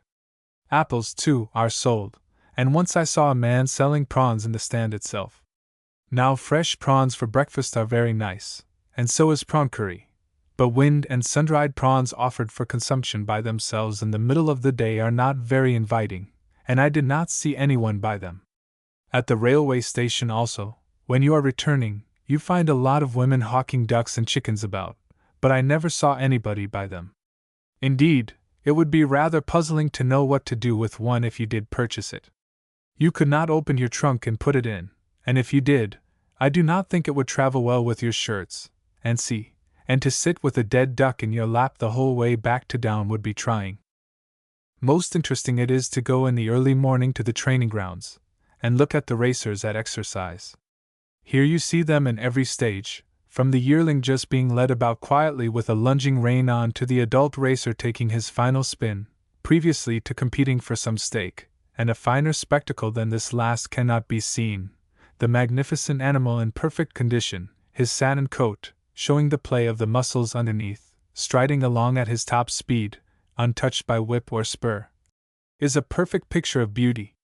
You see many people out watching the horses, some merely through fondness for horseflesh, but many of the genus tout. How people can be found weak enough to believe in their tips, it is hard to conceive, for if a trial is properly managed, and the stable secrets well kept, not even the lads themselves know the weights the horses are run at, or even the exact distance, so the tips of these gentry must be the veriest guesses possible. They adopt wonderful disguises, under the fallacious idea that they shall not be detected. There is one constantly to be seen got up as a clergyman of the church, and really, if you judged him by a passing glance, you would think he was some indefatigable pastor going to visit some sick member of his flock. But if you looked closely at him, you would see that if he had a flock it would be uncommonly closely shorn. He might more correctly be termed a Baptist. So often has he received the right by total immersion in a horse pond, stable lads being the officiating ministers, and the frogs at the bottom his sponsors. But there is a thorn in every rose, and there is a very large one at Newmarket in the shape of a church, with a squat square tower containing a peal of the most abominable bells in England. I should think they are all about a semitone out of tune, and the effect is aggravating past description, far worse than the ding-dong spat of the 3 bells you so often hear in old-fashioned village churches, where 2 of the bells have no relation in tone to one another, and the third is cracked. These wretched things jangle and clash for, I should think, half an hour every day about 11, and I find the idea among the aborigines is that they are playing a tune, but the effect of the performance on a musical ear is excruciating. But apart from this, few pleasanter places can be found at which to pass some days than Newmarket during a fine autumn meeting. One word in conclusion. If anyone intends to bet at Newmarket, never take a Newmarket tip, unless it is very strongly corroborated elsewhere, for the true Newmarket man firmly believes, in spite of all facts to the contrary, that no horse can win unless it has been trained there, and would rather back the veriest rip in existence hailing from headquarters than the best possible racer trained elsewhere. Kate's day with the old horse. Yes, Kate, we are as nearly as possible stone broke, as your brother would say. The time seems to have come, my girl, when honor may be deemed dishonor, loyalty be called a crime, at any rate in Ireland, and as we can't make our tenants pay rent, we must go. The speaker was a massive-looking old gentleman with clean-cut, weather-beaten features, and a heavy white mustache.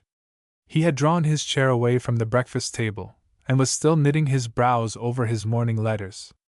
Poor old Lowry, like his fathers before him, had lived out of doors amongst his own tenantry all his life, with a joke and a half-crown for anyone who wanted them. Almost all the harm he had ever done was to win a heart or 2 which he did not want, or drink a glass or 2 more than was good for him.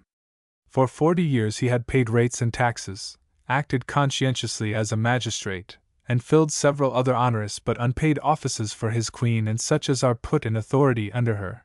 He had drunk her health loyally every night since he first learned to drink strong drink, and would have knocked sparks out of anyone who had spoken disrespectfully of her before him. And now the property which his fathers had honestly earned was left at the mercy of a league of avowed rebels, and he himself was branded as an enemy of the people. Had he and such as he been left to defend themselves, they would long ago have put an end to these enemies of honest men and of the state, but their hands were tied. They were bidden to wait for help, but no help came. Lowry was still too loyal to murmur openly against the government which had ruined him, but he had just realized that their name and their loyalty were almost the only things left to him and Kate, his daughter, who sat playing nervously with an empty envelope and gazing out blankly and sadly upon the old park she loved until her deep blue eyes filled unconsciously with tears. But Kate was not the girl to indulge in tears when a difficulty had to be met, and in 10 minutes she had mastered her emotion and was walking with her father to the stables, gravely discussing affairs with the stalwart old man, more like one man with another than like a young girl with her father. So the horses are to go up next week, Dad, are they? It is a bit of a wrench to say goodbye to you, Val, said the girl, as she laid her hand lovingly on the neck of a great upstanding chestnut. But you are good enough to find yourself a situation, my boy. Father, though, what about Joe? We could not let him go into a cab, and he is too old for anything better. True, Kate, and I can't bear to shoot the old fellow, and yet what are we to do with a pensioner now? Shoot him. No, father, we'll keep the bullets for other billets. A loyal servant and friend like Joe has as much claim on you as your daughter has, and whilst we have bread and cheese we can find Joe and fodder. Poor old fellow, I believe he would rather eat his litter with us than old oats in a strange stable. It was a pretty picture, let latter-day aesthetes deny it if they will.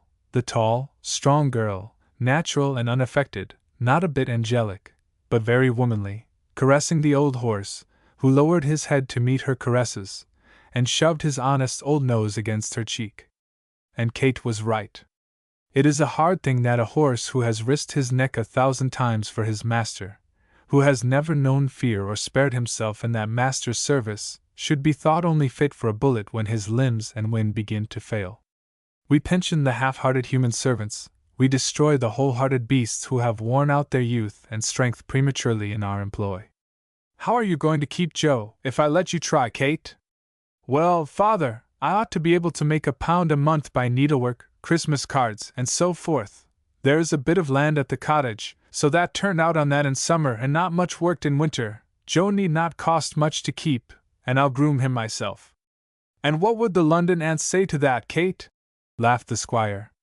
Kate put a hand trustingly on the old man's shoulder as she answered smiling.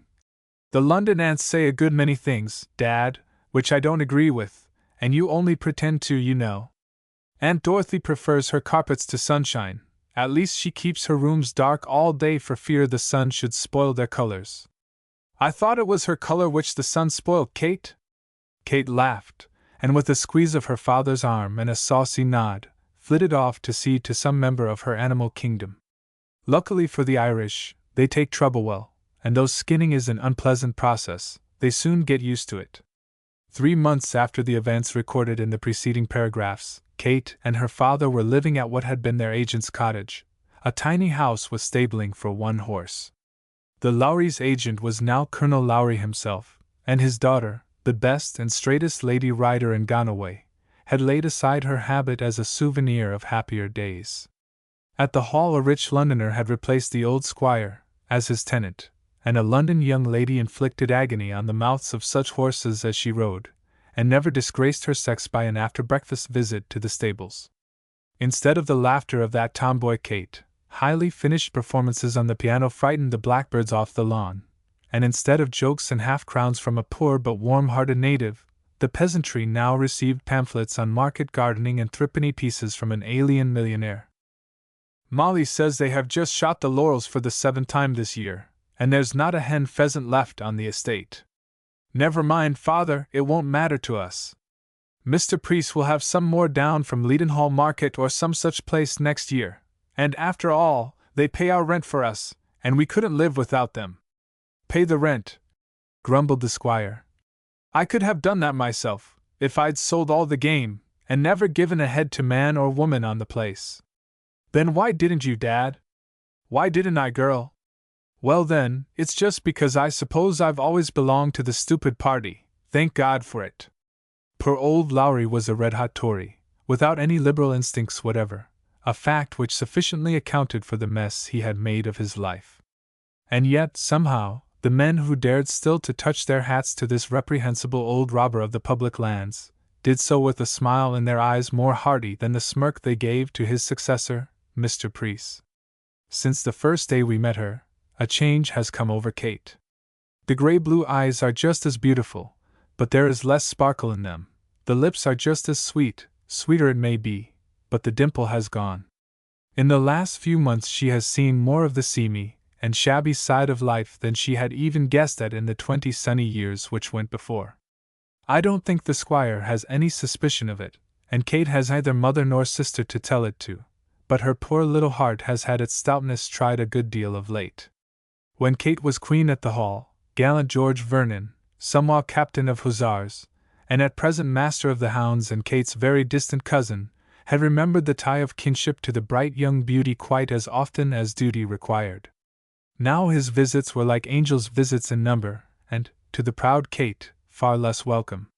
George Vernon was no snob, but then Kate, the hostess at the hall, the reigning queen in the hunting field, and Kate without a horse to her name, in a cottage and out of the world altogether, were very different persons, and George unconsciously showed that he felt the change. Though man is fickle, perhaps George would not have allowed his admiration for his cousin to cool so suddenly had there not been attractions elsewhere. Miss Priest, the daughter of the new tenant at the hall, would have passed as a pretty woman anywhere. If lemon-colored locks, an abundant fringe, bright color, and the full, tempting figure of a young Juno make beauty, then Polly Priest was a belle. If reckless riding and a smart habit make a horsewoman, Polly Priest was a very Amazon. True, she had never had a fall. True, her horses cost 300 guineas apiece, and were clever enough to jump through hoops at a circus, even though they had 10 stone of fair humanity hung on to their tortured mouths. And true, too, that though Polly laughed often, and showed in doing so as dazzling a set of teeth as ever disappointed a dentist, few people owed even a smile to any wit of hers. But the bruisers, as the men of the gone-away hounds were called, voted her a right good sort, if only she would give them a little more time at their fences and not always pick the tenderest part of a man to jump upon. George Vernon did the civil at first as master. In a week's time he was her pilot, and in a month half a dozen of the bruisers were sadly afraid that he would ere long be her husband, thereby robbing them of the greatest prize in the local market of matrimony and of the merriest bachelor in the hunt. As for George himself, he thought honestly enough that the priest girl was very good fun. But if he could have had her dollars without her, he would have been a happy man. Unfortunately, circumstances, especially the bills connected with the maintenance of a crack pack of foxhounds, were beginning to impress upon him more and more the necessity for converting Miss Priest into a connecting link between himself and her papa's money bags. This was, roughly, the state of affairs on Monday, November 2, 1885, the first regular meet of the bruisers for the season. It was a time-honored custom that the first meet should be held at the hall, and though the master of the house who had entertained them so often was there no longer, still the house stood, and the custom remained. "I suppose you would hardly care to go to the meet today, Dad?" queried Kate at breakfast. "Not go to the meet, girl, after keeping the old tryst so many years, why not?" "Oh, I don't know, only I thought you might not." "What, because another fellow provides the sherry and is master at the hall?" "Of course I don't like it, but providing he does not give the men Hamburg stuff, I'll go and be thankful to him for doing what I can no longer afford to do. Put on a leather petticoat, little woman, and we'll run with them since we can't ride." I think the old man struck the match to light his pipe a shade more viciously than was necessary, but he never winced, though he was perhaps remembering another 2nd of November when the little woman was yet unborn, and he himself on the best horse in the country was as good a man as ever hollowed to a hound, and in one fair woman's eyes the best. Suddenly he put down his pipe and called, "Kate." "Yes, father." "Come down again for a minute." "All right, in half a second." And almost as soon as she had promised, Kate was in the room again. "What is your will, sir?" said she with a little mocking courtesy. "Why, child, I was thinking that you at any rate might ride to the meet. Your habit is packed away somewhere. Joe looked yesterday as fit as paint, and, as Tim expressed it, is brimful of condensate. I declare he has waxed fat and kicks, to the serious detriment of his old tumble-down box. No, father, if you don't ride, I shan't. If you run, so shall I. Do as you are bid, Kate, or rather, since you never do that, ride if it is only half a dozen fences, just to please your old father, and to show that young woman at the hall the difference between riding and being carried, between hands and paws." Those who loved Kate best would always have been the first to admit that she had just the last bit of the divil in her, God bless her. And hence it was perhaps that her father's diplomatic suggestion as to the eclipse of her rival brought the color to her cheek and the light to her eyes. "Do you really want me to, father?" "Really, really, Kate, and now let us go and have a look at Joe." I am ashamed to say how old Joe was. Like ladies, horses don't care to have their ages published on every housetop, and though they cannot lie for themselves on this important point, they have no difficulty in finding many to lie for them.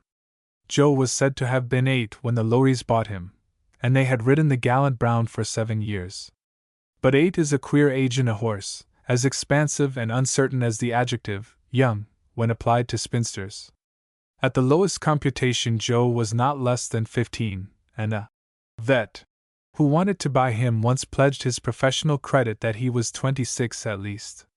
Be this as it may, when an hour later he walked out of his loose box, he looked the very type and beau ideal of a 12-stone hunter. From the carriage of his lean game head and trimly docked tail, from the cheery snort with which he welcomed the fresh air, from the muscle on his square and massive quarters, from his hard, clean legs and full, bold eye, you might have fancied he was a 6-year-old. A veteran strapper who had followed the squire from the hall to the cottage, had spent an hour in dressing the old horse, and the squire's own hands had put the finishing touches to his toilette. Proud and gay the old rascal looked before his mistress mounted, but when she was in the saddle he gave one wild kick from mere exuberance of spirits, and then trotted out of the yard, as old Tim expressed it, for all the world as if he was treading on eggs. Ye gods! She is a dazzler! Quite takes my breath away, said a shiny-hatted, faultlessly breeched stranger from Dublin to a young local Nimrod. Why, there are not half a dozen girls, even with the Meath, who have ventured out yet in Busfine's scarlet array, and here is a young lady in the wilds of Gonaway with a seat like a sack of potatoes and raiment more magnificent than Solomon in all his glory. Fits her well for all that, and suits her style, milk and roses and that sort of thing, you know, replied the local, himself rather a captive to the fair equestrienne. Milk and roses! Milk and fiddlestick! Lemon and white I should describe her if she was in the setter class. But tell me, who is she, and has she any money? Needless, perhaps, to explain that poor Polly Priest was the subject of this irreverent banter, which in a measure perhaps she had deserved, for though a pretty woman in the lady's pink is a fair picture in a showy frame, she must not be hurt if she is a little stared at on her first appearance. And indeed Polly was not hurt. On the contrary, she was flattered and in high spirits. Her new jacket fitted her to perfection, her horse was well-mannered and easy to ride, she had drawn the attention of every one to her sweet self, and she felt for the moment that blues or fear had for her either existence nor meaning. A large group of late-comers was still standing in the doorway and on the broad steps of the hall, chaffing each other or pledging their host in a last stirrup cup. "What is that madcap daughter of mine about now?" exclaimed old Priest, as Polly broke from the throng and sent her horse along over the turf at a rattling gallop, followed by 2 or 3 of her admirers. From the steps to the line of elms no fence was visible to the spectators, and yet before reaching the avenue, 3 of the horses rose at something, and the 4th and his rider seemed to be swallowed up. "Good heavens! Young Voyle is down in the park fence!" cried Priest, and sure enough the exquisite from Dublin shortly after emerged from the abyss, his hat crushed, his breeches smirched, and his temper somewhat soured by the loss of a good horse. "Really, Mr. Priest, you must curb that young lady's pluck, she will break her neck some day if you don't take care," suggested an elderly friend. "Break her neck," growled old Priest.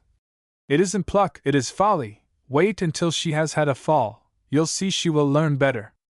Kate had been sitting a quiet spectator of this little episode, though the old horse had backed and fidgeted with impatient desire to join in the fun.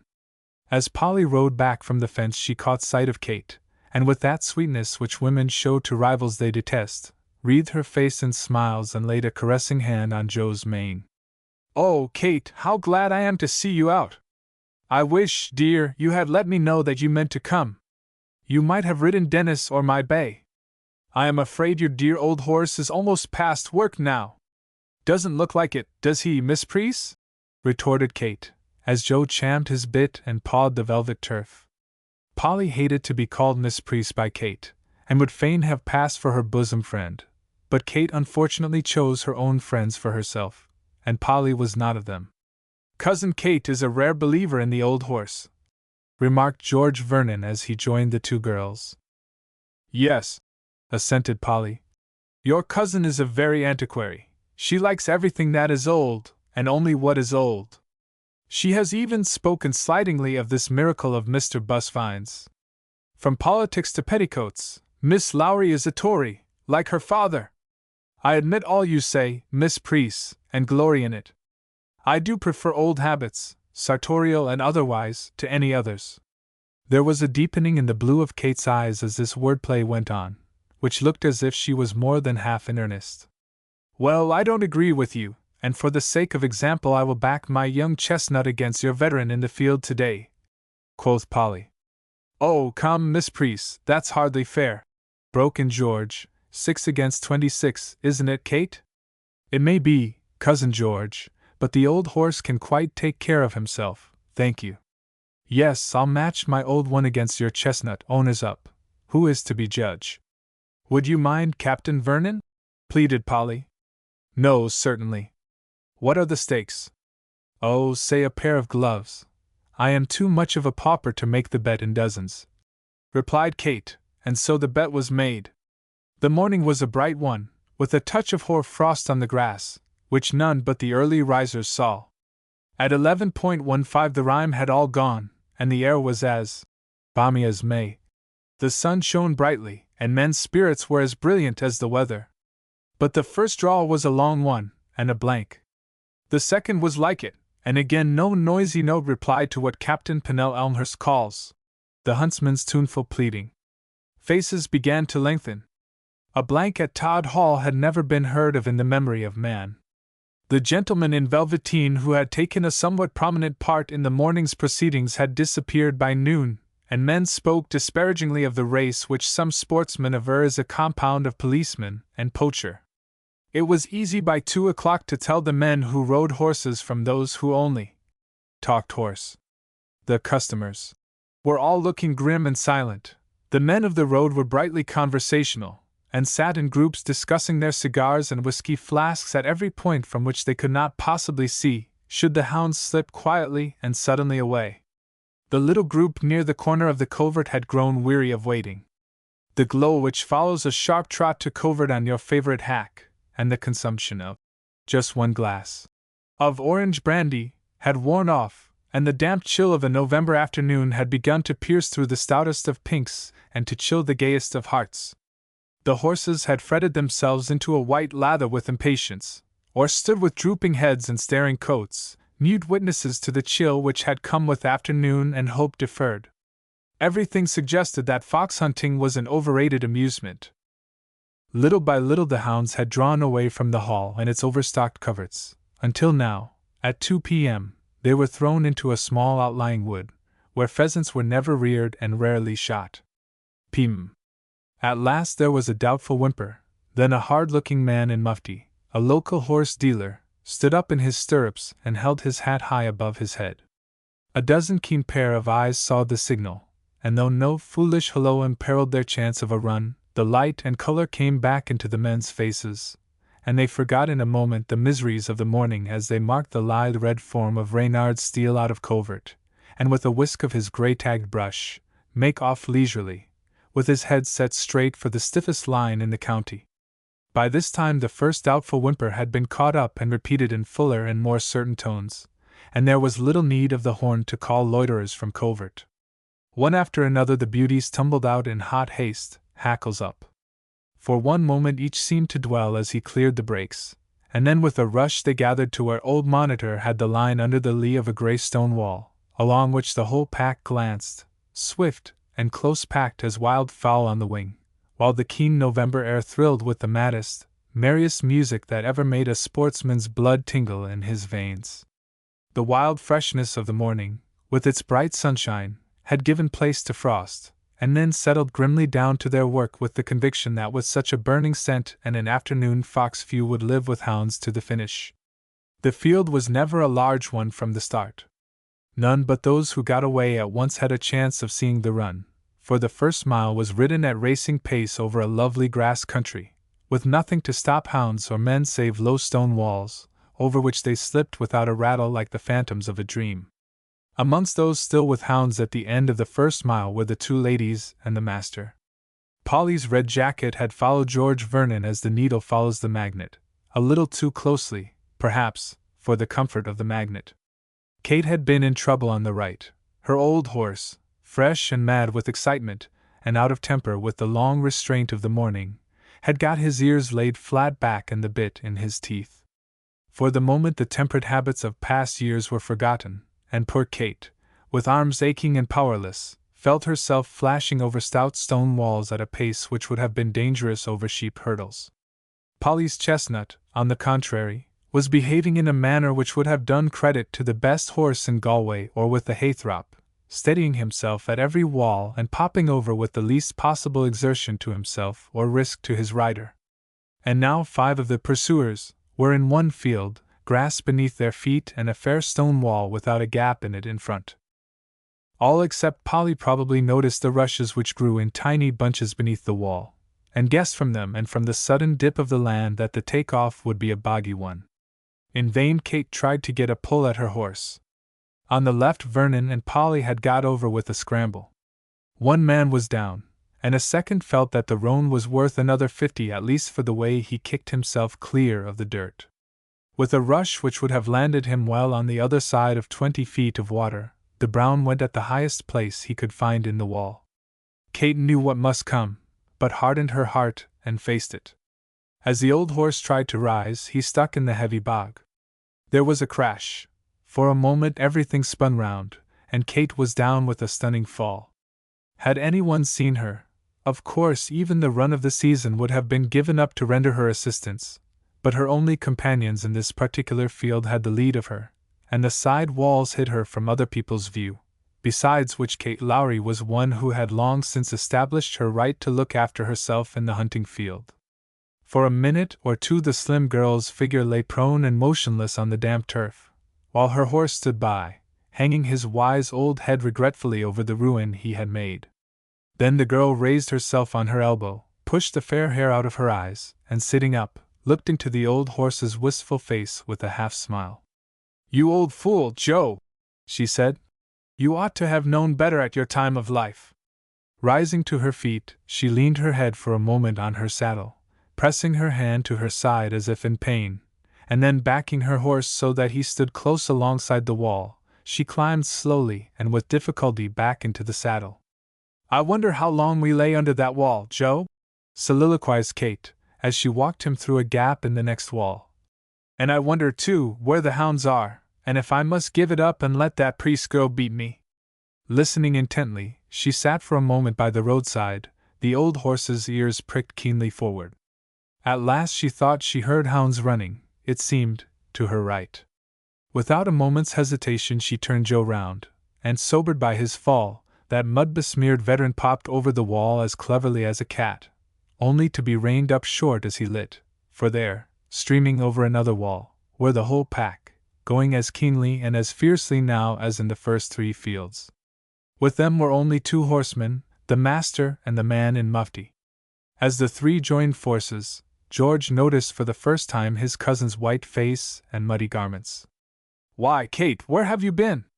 Not hurt, I hope?"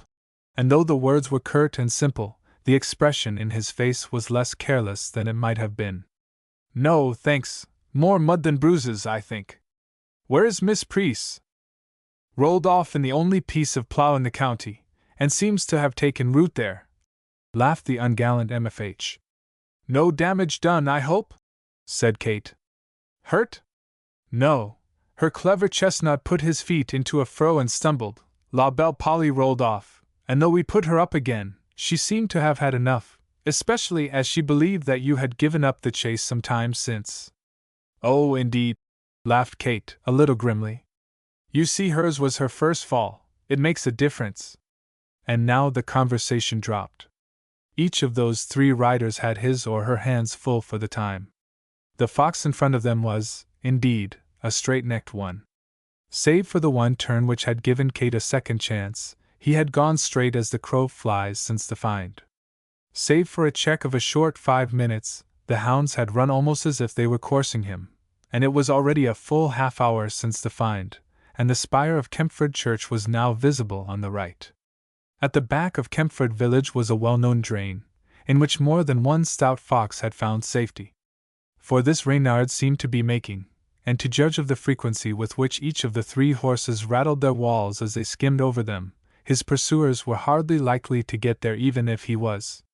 But between the Kempford drain and him there ran the deep and broad stream of the Chelm, unfordable, and rarely, if ever, crossed save by a bridge, in the annals of fox hunting. As the 3 neared the river, they were, thanks to a lucky turn, in the same field with the hounds. "By Jove, there he is!" cried the dealer, breaking silence for the first time, and there, sure enough, dragging his gallant but draggled person up the bank opposite was poor Pug, in full view of the pack. No otter hounds ever took water more savagely than did old Monitor and his comrades, almost whining with impatience to close with their gallant foe. "Kate, for God's sake, don't try it!" cried Vernon. It was too late. The old horse had already been driven in, and the first woman who ever swam a horse across the Chelm was already battling with the stream, her lips hard set, her grey-blue eyes full of fire, and her whole face recalling vividly for the moment, in spite of its natural softness, the stern outlines of those ancestors whose war-worn profiles adorn the long galleries of the hall. It was a difficult swim, but old Joe's limbs were borne up bravely by the brave heart within, and it was not till long after the dripping habit had been dried that it occurred to Kate that, like Lord Cardigan, she had forgotten that she could not swim. The MFH and his cousin were now the only 2 left with the hounds, and in front of them rose, perhaps, the worst fence in the gone-away country, a stiff stone wall, the stones all firmly mortised, and on the top a row of rough-edged slabs set on end like the teeth of a saw. Under the take-off side ran a deep, little stream, nowhere less than 6 feet wide, and even at that the banks were undermined and unsafe. The cousins were alongside in the field which this man-trap bounded. Every atom of color had left her cheeks now, and her lips were white with pain. Had George's whole heart and mind not been in the chase, he must have seen, and insisted on her returning home. As it was, he only said, "They've killed him, Kate. I must have it and save a bit of the best fox I ever hunted." And if hounds' tongues could be believed, they had indeed at last pulled the gallant old fox down, though the rugged piece of masonry before alluded to hid the pack from view. "Is there no other way, George?" "No, don't you follow me. Go back by the lane and I'll bring you the brush if I can save it." So saying, the master turned his horse and set himself at the place where the wall looked lowest. Kate had been bred in a hunting country, but truth to tell, her heart hung on that leap. 1 thrust to his hat and 2 to the sides of his brown. And then he shot to the front, seat steady and hands well down. Right bravely the horse rose at the leap, but the bank broke as he rose, his knees caught the coping stone with a jarring thud, and man and horse lay stunned on the other side. To the wild cry of, "George, George!" no answer came back, and then it was for the first time that poor Kate knew how irretrievably her heart had been lost to her dashing cousin. To gallop to the gate was useless, though she essayed it. The gate was 6-barred and locked, moreover, the wall and its guarding stream still ran on beyond the gate. Kate had lost her head and her heart, but not her pluck. "Just one more try, Joe," she whispered, and with a rush that seemed born of the last energies of a gallant heart the brave old horse faced and cleared the coping stone. Many fresh horses might have cleared that wall, but they talk of that leap still and gone away. Nearly 5 feet of hard stone and a biggish brook in front was no small feat, they say, for a tired horse, even with bonny Kate Lowry on his back. Under the wall lay the grey, stone dead, and under him George Vernon, his white face looking up at the sky now darkly bright with the frost of a November evening.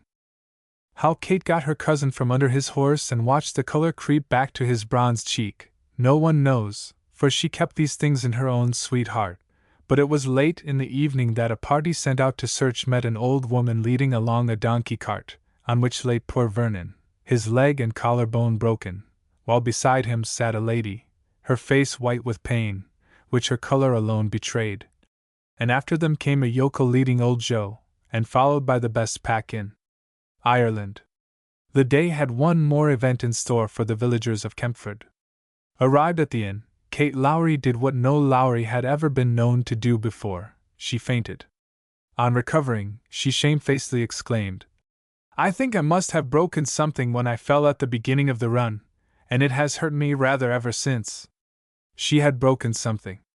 No more nor less than 3 ribs. But if she had refused a humble prayer made to her 3 weeks later, she would have broken something more important, the heart of the MFH for Gonaway, who to this day may be heard to declare that there is no pluck like a woman's, and I ought to know, for I married the pluckiest girl in old Ireland. Some Curious Horses. By Captain R. Bird Thompson.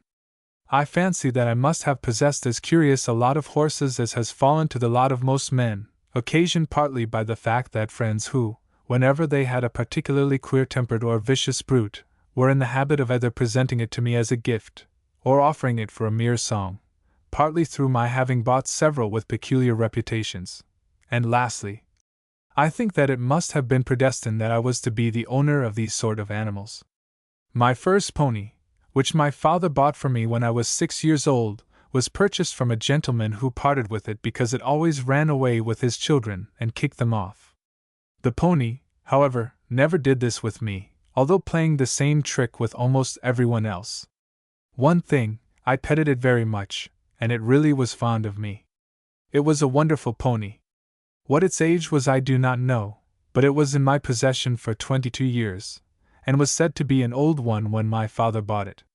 Its death at last was brought on by eating a quantity of half-ripe apples. Having been turned out into an orchard, a sudden gale in the night knocked down a great many of them, and the old fellow ate such a lot that they brought on an attack in his stomach, which killed him in a few hours. I had one very queer-tempered horse given to me. A friend, a great hunting man, wrote and asked me to come up and lunch with him and talk over some intended meats. I accepted the invitation and went up to his house.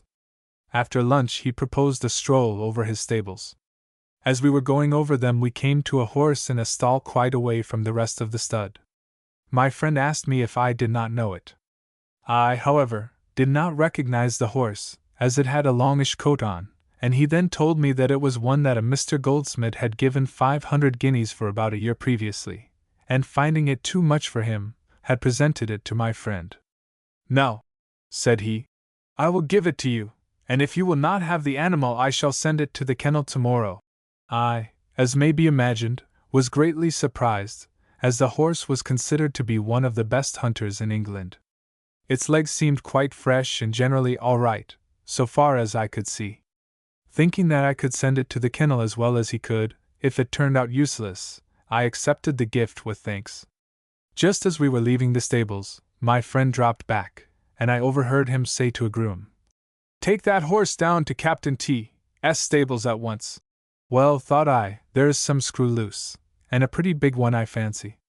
On reaching home, late in the afternoon, my groom met me and said, "The new horse has come, sir, but he seems a pretty queer one." I went round to the stables at once, and there I found the horse looking very wild, his eyes almost standing out of his head, and he himself as far back out of his stall as his halter-rein would allow, though not hanging on it. I went up and began to talk to him, and at length he seemed quieter, and his eye did not look so wild. At last he let me hold his headstall.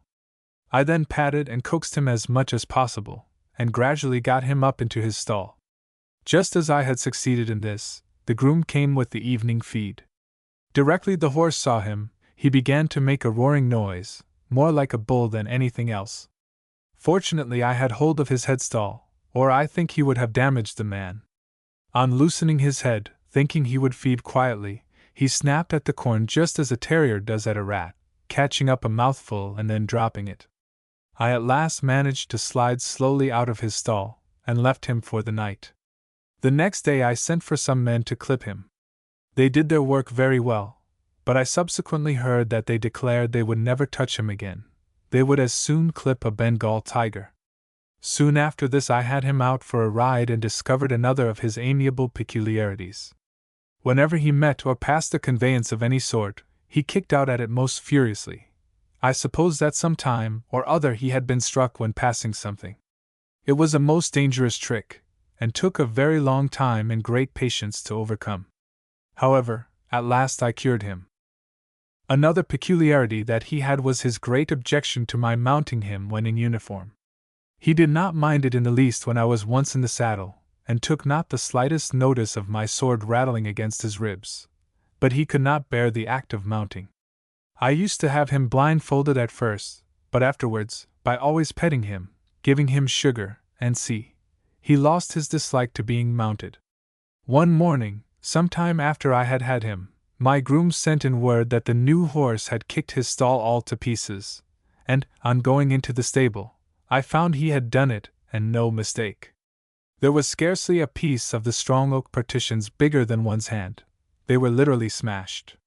What made him do it I cannot imagine. He never tried it again. Strangely enough, after all this violent kicking, the only place where he had marked himself was a little bit not bigger than a florin on his near fetlock, where he had knocked off the hair. One trick he had of which I never cured him. This was when out hunting.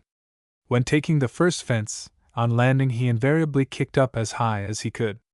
Often and often when he seemed particularly quiet I thought, "Well, old fellow, you surely won't kick today."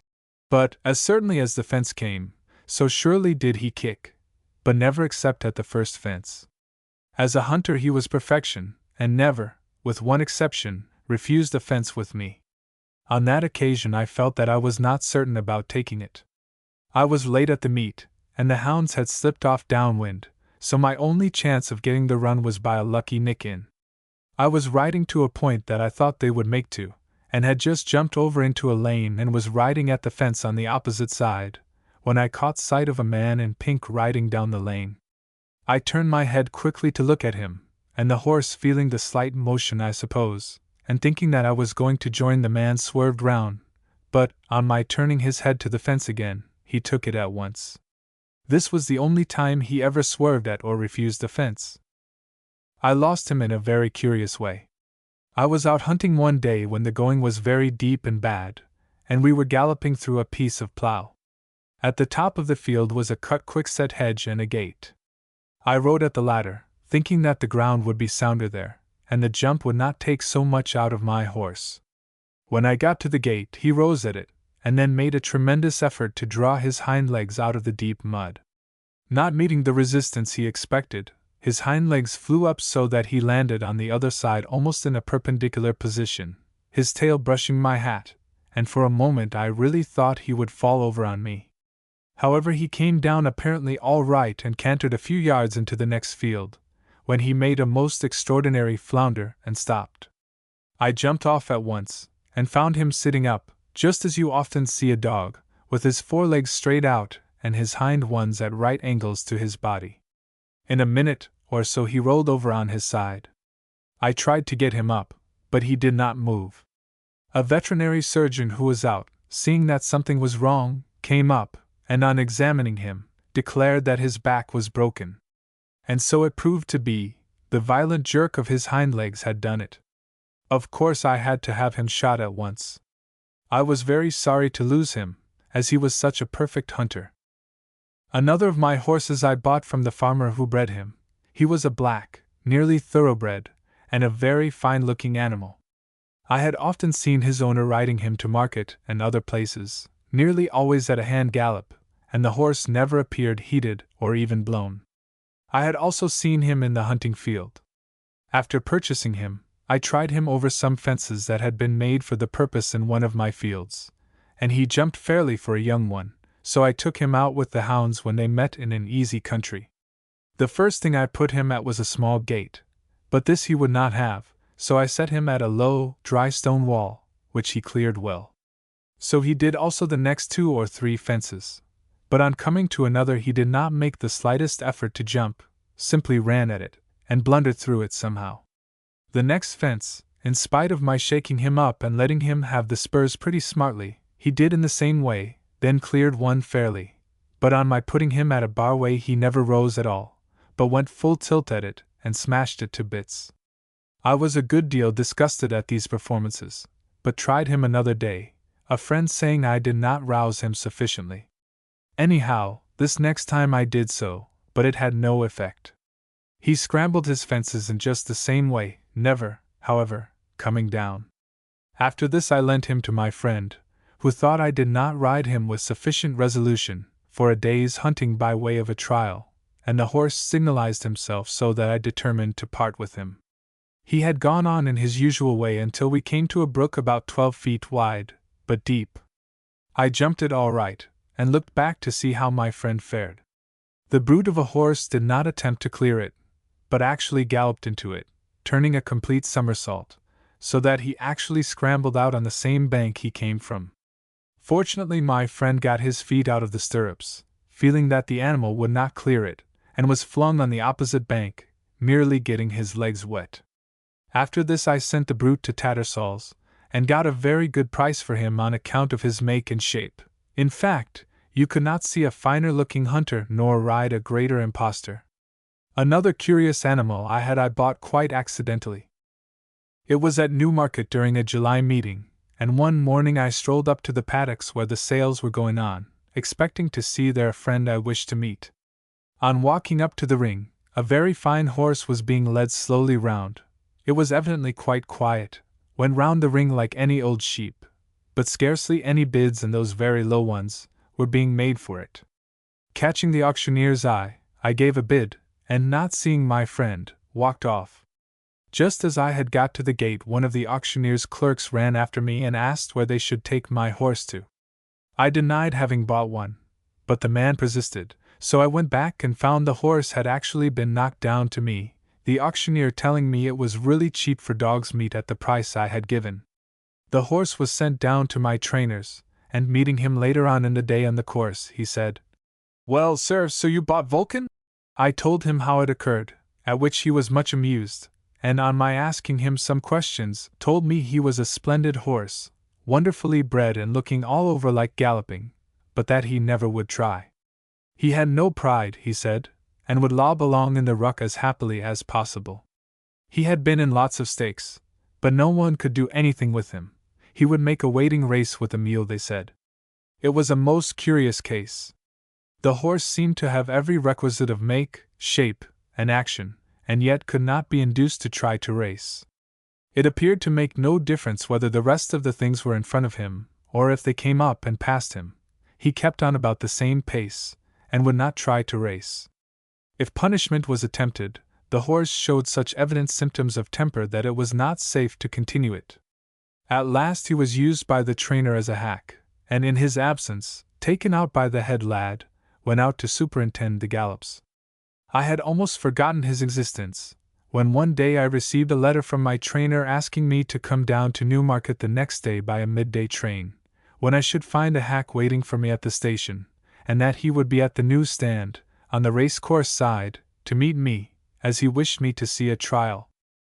I of course went down and met my trainer at the stand. After a little conversation, we cantered off to the place where the trial was to come off, and stationed ourselves at the spot fixed for the winning post. He then gave a signal, and shortly I saw 4 horses galloping towards us and keeping pretty fairly together until perhaps about 2 lengths off, when one of them came away from the others, leaving them almost as if they were standing still. "Well," I said, "of course I don't know what the weights are, but that is as hollow a thing as I ever saw." "What horse is that?" I asked. To my intense surprise, he said, "Vulcan." "How in the world did you get him to gallop?" said I. "That's rather a curious story," replied the man. "We found it out quite by accident. I was away last week for a day or two looking at some very promising yearlings in Dorsetshire, and Jackson, the head lad, took out the string, riding Vulcan as hack. They were exercising on the Bury side, and a boy who was going rook-tending passed by. Boylike, when he saw the horses cantering, he blew his horn, to try to give them a start, I suppose. None of them minded it except Vulcan, and he clapped his legs under him and bolted off with Jackson as hard as he could go. When I came back next day he told me about it, but did not seem to think anything of it. However, it struck me differently, so I went and found the boy and told him to come to me the next day with his horn, which he did. I took the string out, and told the boy to blow as we passed him. He did so, and Vulcan again bolted clear away, past all the other horses. So I felt sure I had found out how to make him go, and today, if you noticed, which I had not, a boy blew a horn as they passed him and the horse again came away, though the others did their best, and he was giving them from £2 to to 4 pounds. You certainly have found out how to make him gallop, I said, but I don't see how you are always to have a trumpeter about after him. I think it can be managed, he replied. I want you to enter him for the handicap steeple stakes at the next meeting. He will only have a feather to carry, and at the time of the race, if you could be with the boy about the TYC winning post, and, as the horses come by, tell him to blow, it won't be noticed in the least. The horse was duly entered and I performed my part, and he won with consummate ease. The scene afterwards in the birdcage when I went in to see him weighed was most amusing. Everybody was rushing up to me to find out how he had been treated. The most wonderful stories were said about as to the quantity of whiskey and port wine that had been administered to the horse, but the facts were as I have stated. He won in the same way and with the same ease in July behind the ditch. After this we tried him without the horn, and he went fairly, so I put him into a selling race, which he won, and I sold him for a very fair price. I did not hear much of him afterwards, but believe he got back to his old tricks.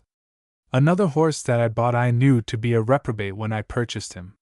He was a very fine racehorse, and had run well in the Derby, 4th or 5th, I think, and afterwards won several very valuable stakes. But in some of his last races he was severely punished, and this quite upset his temper.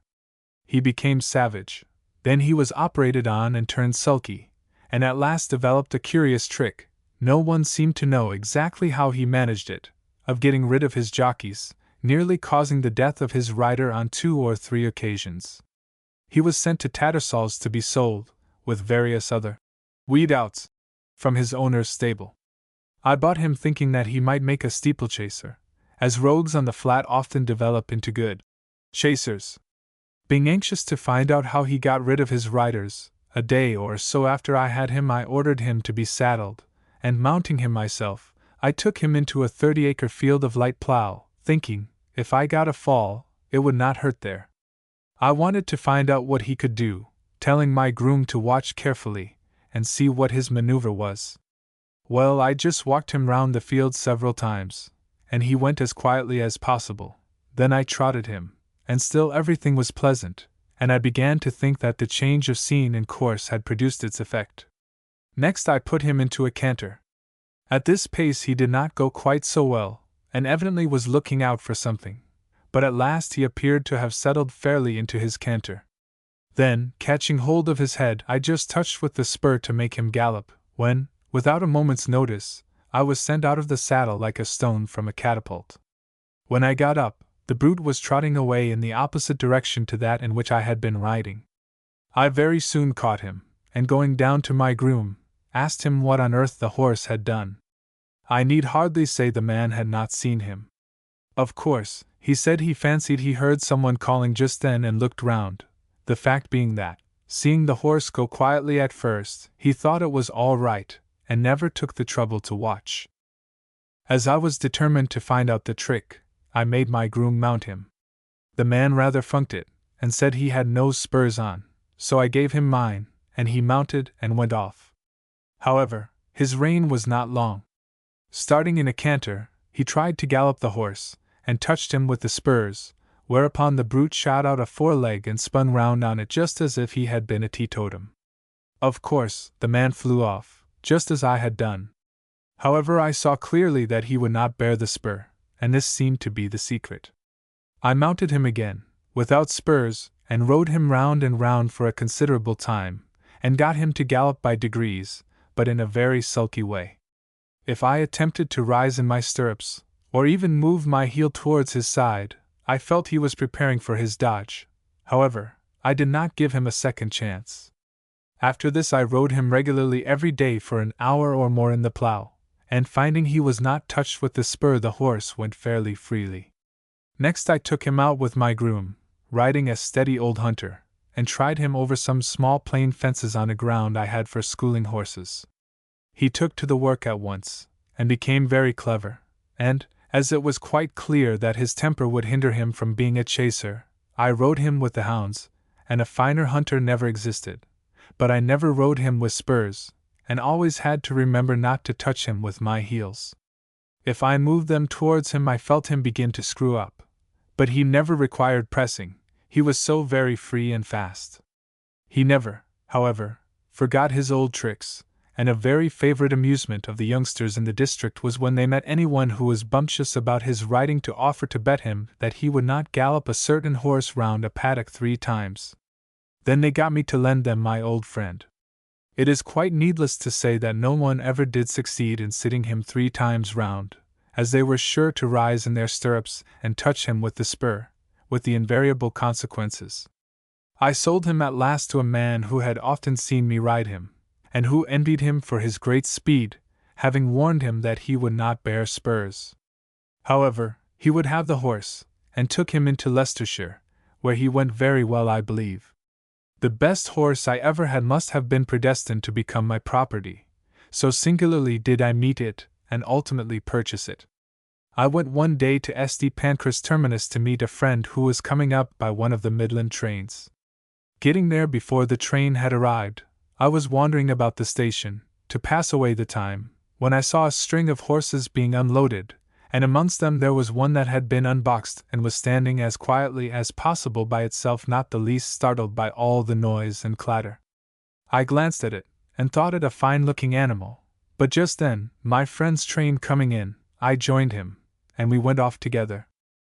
In the afternoon I was going down by a train from London Bridge, and when I walked out onto the platform, curiously enough there was the same string of horses being boxed to go down to a large firm of dealers in the south.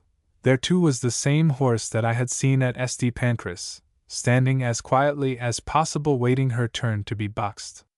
I went up to look at her, and admired her very much. She was a dark brown, and seemed to have very good legs and feet, though I could not see much of her, as she was all clothed up and legs bandaged. But I had not much time to look over her, as my train was ready, so I got in, and for the moment, never thought anything more about her. Some short time after this I had a letter from a large firm of horse dealers, telling me that their show day was to come off next week, and asking me to come and look through their stables. I did not want another horse, but thought I should like to go, and on the fixed day, went. On getting to their place, after a very good lunch, they asked me to come out and go over the stud. When they opened the door of the first stable, strangely enough there stood, just opposite the door, the identical brown mare I had so admired on her journey through town. The dealer, seeing I was struck with her, insisted on her being stripped and brought out, in spite of my telling them that I did not want a horse, and that it was no use taking the trouble to bring her out.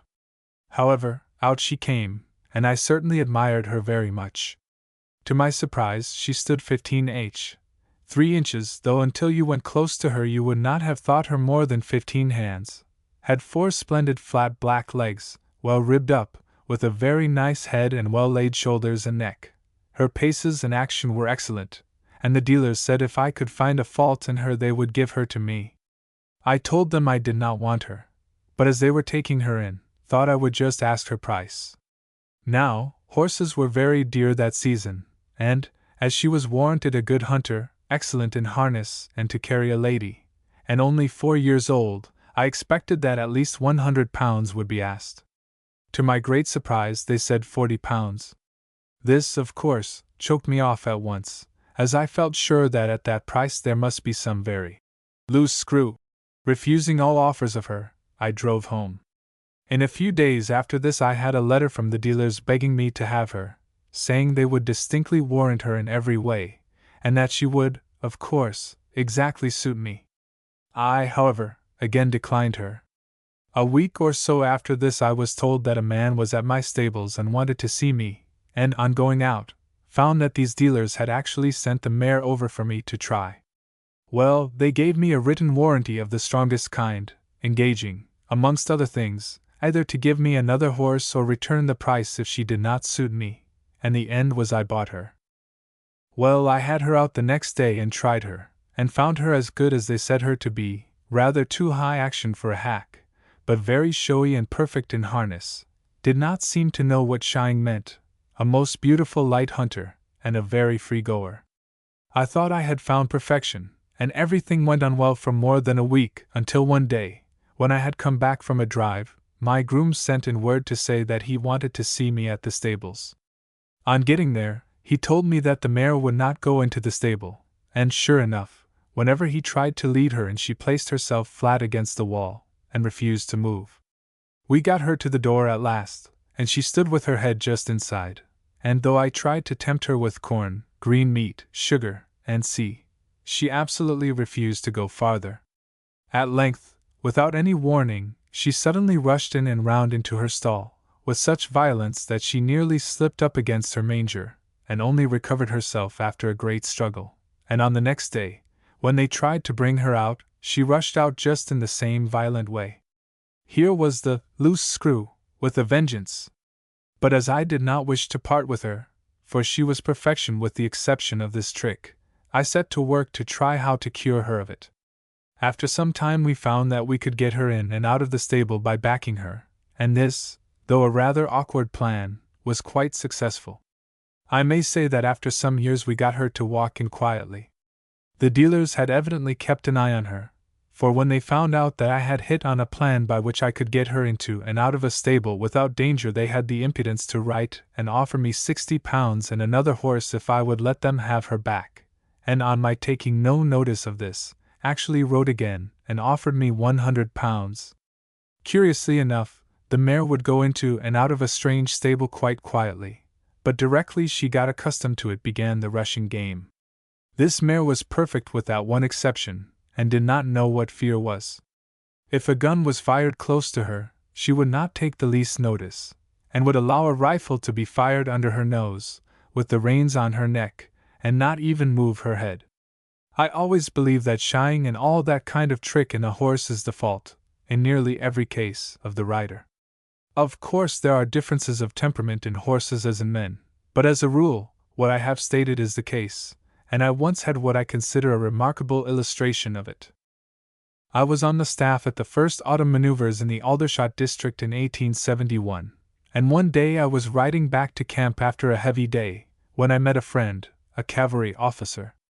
We stopped to talk over the day, and just as we were parting he said to me, "Oh, I have a lot of horses eating their heads off. If you would take one and ride it, it would save yours and do mine good." I of course accepted the offer with thanks, saying at the same time, "I suppose it is a charger," and received, as I thought, an answer in the affirmative. The horse was sent over to my stables that evening, and the next morning at 4 a.m., on going out of my tent, I found a very fine bright chestnut horse, evidently nearly thoroughbred, being led about by my groom.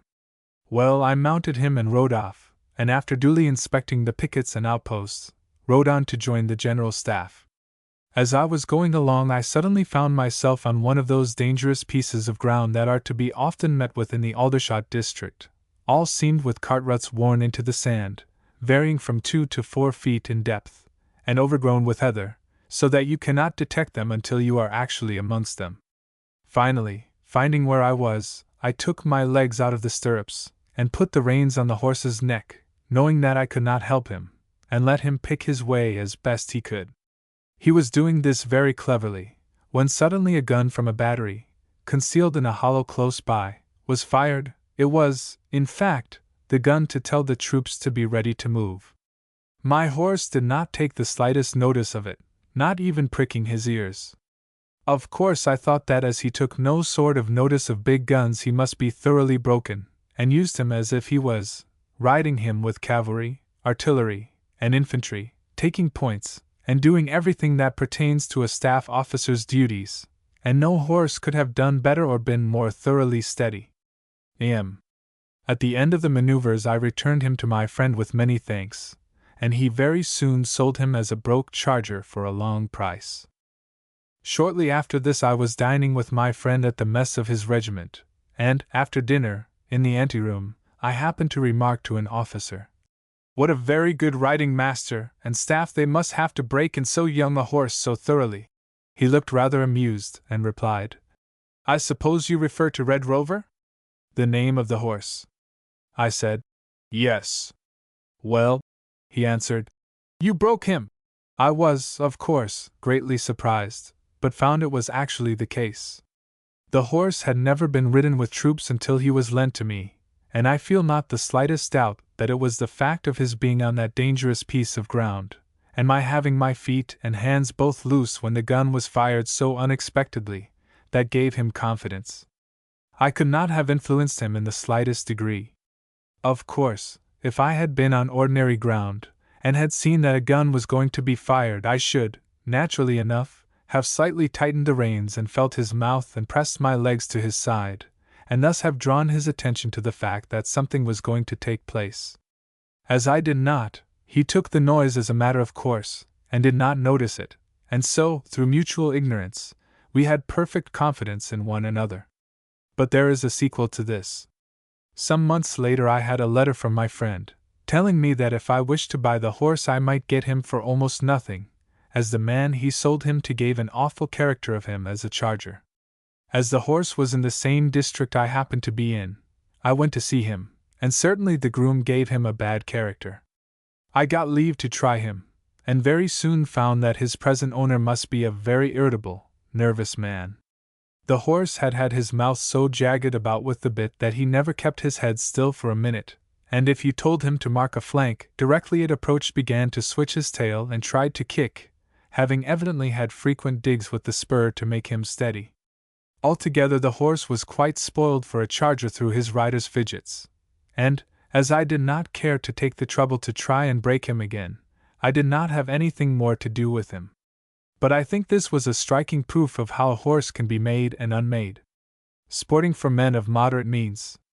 For your wealthy noblemen, or large landed proprietors, it matters little what sport of any kind costs them, whether in horses, hounds, shooting, fishing, yachting, racing, or coursing. Yet very many rich men are the greatest screws possible, carrying out the old adage of, "The more you have, the more you want." Love of sport is one of the boasted and general characteristics of an Englishman, but I am inclined to think that, after all, young England is not such an ardent sportsman or such a hard man as his father and grandfathers were. As a rule, they are more of the feather-bed and hearth-rug sort, but this by no means applies to all, for I know many good and indefatigable men, and there are hundreds I do not. Our forefathers were, no doubt, earlier than we are, that is, they did not, in spite of their hard drinking at times, turn night into morning as we do. They went early to bed, and got up early, began hunting before daylight, and managed to kill their fox as twilight fell.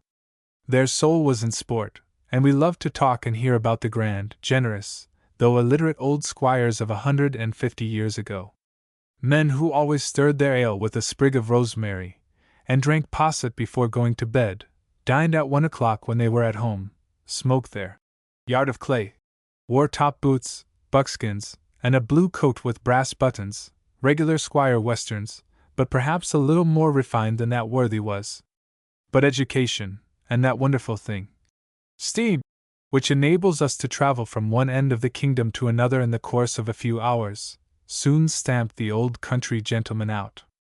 What should we think if we now saw the queer-fashioned coach, with its 4 long-tailed black horses, doing about 5 miles an hour? Some of our London swells, who cannot stoop to pick an umbrella up, would fall down in a fit, especially if the inmates of the said coach were any friends or relations of theirs. Yes, the good old days are gone by, past forever. Men now smoke their cigars, hunt and shoot for a couple of hours, and look with horror on the portraits of their ancestors with a pigtail and wisp of white cambric round their necks. Many, very many country gentlemen of a century ago never saw London. They might have heard of it, but it was the work of a week to get up, and another to get back, and a visit to London about once or twice in their lives was as much as many could boast of, and gave them food for gossip for years and years after. Shootings in those days were not of much value, and a man might have had a great deal of sport for a very little money, but now all is changed, though it is only within the last 30 or 40 years that Scotch shootings have risen in value. Some moors that were rented then for £50 per annum are now nearer 500. Directly people found out they could get down to Scotland at comparatively little cost and trouble, the prices of shootings went up, and they will continue to rise. England is much wealthier than she was. Commerce is much more extended, money is easier, speculation is more rife, more gold discovered, which I cannot see makes one iota difference, yet in spite of all this, and the heavy taxes we groan under, many raised and thrust upon us, for the purpose of maintaining a lot of hungry foreigners, who, by the way, have the pick of all the good things. Well, well, that game will be played out before very many years are gone by. There will be a most signal checkmate. Eh? Right about. And the usual. Who'd have thought it? Knew it was coming, always said so. And so on. But to my mutton.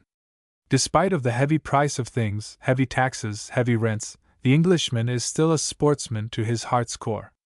If he does not make such a labor of it as his forefathers, he loves it just as well.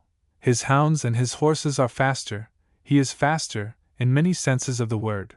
His guns do not take half an hour to load, and his pointers or setters can beat a 20-acre field of turnips in something less than 4 hours.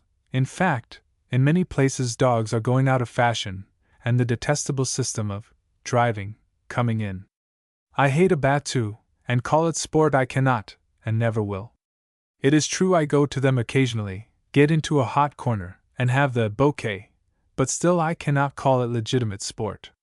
The man with moderate means must give up all idea of Scotch shooting, unless he goes very far north and gets some of the islands that are difficult of access.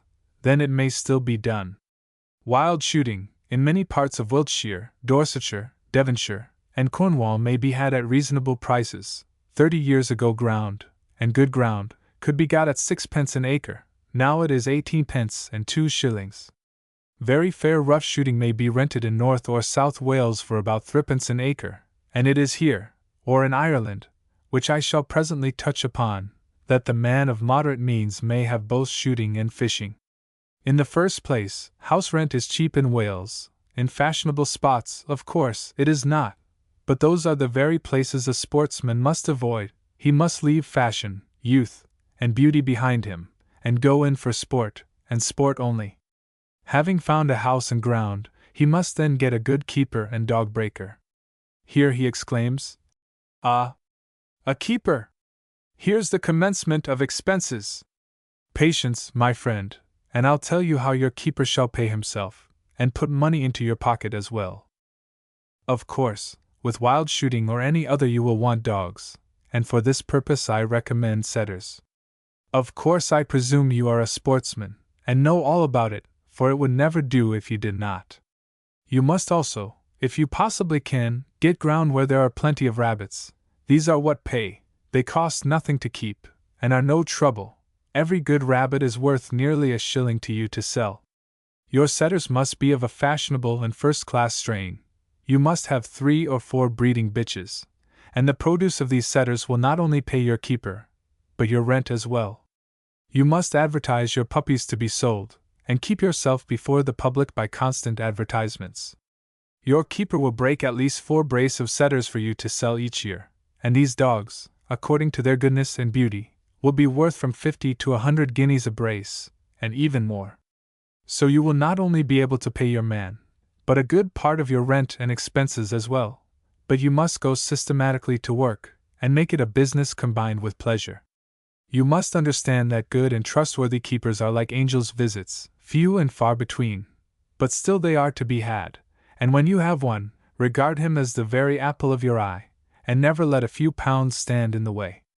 If you have a large extent of ground, a man who understands his business well will break more than 4 brace of dogs a year. Aye, double the quantity, but it is better to have fewer done, and done well. Get a good name for having the correct article, and you will always be able to dispose of more dogs than you can breed or break. Destroy all the crooked and weakly pups, keeping only those that will make braces, or any others that are really handsome. You can also break a couple of brace yourself, that is, if you have temper and patience. February is the time to commence with your young dogs. You can keep them at work for 6 weeks or 2 months. By that time good fishing will be in. I care not to commence fishing too early. One of the first things you must do is to put up a good serviceable kennel, where your dogs can lie dry and warm. It must be well drained, if possible, with a stream of water running through it. You need not go to any great expense, but it must be well paved, and constantly hot lime washed, to keep it sweet and wholesome, and the ticks and vermin under. I will not here give any directions how they are to be made, because that depends a great deal on the place you have, the space, convenience, and so forth. But wherever you build them, let there be a good large yard for the dogs to run about in.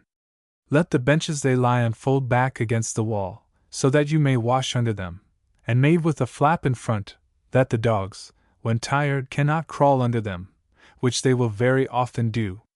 Benches are generally made in bars 3 inches wide, with an inch space between each, to let all the dust, small bits of straw, and see through. Your dogs must always be well bedded. If straw is expensive and difficult to get, good dry fern will do very well. In Wales and Ireland I always had a lot of this cut every year at the proper time, stacked and thatched. Your kennel must be kept scrupulously clean and washed out every morning. Feeding is a very important thing, and must be judiciously and regularly done, and always at the same hour. But as every one has his own ideas on this point, I will say no more about it. The place, of all others, for good wild shooting and fishing is Ireland.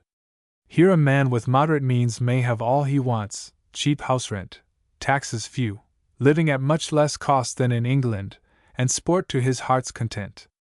It is, I admit, a wild life, but then it is a very pleasant, happy one.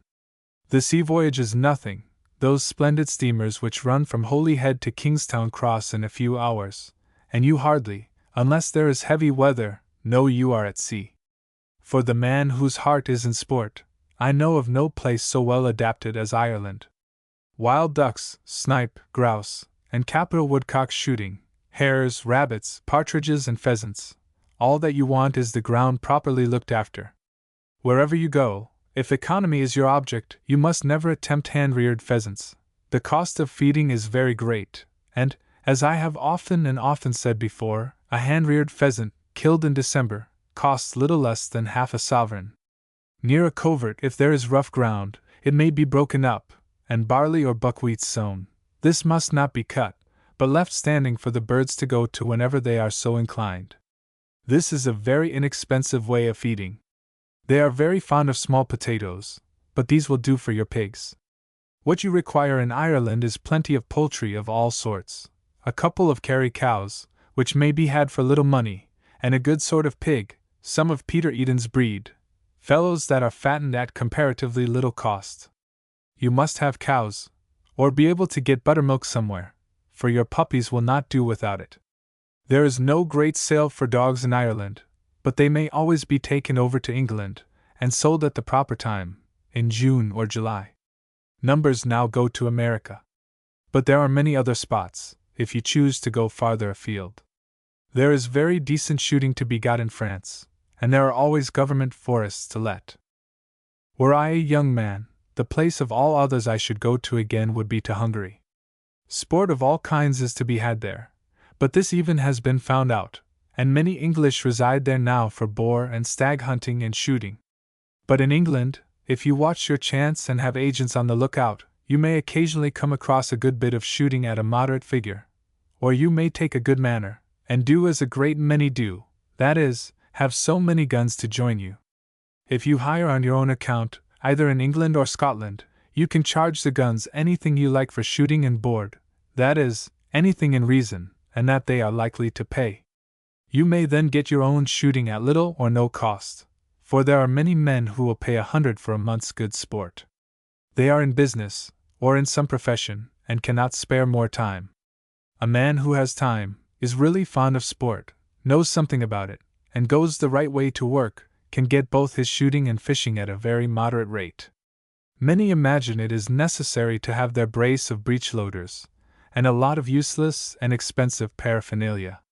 One gun is all that is needed, except you have wildfowl shooting.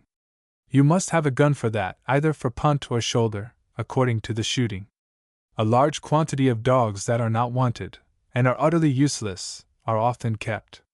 For a moderate scope of ground, 2 brace of setters are quite sufficient, unless you are breeding dogs. Then you must, of course, have your brood bitches as well. I should have mentioned, it will be a great saving to you if you keep a first-rate stud dog.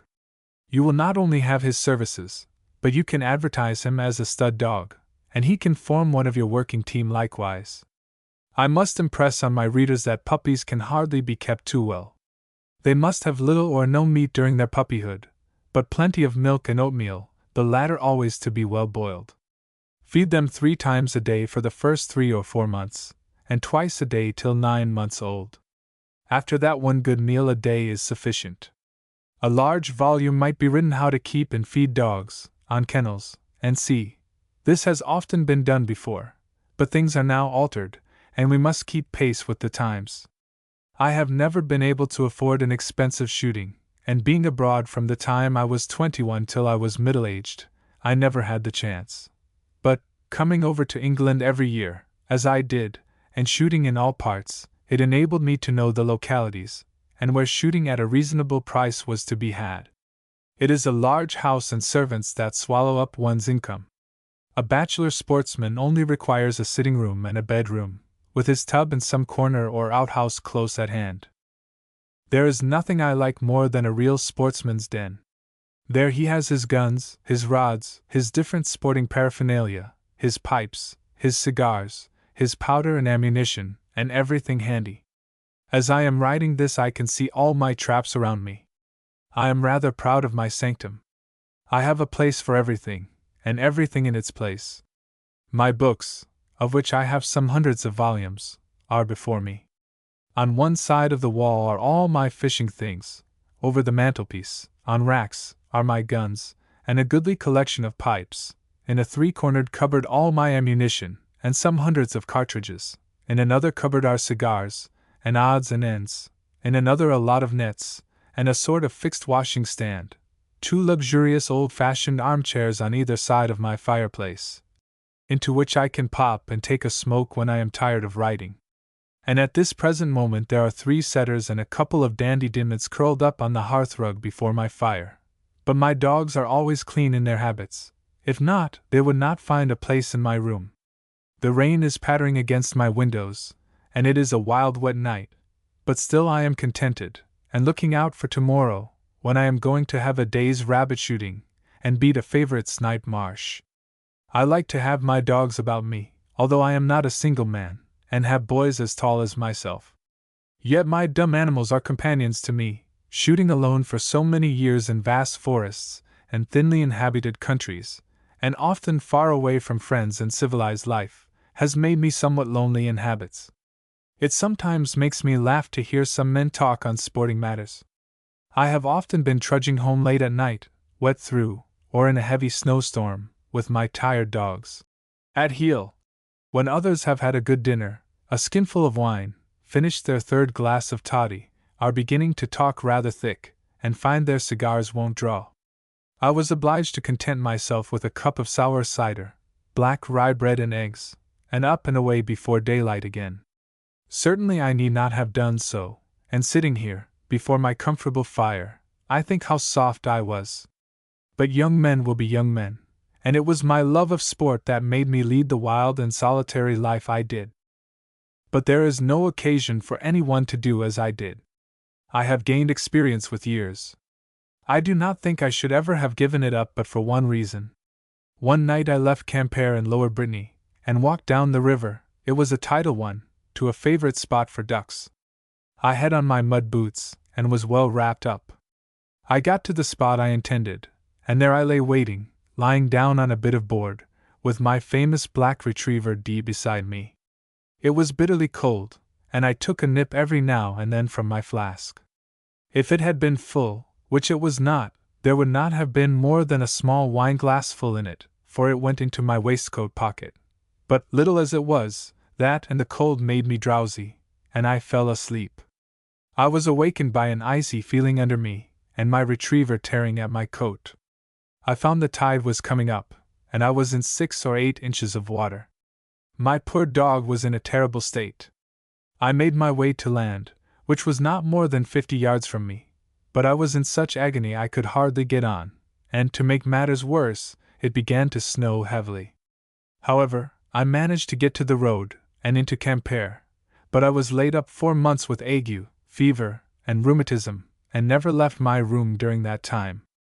Luckily, it was at the fag end of the season. On another occasion after this attack, the next year, I was woodcock shooting with a friend of mine, an Englishman, now dead and gone. A better sportsman did not exist. We had got into a flight of woodcocks, and we had killed 9 couples and a half, and were just on the point of returning home, when I was seized with ague again. We were about 8 miles from Quimper at the time. My poor friend carried me 3 miles on his back before we could get a cart to take me home, but I soon recovered from this attack. I once in a day killed 44 woodcocks, and on another occasion 25. I had many narrow escapes and adventures. In my book of Over Turf and Stubble, there is a full and exhaustive account of sporting in France, and how you are to go to work, with a list of places where sport is to be had, and what you require. Woodcock and snipe shooting is not so good as it was, in consequence of the eggs of the former being taken and eaten, as our plover eggs are, and also from the ground being more drained. Still there are spots and haunts where they are to be found and killed in numbers. I once killed 60 couples of snipe in some paddy fields abroad. As regards fishing, the man of moderate means must not think of a river in Norway or Scotland. He must be contented with trout and general fishing, and the place for this is, no doubt, Ireland. There is very fair fishing in many parts of England, but for real sport go to Ireland. The white trout fishing is superlatively good there, so is the pike fishing. I know of a place now in Ireland to let, about 5,000 acres of mountain, with 8 or 9 lakes, a beautiful river, with good pools, in which there are salmon, and white and brown trout. The fishing on the lakes is very good. In some of them the trout are small, but there are any quantity. It is in a very wild, lonely spot, 4 Irish miles over the mountains, and nothing but a herd's hut to go to when there. The shooting, grouse, hare, snipe, and cock, and a few partridges, was very fair. All this was to be had on lease, or by the season, for £20 per annum, and is now, I believe. Had I remained in Ireland I should have taken it, and put up a little place of 2 rooms, or added a bit on to the herd's cabin. But I think I should have made a little crib on one of the islands of the lake. There is a beautiful site for one. Here no keeper would be required, merely a jack of all trades. No lady, unless you were a good walker, could get up to this place, for the mountain is difficult and in places boggy, but could ride it on a pony. I used to enjoy my visits there. Sitting on a 3-legged stool before the bright turf fire of a night, with my pipe and whiskey and water, talking of my day's work, I was thoroughly happy. A small boat would be requisite on all the lakes, and a larger one for the big lake, by which I proposed to build a cottage. I could have done all this at very little expense, as there was plenty of stone. There is no necessity for the fishermen to be bothered with a lot of expensive and useless tackle, and as to flies, if I do not make them myself, I always buy them of local men, who know what are required. They tie them beautifully in Ireland, and know the required colors. There is capital fishing in Loch Corrib, Galway. I had a small yacht there of 10 tons, and many a fishing expedition I have had in her of a bright, warm summer's day. I sometimes had great sport with the perch, which run to £3. I have hauled them in, when we have come across them, sculling, as fast as I could let out line and pull it in. There is a great deal of shooting and fishing to be had in this way. There is also great fun with the lake trout, which run very large, so do the pike and eels. I always used to set night lines for the latter. Great quantities of ducks, too, are to be got on Loch Corrib. There is capital fishing and shooting to be got at Killaloe, County Clare. I have had rare sport there. It is by going about and making inquiries that I have always been able to have good sport, and find out favorite spots for woodcock and snipe. Hundreds of men are taken in by answering advertisements, which set forth the fishing or shooting in glowing colors. How miserably have they been deceived! You may depend the only way is to go over the ground yourself with a brace of good dogs, always taking the contrary direction which you are told to go. If you cannot spare the time, let someone do it for you that you can thoroughly trust. I remember once a gentleman taking a salmon river in Norway, paying, of course, in advance. When he got there the river was dry, or nearly so. On expostulating with the agent, and demanding his money back, he was told that the proprietor really could not be answerable for the water, and that he had better stop till rain came, and that, probably, the fish would come with it. A man in these days cannot be too sharp in taking either shooting or fishing. How many are done, in hiring Scotch moors. They answer a flowing advertisement, take it haphazard, pay their money, and when they get there find there are no grouse or deer either. This happens year after year, and yet, with these facts before them, many will not take warning. Hunting I will not touch on, because that is an expensive amusement, but I can say this, my hunting never cost me a farthing. I used to buy young horses, make them, and sell them at good prices.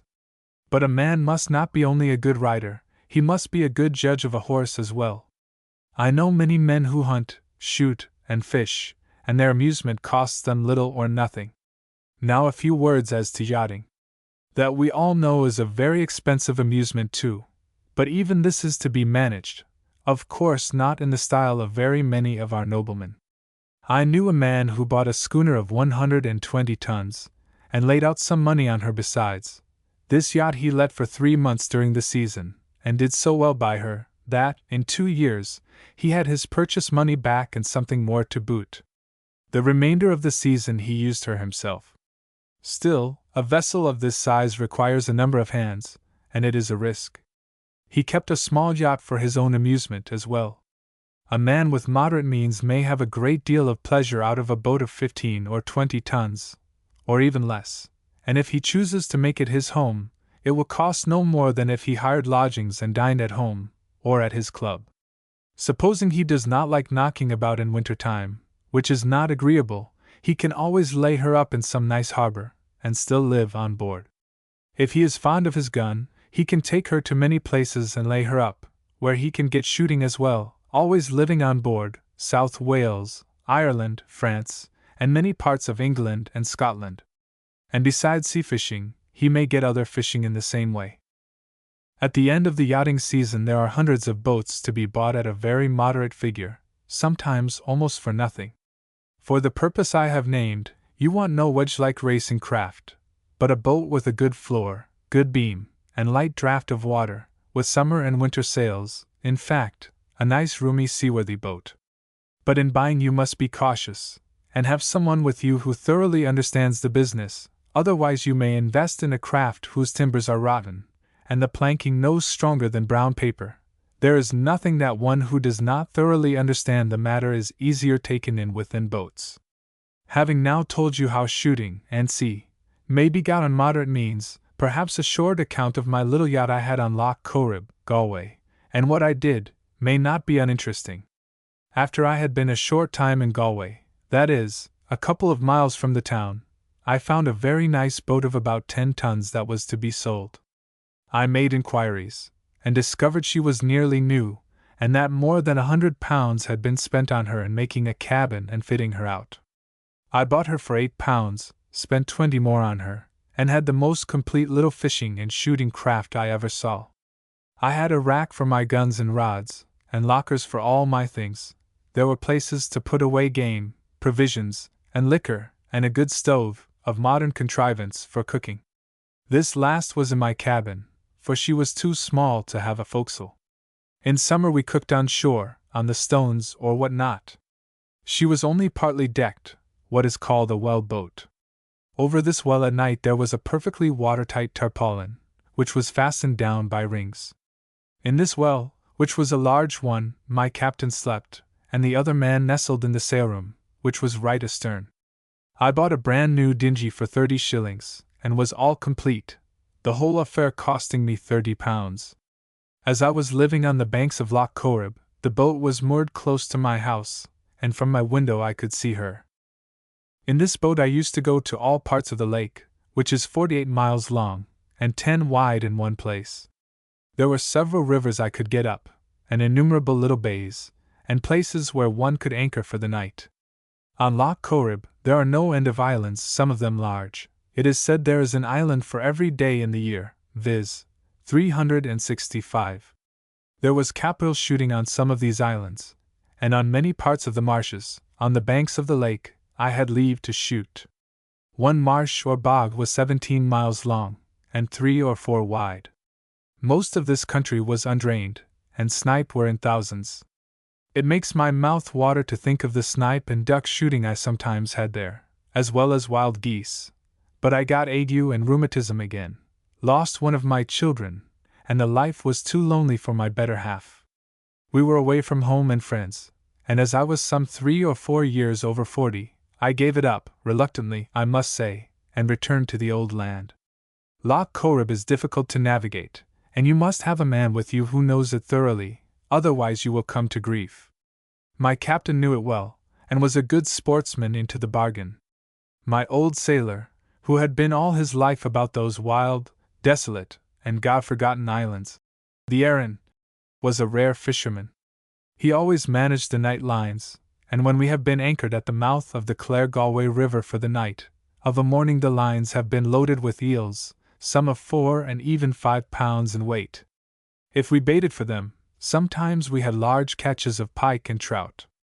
I think cross-line fishing, or an otter, is still allowed on the lake, but I never went in for this. You require a license for it.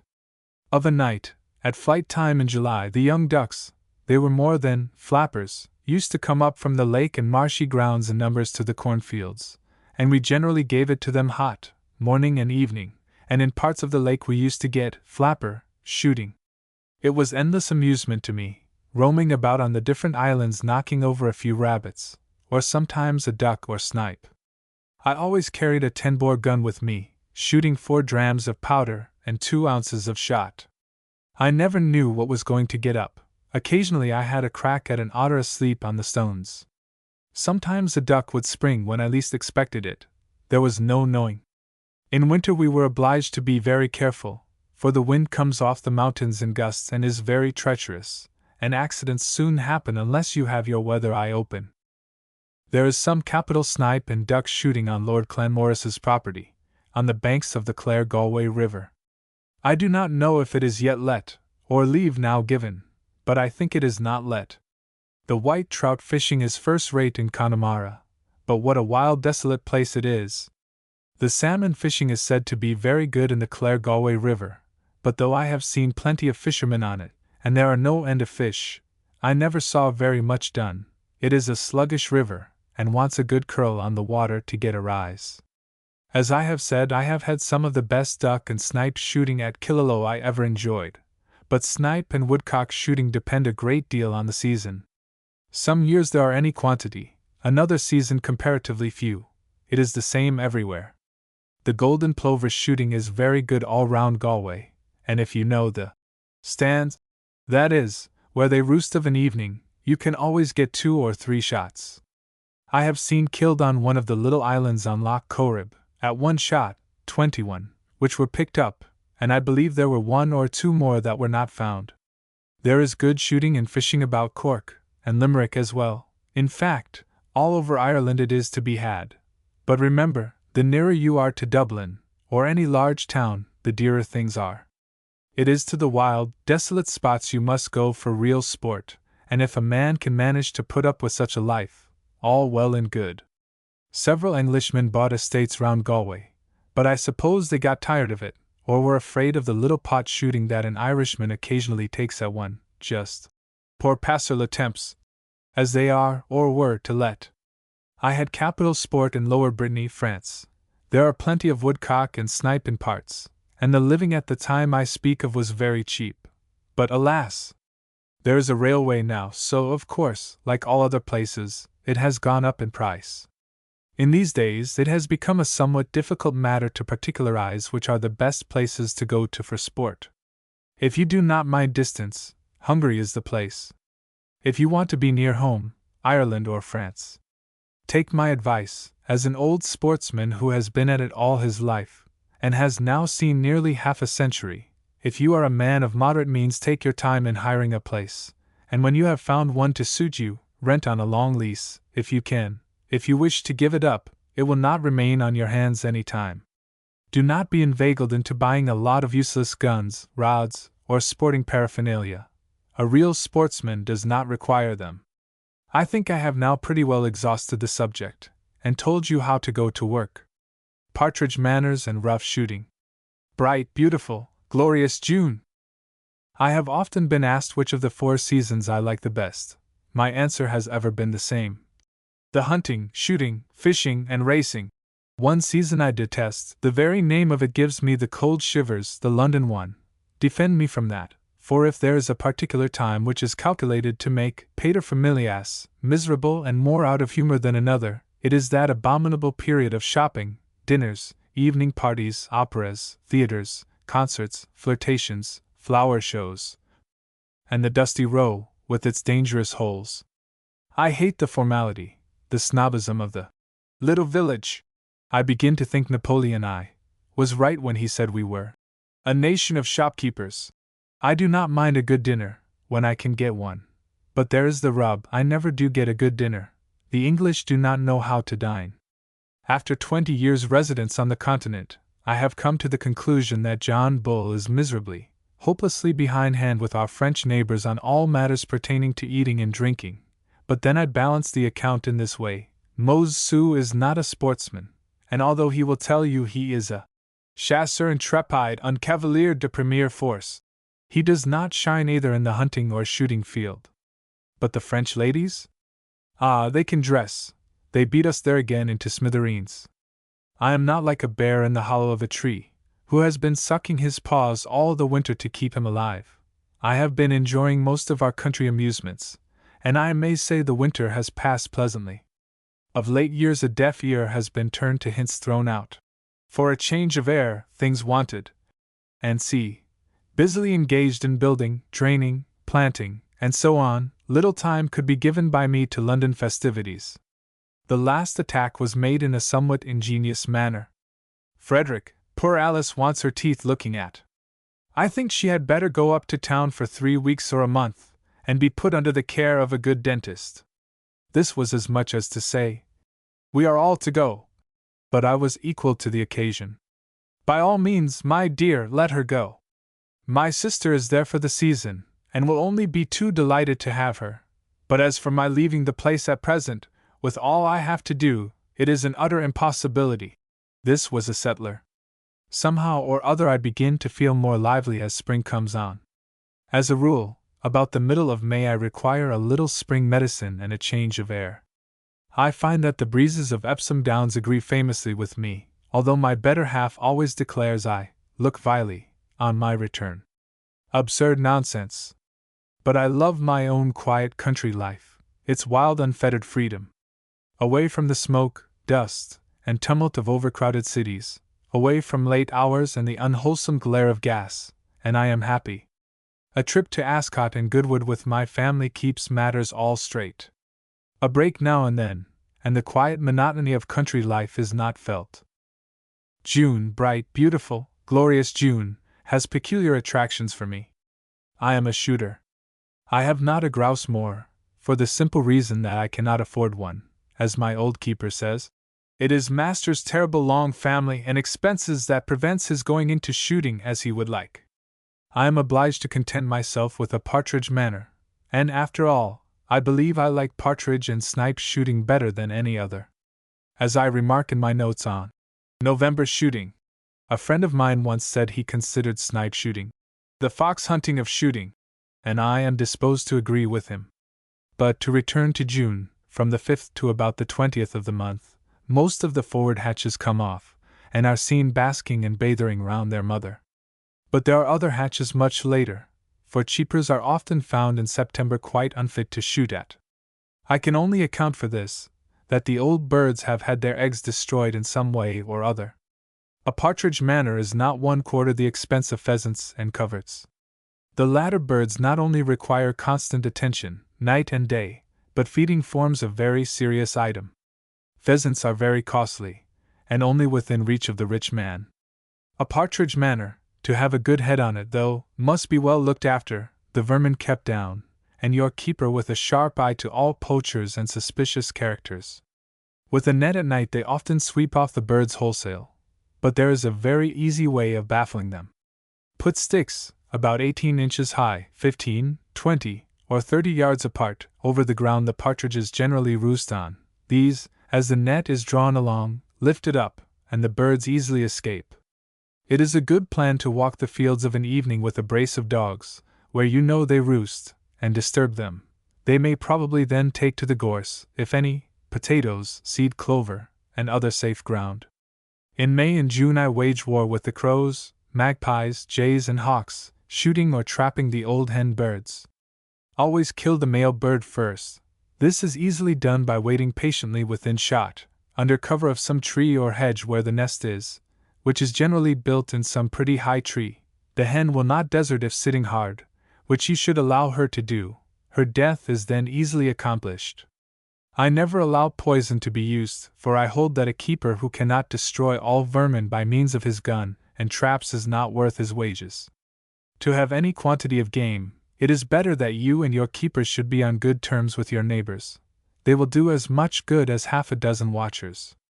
In May and June I always keep a lot of light broody hens ready to sit, for during the mowing season many partridge nests are cut out. The eggs are brought warm to me, and are instantly set under one of the hens. The people who bring me in the eggs I invariably reward, but they are never encouraged or allowed to look for nests. Now, if these men were not paid a trifle, and a horn of ale given to them, they would not trouble themselves or lose their time. It would be very easy to put their foot on the eggs and crush them.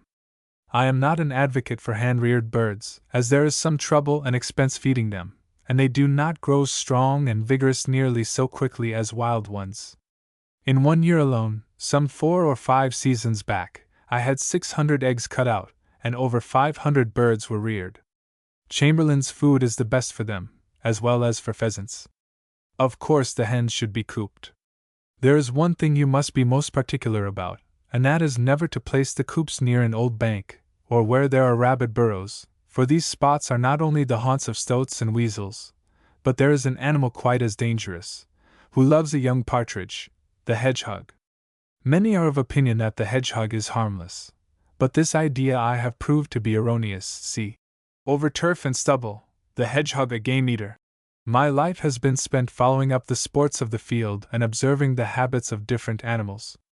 The better way is, when your birds are young, to have them on your lawn, or in a field close to the house. The coops must be closed at night, to keep vermin and cats, deadly poachers, from getting at them.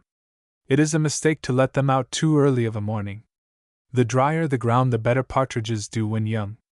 As they get stronger, remove them with their coops to a potato or clover field, cutting a swath through the latter to put the coops on and feed them. Place the coops 20 or 30 yards apart, or the birds, when young, will be straying into the wrong coops, and the hens will kill them, for they well know their own family. I like a clover field the best, because there is lots of cover, and they escape the sharp eye of hawks and other vermin.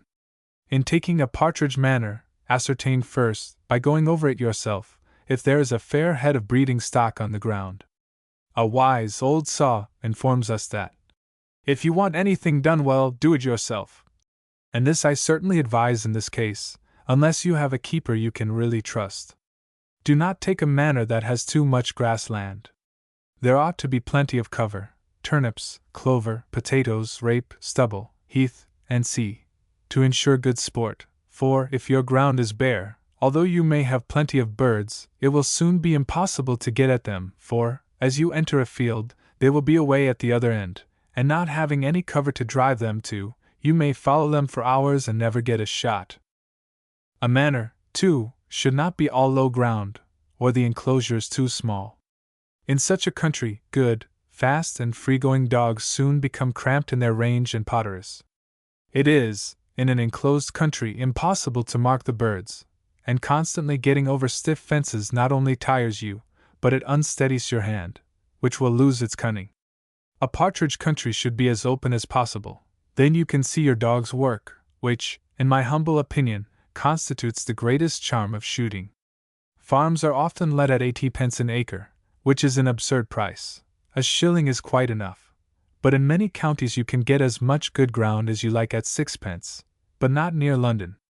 I hired, some 2 years ago, some capital rough shooting in North Wales at less than 3 pence an acre, but it was too cold for my better half to reside in during the winter months.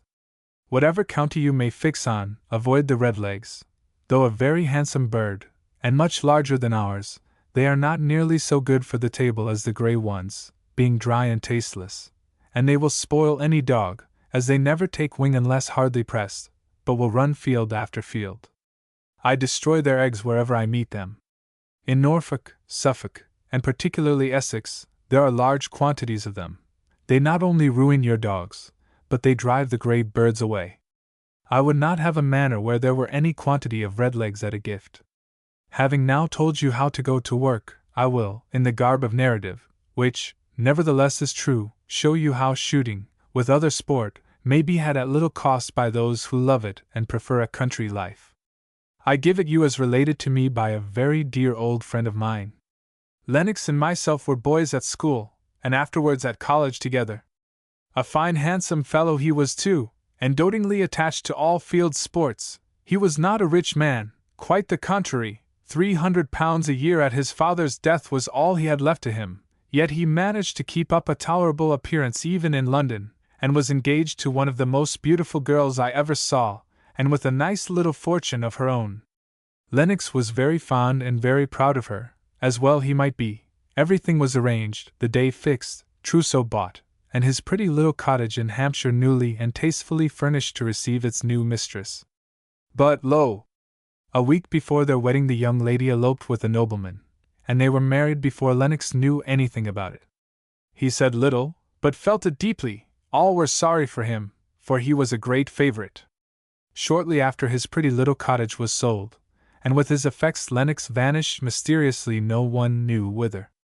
I went abroad, and was away many years, and therefore had no means of finding out where he had betaken himself to, or what he was doing. After more than 20 years' absence I returned to the old land. I had been satiated with sport of all kinds in different parts of the globe, and did not feel inclined to give the high prices asked for shootings. My wife was somewhat delicate, and required a mild climate, so I took the Galloper, ran down to Plymouth, and from thence to Cornwall, determined, if I could, to buy a place there.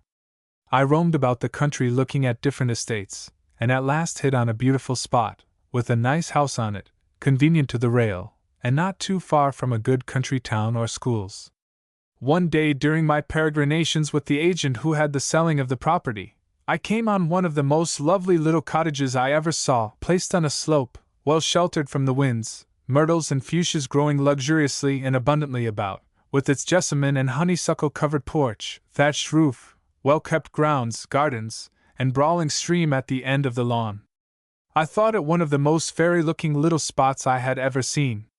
"Whose cottage is that?" I asked. "It is not on this property, is it?" "Oh, no, sir, just off this land. It belongs to Mr. Lennox." "Lennox?" I breathlessly asked. "Horace Lennox?" "That's it, sir, one of the nicest gentlemen in these parts, and a rare sportsman. It is not his own property, only hired on long lease, but he has done a deal to it. 3,000 acres of good mixed shooting and capital fishing, with that cottage, is not dear at £50 a year, is it, sir?" "I should think not, indeed. Mr. Lennox is one of my oldest friends. I must go and call on him," which I did. I was told, on asking at the door, that he was out fishing, but would be home to dinner at 6 o'clock. "Give him this card," I said to the respectable old servant who had answered the ring, "and tell him I shall be here at 6 to dine with him." "Is he married?" "Oh dear no, sir, master is a single gentleman. I don't think he cares much about the women folk," she added, in her quaint Cornish way. The time hung heavily on my hands that day, so impatient was I to see my dear, valued old friend, and 5:30 saw me walking up the well-kept walk towards his house. As I approached, a figure issued from the porch, surrounded by 4 or 5 beautiful setters. A fine, handsome-looking man of 3 or 44 advanced towards me, but quite grey. There was no mistaking, though, his honest, beaming, well-known face. "Frederick, old fellow," said he, grasping me by the hand, "this is indeed kind of you. Hundreds of times have I wondered what had become of you, and if you were still in the land of the living." "And I the same, Lennox. By mere chance have I found you out. I inquired at all the old haunts when I returned to England, and could never learn where you were."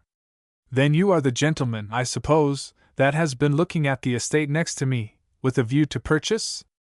"Just so, Horace, ecce homo." "You could not do better, old fellow. I will put you in the way. I know every inch of the ground, rare shooting, but come in, and I will tell you all about it after dinner. Margaret, my servant, is in the devil's own way, for it is rarely I ever have any one to dine with me. The inside of the cottage was just as pretty as the outside. His dining room was a study for a sportsman. Guns, rods, sporting pictures, and here hung all round the walls in endless profusion. It was the very essence of comfort and taste.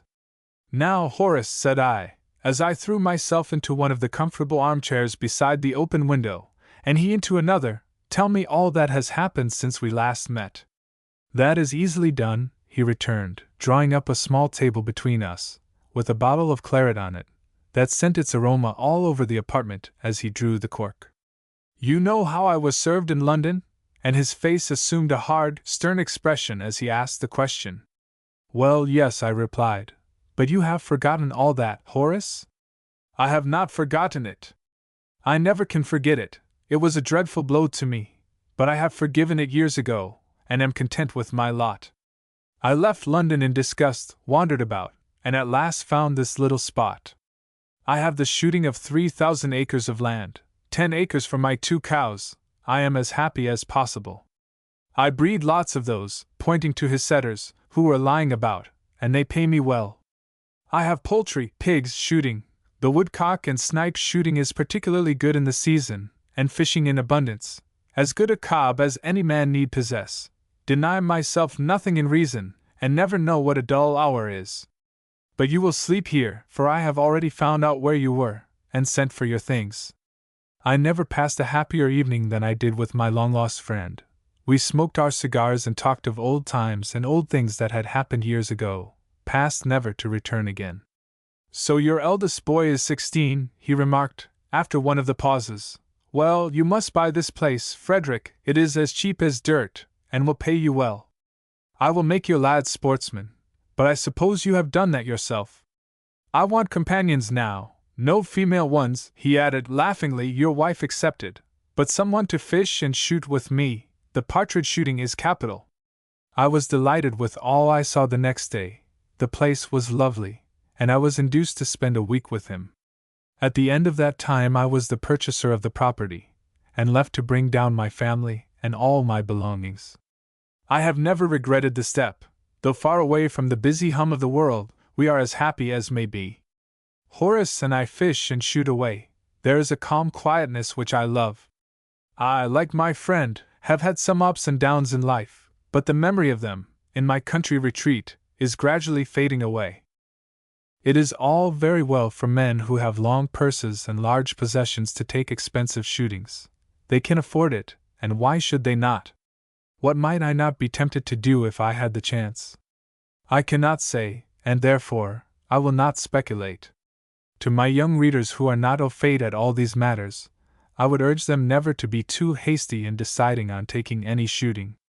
If they are not in easy circumstances, they must go very cautiously to work, but that fair partridge and general shooting is to be had at a moderate figure I can prove. It is not generally known, but there are many parts of Scotland where there is first-rate partridge shooting, and arrangements can be made to have it after the grouse shooters have done and returned to England. I know several men who have made this arrangement, and get their sport at a very moderate cost. But gaddying about to places is not my form.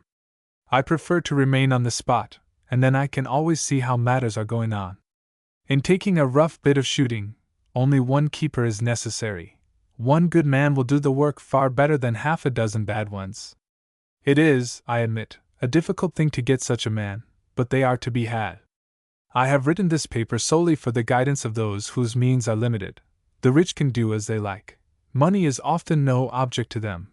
But this I have known to be a fact, that the man who has only spent 200 or 300, and often very much less, on his shooting has had far better sport than many of those who have spent thousands.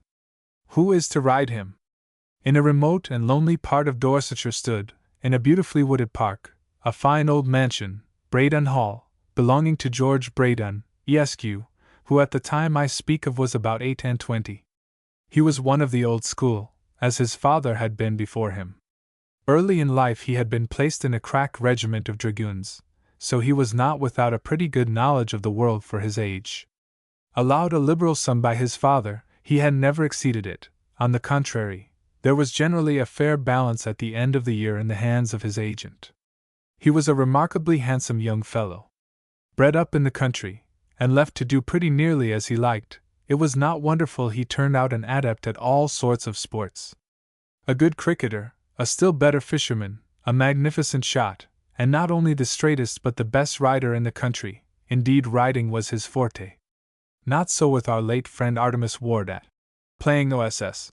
With all these sporting accomplishments he was much looked up to in his regiment, and it was said that the man who could live with George Braydon in any country for 20 minutes was A1 in the pigskin. 2 years previous to the time I am speaking of, he found himself master of Braydon Hall. His mother had gone many years before. The first thing he did was to sell out and come home, where he had ever since resided. All the men in his regiment had the blues when he left. It was an infernal bore, Captain Swagger remarked, to lose such a very fine fellow as Bawden. He should like to know who the devil could wuss such a quawat cup as Bawden. At any rate, George left, taking with him a magnificent gold snuff-box, a present from his fellow officers, which would be, as the lieutenant colonel said, a deuced nice thing to push about the dinner table when he and his old friends of the regiment came down to hunt and shoot with him. Some of them had been true to their word, and paid him a visit now and then in the sporting season. George was delighted to see them. It put him in mind of old times, and he was always glad to know how matters were going on in his old corps. His father had been a great breeder of horses, and as George was just as enthusiastically fond of them, the old blood had been kept up, and with the exception of a fine specimen of an old English gentleman, who used to be daily seen walking about in a blue coat with gilt buttons, buckskins and tops, looking over his brood mares and colts, everything was the same as before. All the servants had been retained. They loved Master George too well to quit, nor had they been asked to. Braydon, when with his regiment, had been the crack rider in it, and many a good stake had he won for that gallant corps. His services had always been most anxiously sought after, and mounts given him in most of the great steeplechases of the day. He was so cool and collected, no bustle or flurrying with him. A fine eye, a fine hand, a famous judge of pace, and strong at the finish, with a knowledge that must almost have been born in him, when to ease his horse, force the running, or take advantage of any mistake. On the whole, Lord Plunger, who was no mean judge, used to say, on the whole I consider George Braydon the finest cross-country rider in Europe. Braydon, though uncommonly lucky in his mounts, bore his honors meekly, and when he sold out and came down to the old place to live, gave up steeplechasing altogether. He had so much to do, so much to attend to, after a bit he would have another squeeze at the lemon, but really he must attend to his affairs first. Repeated refusals damped the ardor of his friends, so at last they gave up asking him to ride, and he was left in quiet to pursue his own way. Time went on, and such a person as George Braydon had almost been forgotten by the sporting public. One morning, some 18 months after he had come home, going into the harness room, he carelessly seated himself in the weighing chair, and exclaimed to the old stud groom, an heirloom his father had left him, "The same weight, Tim, I suppose, 11.3? The person thus appealed to, standing on tiptoe, looked up at the dial as well as he was able, for, in addition to being short and stout, he had a very tight pair of trousers, which seemed to have been made on him, and was moreover incommoded by a stiff white neckcloth, which threatened to strangle him. After having studied the dial for a few seconds, he started back, and blurted out in a voice of horror and amazement, "Can I believe my aged haze, Master George? You're 12.5, as I'm a miserable sinner." "What?" exclaimed George, jumping out of the chair considerably quicker than he had got into it, and throwing away the cigar which he had been indolently puffing. "What? 12.5? It cannot be. Weigh me again, Tim." The old man did so with the same result. "Oh, hang it," said George. "The scale is wrong. It cannot be. I am not a bit heavier than I was. The same clothes fit me I wore 2 years ago. It's all bosh." "I don't know, Master George, if it's all bosh or no," replied his old servant, "but the scale is right. Now look'ee, sir, I've been 14 stone 9 for the last 11 years, not a ounce more or less. See my weight, sir. George cast his eyes up at the dial as Tim wriggled himself into the chair. Yes, he said. You are right, 14.9 to a fraction, Tim. How the deuce I came to be this weight I have no idea. But I cannot shut my eyes to the fact that, instead of 11.3, my old walking weight, I am 12.5, 16 pounds in less than 2 years, he muttered, as he sauntered away. By George, I'll knock off that 16 pounds pretty quickly, though. I detest fat people. An idle life will not suit me. I'll do banting or something. Tim looked after his young master as he walked away. Well, he exclaimed at length, Master George. He was always Master George with the old servants. 12.5. I'd never have thought it. There's something in his hide, though, that tells me he won't be that weight long. Although he is so cool he'll hunt every day the coming season, I'll bet my life, walk like blazes, and take physic enough to float a jolly boat. I'll lay SOV, he remarked, as he slowly drew one out of a bag which he extracted from the depths of his capacious breeches pocket. That he is in his old form this day 6 months, dashed if I don't bet a fiver, or any part of it. But as no one was there to take him, he put back the coin, gave the neck of the bag a twist, and after a struggle managed to convey it to his breeches pocket again. What will my old woman say, he continued, when I tells her this? She has nussed him as a foal, and said he'd never get fat like me. It's heartbreaking to think on. And there's Guardsman, the finest and fastest hunter in England, just coming 6. How will he be able to carry him if he goes sticking mountains of flesh on like that? He can't do it. He'll have to ride in a 7-pound saddle, but I don't let him do that, not if I knows it. He'd break his precious neck, and then I should like to be told where Tim Mason would be, the old woman, and all the kids. No 7-pound saddle for me. I ain't going to have my boy a smashing of hisself, and all because he will put flesh on. He's the only one left of the old stock. It's time he married, and I hope he will. I'm almost afraid to tell the old woman. 12 stun 5, he ejaculated, as he wended his way thoughtfully across the yard. It seems almost impossible. Tim, said his master the next morning, this idle life won't do for me. I'm going over to France for 3 or 4 months. Would you like a trip? Me, sir? Said the old man. Why, in course I should like to see them Mounseer fellows eat frogs, and taste their brandy too. Well, Tim, so you shall, replied George. And look here, we will take Guardsman and the Grey with us. I will run them both at some of the meetings. Young Harry shall go with us. He is a good rider, a light weight, and can keep his mouth shut. Yes, sir, said Tim. He and I can do the horses as they ought to be done, and a little work now will do them good. Well, continued his master, I'm off to London this afternoon to make some arrangements. Travel the horses down to Southampton, and meet me at the Dolphin, in High Street, you know. Be there on Monday morning, take saddles, clothing, and all you want. However, I need not tell you all this, or of the necessity of keeping our movements a profound secret. No occasion, sir, I'll be there. Huzzah! He exclaimed, as soon as his master was out of hearing. My words are coming true, racing again, by all that's jolly. This is a proud day for me. My boy will get into form again, I know he will. I should like to give him a leg up once more, and see him set afield. So saying, he waddled off to inform his old woman, as he irreverently called her, of the change about to take place. Some few days after this Braydon, his servants and horses, were located in a quiet little village in Lower Brittany. Well, Tim, said his master one morning, as the old stud groom came in to say the horses were well, and ask what exercise they were to take. What exercise? Said George. Why, I'll tell you. They are to go into regular training. They are in pretty good fettle now, but they must be better. We can do it in quiet here, without those confounded touts and fellows watching us, as they would have done at home. I should have had a scoundrel perched up in nearly every tree in the park if they knew the game I was flying at. I have found out good ground here, and have permission to use it. Now, Tim, I am going to astonish your weak nerves. I need not caution you of the necessity of being silent. All the races, I find, are over in France for the year, But Tim, what do you think? I have entered both the horses for the Grand Silverpool steeplechase. I did it when I was in town the other day. What?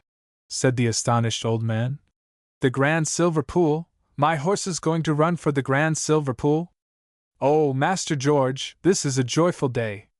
Guardsman will win it. He has never run, and if there is any justice he must be put in light. But who is to ride him? Who? Returned his master. For your life, Tim, not a word. And pulling him closer by the arm, whispered. Myself. Myself. You, sir? But your weight, sir? 12 stun 5 in your saddle. Oh, no, Master George, that won't do. Now, Tim, you are a clever fellow, but others are as knowing as you. Look here. You see this weighing chair? Well, I bought that in London. Now weigh me. The old man did as he was bid. Why, sir, he exclaimed, after looking at it. Only 12 stun 1, 4 pounds lighter in less than a week, and without exercise. Or physic, continued Braydon. Banting, Tim, banting. No bread, no butter, no sugar, no beer, no saccharine matter of any sort, plenty of meat, biscuits, toast, claret, and seltzer water. That is my diet, and I never felt so well. If wanted, I shall be able to ride 11 stone with the greatest ease. In a luxuriously furnished dining room, some 3 months after the events which we have described, 5 or 6 gentlemen were discussing their wine. I cannot make it out, said a heavy-built man of 45 or so. I have tried everything I know, and am not a bit the wiser than when I began. This Braydon is a most extraordinary fellow. I took the trouble of going down to Dorsetshire myself, and all I could arrive at was that Braydon was travelling. The servants knew nothing, or would know nothing. They were aware the stud groom had gone and taken 2 horses and a lad with him. That was all I could get out of them.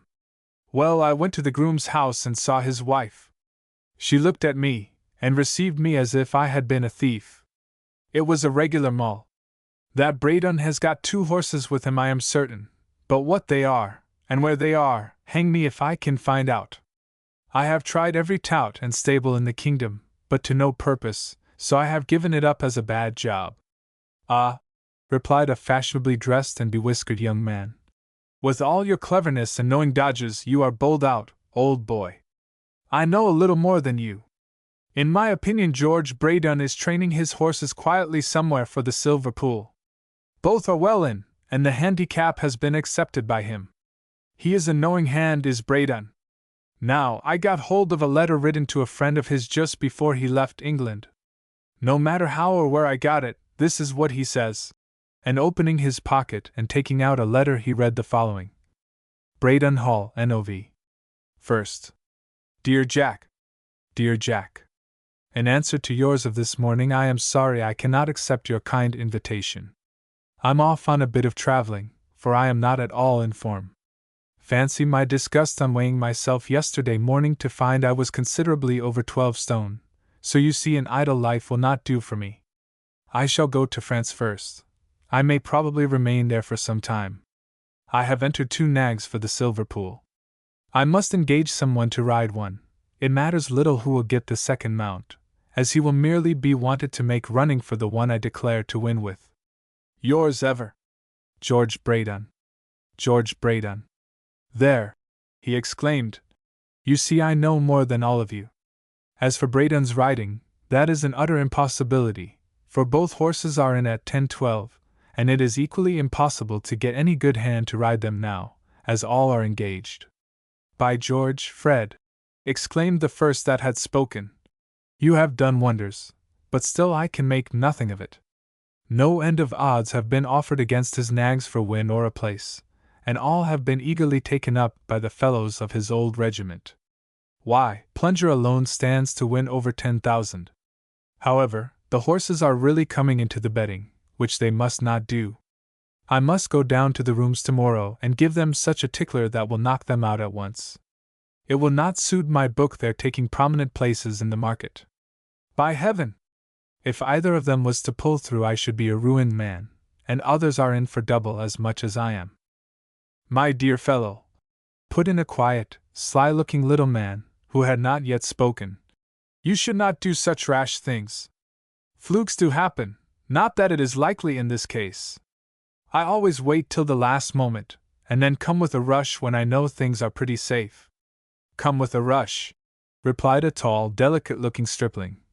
A pretty rush you made of it last year. You prevented my getting on, and not only put me in the hole, but every one else who attended to you. I could not help it, my dear boy, returned the other, with a crafty smile. There is no occasion for you to ruin yourself too quickly, which you will do if you go on in such a reckless manner. Reckless manner! Passionately exclaimed the young fellow. Why, you have had more of my money than any one else. Where others have had pounds, you have had thousands, and now you talk to me of recklessness. That is rather hard lines. I meant no harm, replied the other. I only think it is dangerous to lay against Braden's horses at present. No doubt you do, said the youth, a little pacified. But I do not mean to take your advice in this case, and tomorrow, if I do not knock them out of the betting, it shall not be my fault. So it was settled between them all over their wine and cigars that Braden's horses should be set at on the morrow and sent out of market. They were attacked, and such extravagant sums laid against them that astonished everyone, many of which odds were booked by Lord Plunger and a few others. How this came about we will now explain. Lord Plunger, as before stated, thought George Braden the finest cross-country rider in Europe, and from a letter which Braden sent in confidence to his lordship, he started for France. Here Braden put him up to what was going on, and asked him to take some of the heavy odds offered against guardsmen, to win in a place. I won't have anything to do with it myself, remarked George. You are a betting man, Plunger, which I am not, but I will have one more shy, hit or miss. This will be my last appearance in public in the pigskin. I don't admire the way in which matters are carried on in the racing world now, and I am not going to risk my fortune and reputation in having any more to do with it. Of course there are honest people connected with it, but they, like angels' visits, are few and far between, and besides I know nothing of betting, but this I feel sure of, that such a horse as mine has not been out for years. That, said his lordship, I am quite certain of, or you would not run him, and you are too good a judge to be deceived. You may depend on my doing all you wish. I shall be as silent as death on the subject, and not a word shall escape me. Let me see. Consulting his notebook. I am to go as far as 500 for you. That ought to win you a handsome sum. I shall go as far for myself. You are to come to me 4 days before the Silver Pool, and I am to take you there in the drag. That is the order of march, is it not? Exactly, said George. Now let's have a cigar. You have plenty of time before you start. If you have any luck, you will be sitting chez vous tomorrow evening. It turned out as his friend predicted. The following evening Lord Plunger was comfortably lolling in his armchair, thinking what a clever fellow Braden was, and how secretly his own journey to France had been managed. This then was the reason Lord Plunger had taken some of the extravagant long odds that had been laid against Braden's horse. The morning of the Grand Silver Pool broke bright and beautiful. Though there had been a good deal of rain during the night, it had cleared off, and the day promised to be all that could be desired. Braden and Lord Plunger sat at breakfast in a quiet little country hotel some 10 miles from the course. Well, George, said his lordship, so far I think we have managed things admirably. Not a soul knows of your being in England. They fondly imagine you are roaming about the continent, and to crown all, a rumor has got about that your horses will not start, and will be scratched at the last minute. It was a capital idea our coming down here last night. Yes, replied Braden. It was a famous dodge. So they think the horses will be scratched, do they? Well, it strikes me they will be slightly deceived about 3 o'clock today. Nothing can be a more beautiful fellow than the nags are, and if man ever had a certainty I have one in Guardsman, although I have had no trial with him against anything else, he is, I know, a flyer and a sticker. It will be heavy today, and no horse I ever rode goes better through dirt than he does. Bar accidents, I look on the Silver Pool as landed. Bravo, bravo, George, said his friend. Your heart is in the right place, and if we should pull it off, It will be one of the grandest coups that has been made on the turf for many a day. We will go in half an hour, if you like, to look at your nags. They are only 3 miles from this, at a quiet farmhouse. Then we will return here, dress, and start at 12 in the drag. The horses were inspected, and nothing could look more beautiful. Tim was in his glory. Yes, my lord, said he, in answer to a question put to him by that gentleman. I am glad to be back in the old land, not but what the Musses was very jolly and affable. Still, France ain't up to my notions of a sporting country, but we was in quiet there, no touts, no interlopers or anything. Now, if I'd brought the horses down here by rail, every one would have knowed it, so they came in a van. It's a little more expensive, but by far the best and safest way. Not a soul knows they are here, and no one will be aware of it till I takes them to the saddling post. I'm just going to start with them now. I've got a couple of boxes close by the course, so you must excuse me, my lord. And touching his hat, the old man disappeared. Whose yellow drag and grays is that coming up the course? Said one of the occupants of the lawn in front of the grandstand. I do not know it. A dozen glasses were at once leveled at the object. Whose drag? Said the sly-looking little man we have alluded to before. Why, Lord Plunger's. George Braydon is sitting on the box seat with him, and the rest are officers of his old regiment. I know their faces. By Jingo! Burst out a score of voices. Then he is in England, and come to see his horses run, or scratch them. Now we shall know something. I wonder if he will be flattered when he hears the price his nags are at now, said another. He will not care a rap, said the sly-looking little man. Look out, my boys, there's something up, you may depend. Braydon, if his horses do go, has something pretty good, you may rely. I warned you all before. Now, I have not laid a penny against his nags. I have let them alone, till the last minute. But here they come. Hullo, Braydon! Burst out 50 voices. What, in England? Come to see the nags beaten? Well, I do not know, said George, shaking hands with some of them. I hope they will be there, or thereabouts. Pretty heavy the ground today. My horses can stand it, which a good many of the others cannot. Are your horses here? Said the sly-looking little man. Not yet, returned Braydon. But they will be by and by. Old Mason has got them stowed away somewhere, but upon my soul I don't know where they are myself at present. Which shall you declare to win with? Asked the sly-looking little man, continuing his interrogations. Oh, with Guardsmen, said George. And your jocks? Put in another. All the talent is engaged. A pity you are so heavy. Why, you've grown immense. You will want a dray horse to carry you soon. Think I have? Said George. It's my coats, man. Every fellow looks large with a couple of topcoats on, and a huge wrapper round his throat. I know all the talent is engaged. One of my lads will ride the grey. I say, Braydon, put in another. I heard you weighed 12 stone 5. Is that a fact? Yes, said George. I put on 16 pounds in less than 2 years. An idle life at home did for me. But, Braydon, persisted the sly-looking little man, you say one of your lads is going to ride the grey. But, Guardsman, who is to ride him? Oh, said George. Who is to ride him? Why, I will tell you in one word. It's a fellow you all know pretty well, myself. Myself. Had a thunderbolt fallen amongst them, they could not have been more astonished. What? They one and all exclaimed. You! Why, you told us not an instant ago that you weighed 12 stone 5. No, my friends, I did not. I said, in answer to a question, that I had weighed 12 stone 5. I told you I had put 16 pounds on, but I did not tell you I had not taken it off. I walk 10 stone 10 now, banting, my boys, banting.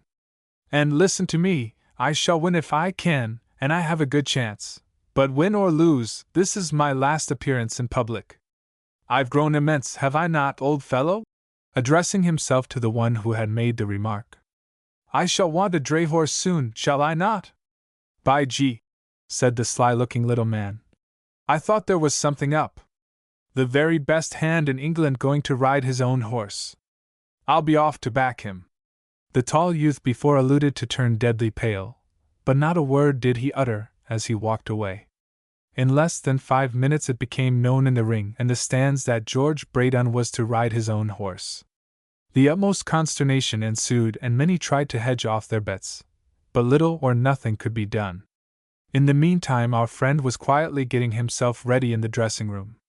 The time at last came, the horses were saddled and cantered. "Here comes Guardsman!" cried the crowd, as the gallant horse came sweeping up the course in magnificent style, with the grey beside him. "By heaven!" muttered a well-known betting man, and one of the best judges in Europe. "A truly splendid horse, far better in appearance and style than anything here. Bar accidents, he will win in a canter, and if he does, I'm ruined." The betting and other men were positively paralyzed as Braydon and his horse came sweeping by, and it was allowed on all hands that no such animal as Guardsman had been seen for years. "There, my boys," said Lord Plunger, dashing into the ring. "There's a man and horse for you. If he does not do the trick today I shall be very much astonished, and if he does, we shall both land a handsome sum, which you will drop. The anxious moment is at last come, the horses are in line, the old stud-groom, Tim Mason, stands close by, with wipers, sponge, and bottle in hand. There is a curious nervous twitching at the corners of his mouth, the lips are dry and parched, and 2 small red spots adorn each cheek. Not so with our friend. He sits his noble animal with confidence, ease, and grace, and as cool as a cucumber. Spying out his faithful old servant, he said, "What do you think of him, Tim?" "Why, sir," he called out, "he's the best horse as was ever foaled, and if he don't beat that lot," pointing with extreme contempt towards the line of horses, "Tim Mason knows nothing about it, and is jolly well d. The word is at last given, and at the first attempt the lot are off. "They're off!" shouted the hoarse voices of thousands, and streaming along were some 30 gallant animals striving for the pride of place, thousands, nay hundreds and hundreds of thousands, depending on the lucky animal that first caught the judge's eye. The conspicuous colors of George Braydon, scarlet and white hoops, were in the extreme rear, but suddenly as they got into the grass land his grey took first place and made the pace a cracker. "The grey in to pump the field," muttered the sly-looking little man to his neighbor. "The fastest thing I have ever seen," said another. "By jingo, 1, 2, 3 down, and look, Braydon is taking quite a line of his own. By George, how well his horse jumps, it's a dead certainty." "So I think," returned the other. "There's an awful tailing off now, the pace has told its tale. Only 18 or 20 are really in it. The dangerous brook and the double bank are past, and the gallant grey who has set the field has shot his bolt." "Well done, Harry!" cried George as he passed him. "Well done, pull him up. The great water jump in front of the grand stand is approached again." "Here they come!" roared the multitude. "Who's first?" "Scarlet and white hoops!" cried the excited thousands. "Scarlet and white over the water first for money!" George, knowing the danger of a lot of horses, which he thought would be down at this, resolved to lead over it. Dropping his hands a bit, the gallant animal rushed to the front, a length or so, and there he was kept. The water is approached, the excitement of the multitude is something fearful as they sway to and fro to catch a glimpse. "Magnificent!" burst from thousands of throats, as Guardsman hopped over the formidable 18 feet like a bird. George turned slightly in his saddle to take stock. "All safe but 3, he uttered. "Well, that is more than I thought would get over. Now, old man, I must take a pull at you. You have only done part of the journey. I can't afford to pump you yet. Guardsman has cut it," shouted 100 voices as the gallant horse was pulled back. "The cowardly brute!" bawled another. "Don't you believe it?" cried the sly-looking little man, in a shrill voice that was heard all over the place. "I'll take 3 to 1 in thous and do it twice, that Guardsman wins or is placed." "Done," said the pale, delicate youth. "I'm on for twice." And the pencils went to work. There was but one opinion amongst the countless thousands that Guardsman was the best horse in the race, and that, bar accidents, he must win. The field has become very select now, still what do remain in the chase go well. The excitement is intense. Men are gnawing their lips and nails. Ladies are quivering with emotion and biting the tips of their delicate-colored gloves. Wild and staring eyes are everywhere. Men eagerly grasp each other by the arm with a wild, convulsive clutch as the horses clear each obstacle. Some stand stony and immovable, without the slightest appearance of interest. Little is known of the fearful beatings of their hearts under that cold, calm exterior. "Here they come!" said the crowd, as some 8 or 10 horses make the turn for home. "Guardsman baked!" shouts the ring, as the horse is seen nearly last. "The Irish horse wins for 1,000!" shouts an overexcited speculator. "Done!" says the sly-looking little man, and again the metallics are at work. Lord Plunger looks on with a calm, indifferent demeanor. "By G. Plunger," said one of George's old messmates, with a scared countenance, "Braydon is done. We shall all drop finely." "Wait," was the quiet answer. "The last hurdle but one is taken, which the Irish horse jumps first. But what a change has taken place in the field! Scarlet and white hoops, instead of being nearly last, is hanging on the leading horse's quarters, and it is very patent to all those skilled in racing matters that from the manner guardsman skimmed over the hurdle the other horse was only permitted to lead on sufferance. Turn where you will, the same look of intense excitement is discernible on every countenance. The vast mass surges to and fro, the hoarse murmur of the frenzied multitude has something unearthly in it.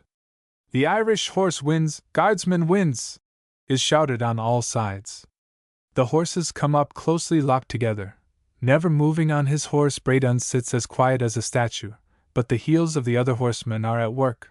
The whip arm is raised, but just as it is the strain on guardsman's jaws is relaxed, and the noble horse, without the slightest effort, quits the other, and is landed an easy winner by some half-dozen lengths. "There," said Lord Plunger, heaving a vast sigh, which seemed to relieve him immensely. "Did you ever see such a horse, and such a bit of riding?" His lordship is not calm now. There is a wild, feverish light in his eyes. He trembles, too, slightly. A bright, hectic spot is on either cheek, and the veins in his temples are swollen, and seem ready to burst as he takes off his hat to draw his hand across his clammy brow. "Thank God!" he muttered, as he turned to meet his friend, who was returning to the weighing stand, amidst such shouts as are seldom heard. Cheer after cheer rent the air. "God bless you, old fellow!" said his lordship, as his friend passed him in the enclosure.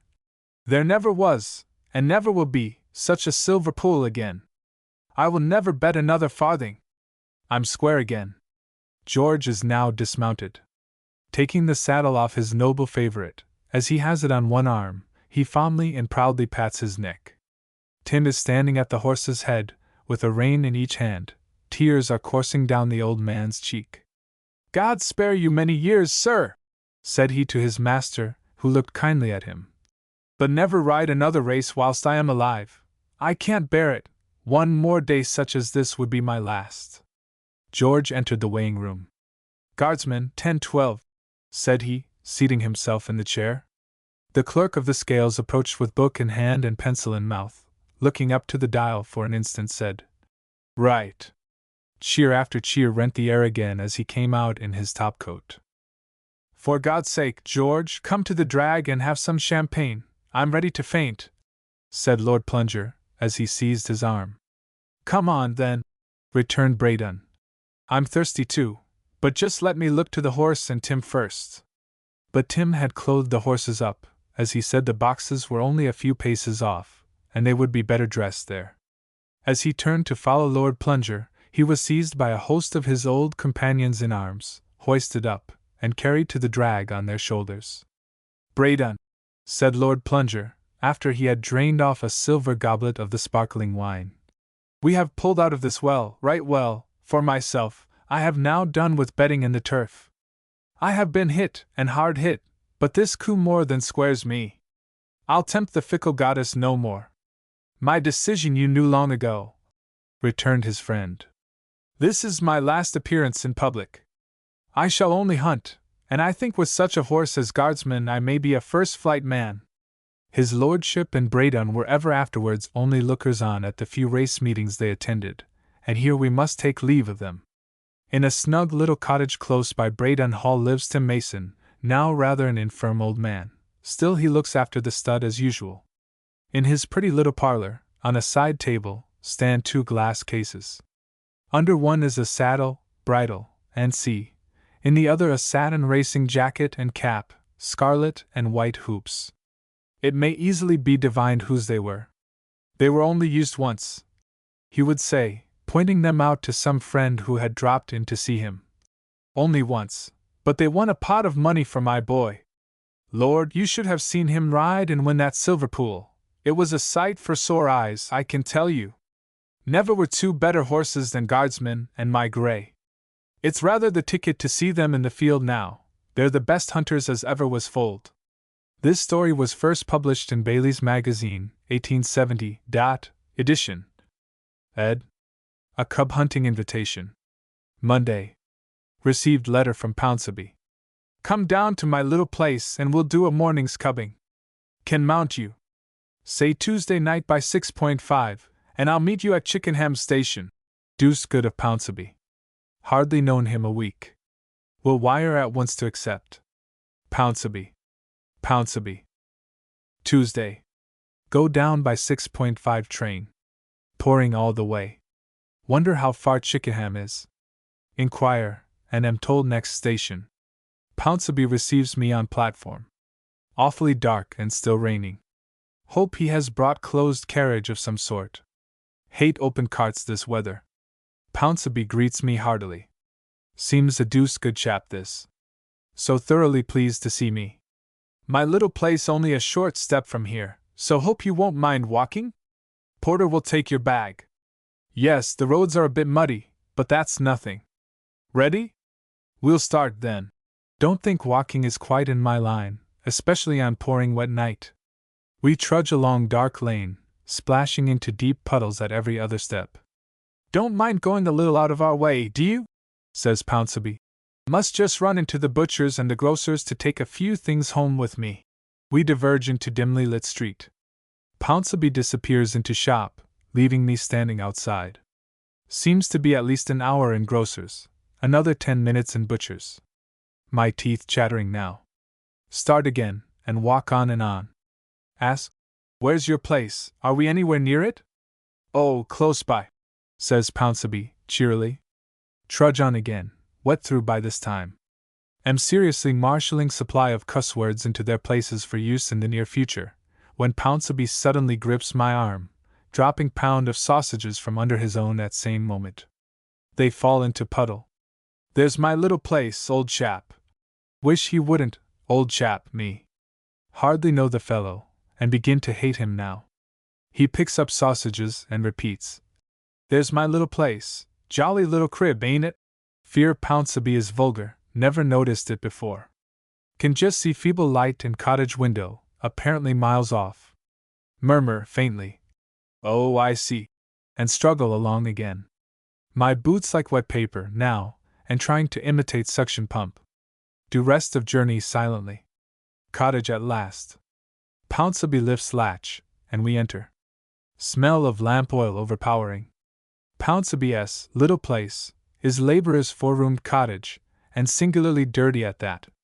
Met by aggressive elderly female, even dirtier than cottage.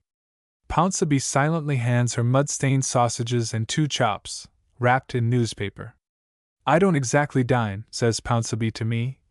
I have supper, you know, same thing, only different name. Being a bachelor, I make no fuss with anyone. Rather wish he would. Come upstairs and put yourself straight. Mind that loose board. Not up to weight, as we say, eh? Avoid loose plank and stumble upstairs into sloping-roofed attic. Painted wooden bedstead, ditto washstand. Smells musty. Paper peeling off walls, and ceiling coming down in patches. I shudder, and ask when I may expect portmanteau. Oh, in about an hour, I dare say. Got all you want? Sure that you're quite comfortable? This man evidently an unconscious humorist. Have to borrow, greatly against my will, some dry clothes of Pounceby's in absence of my own. Wash, and descend rickety stairs to sitting room. Fire smokes. Like me, says Pounceby, facetiously, and laughs uproariously. Must have very keen sense of humor, this man. Aggressive female enters with 2 chops, fried, and ditto sausages, small jug of table beer and tinned loaf. Complete picture. Let's fall to, says Pounceby. You see your meal before you. None of your French dishes for me. Nor for me either, unfortunately. But good plain English food, eh? Do not reply, but attack sausage. Decline fried chop. Beer turgid, leave it untasted. Thank goodness, my portmanteau arrives during repast. Pay porter half a crown, looks as if he had earned it. Pounceby finishes off my chop and his own too, smacks his lips, and produces bottle of cooking brandy. I light cigar, and take 1 sip of the brandy. Find 1 sip more than satisfying and do not try another. Got a nice horse for you tomorrow, says Pounceby. He ain't a beauty, but a real good un, useful horse too. Does all the chain harrowing and carting work. Must start at 5 a.m. sharp and get breakfast afterwards. I nod. Am past the speaking stage now. Retired to bed, damp and shivering, and very hungry. Find Mouse seated on dressing table, regarding me contemptuously. Shy boot at him. Miss Mouse, but smash mirror. Feel glow of unholy satisfaction at this. Toss about all night. Pounceby. Pounceby. Pounceby. Pounceby. Pounceby. Pounceby. Pounceby. Pounceby. Pounceby. Pounceby. Pounceby. Pounceby. Pounceby. Pounceby. Pounceby. Pounceby. A.M. Wednesday. Rise 4.30, dress by candlelight, and crawl downstairs. Ask Pounceby where our horses? Oh, we'll walk round to the stable for 'em, says Pounceby. Plod through many puddles, and enter evil-smelling shed. Laborers saddling melancholy grey, elaborately stained on both quarters. There you are, and as good as they make 'em. Don't know who they are, but wish they would make 'em a little cleaner. Mount, and am joined by Pounceby on equine framework.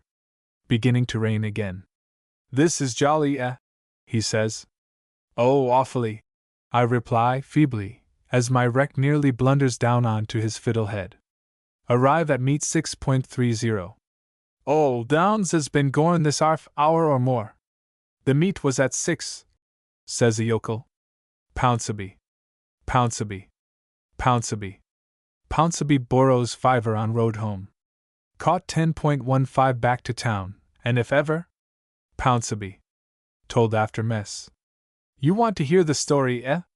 Loud chorus of subalterns. No! All right then, that settles your fate, and you shall. And I lit a cigar preliminary to starting the yarn. Well do I remember the episode.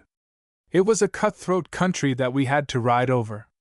Many of my soldier comrades, brave and true, fell that day thickly around me, but as they all got up again, it did not really so much matter. Having deftly dodged a sofa cushion shied at my head by way of a gentle hint to get forward, I dropped from airy heights to the sober realms of fact, and proceeded to tell my plain, unvarnished tale. After hunting for 10 years with a pack belonging to a cavalry regiment, let us call it the Heavy-Shot Drag, the Fates, and Taylor and Company, removed me into a far country, and but for the kindness of some members of the hunt, who often asked me up and gave me a mount, I should have known the heavy shot no more, as it was too far to bring any of my own select stud, consisting of a musical one, with 3 legs and a swinger, a bolter with a blind eye, and a 13.2 pony, up for the gallop. And what jolly gallops they always were, too! One day I got a wire from my excellent friend Major Lawton, who was then master of the heavy shot, come up Friday. Lunch mess. Hounds meat pickles common. To which, in the degenerate language of the times, I wired reply, you bet, and 1 p.m. on the day named found my breeched and booted legs beneath the mahogany of the hospitable mess room. P.M. Major Lawton, in greeting me, said, so sorry, my dear boy, I can't give you my second horse, as he's all wrong today, a severe pain under the pinafore has floored him. But I've got you a G from, well, never mind where from, I know he can jump. And with these words the conversation dropped. As to where my mount came from, well, it was no concern of mine, was it? I thought I noticed a slight deflection of the gallant Major's left eyelid when he was speaking, but that, after all, might have been my fancy. After putting in some strong work over the luncheon course, we lit cigars, and in a few minutes both horses and hounds appeared on the parade ground. My horse with the mysterious origin was a good-looking bay, who carried his head in the cocky fashion beloved of riding masters, and proved a very pleasant hack. We jogged along and soon reached the meet. The usual scene of eagerness and excitement, hounds supplying the latter element, whilst the superior animal, man, jostled his fellows consumedly, in his natural desire to get off the mark as soon as decency and the master permitted. The last named held forth vigorously to us, as with a tow-yow-yow, hounds dashed across the first field, and jumped, scrambled, or squeezed through the first fence. Let 'em get over before you start, bless you all! Come back there, you man on the gray! What the saintly St. Ursula are you doing? All right, now you can go, and be past participle to you all. And away we went as if his satanic majesty had assisted us with the toe of his boot. Swish! And the first fence, long looked at and much disliked, is a thing of the past. Horses pull and bore to get their heads as we sail down a stiffish hill and over a broad ditch at the bottom. My horse drops one hind leg in, and loses a couple of lengths by the performance. Up a slight slope we stand in our stirrups, to ease our horses, bien entendu, not to look at the forbidding obstacle in front of us, oh dear no! A post and rails, with no top bar broken anywhere, and what I hear a groom behind me calling a narsity great ditch on the landing side. Our gallant first whip crams his horse at it, and but for the animal's forgetfulness in leaving both hind legs the wrong side, would have led over in great style. But 'tis an ill wind which blows nobody any good, and those legs break the top rail for us. Did I follow the whip over a bit close? Well, I hope not. Verdict, not guilty, but don't do it again. 2 flights of hurdles and a plowed field bring us to the main road. We jump into, and out of, this, leaving 2 of our number as bookmakers, i.e., laying on the field. On we go again over about 3 miles of pretty hunting country, with nice, plain sailing fences. Then comes a stile, at which 1 refusal and 2 downers still further reduces the field, and with another flight of hurdles surmounted, we come to a check? Oh, the shaking of tails and blowing of nostrils!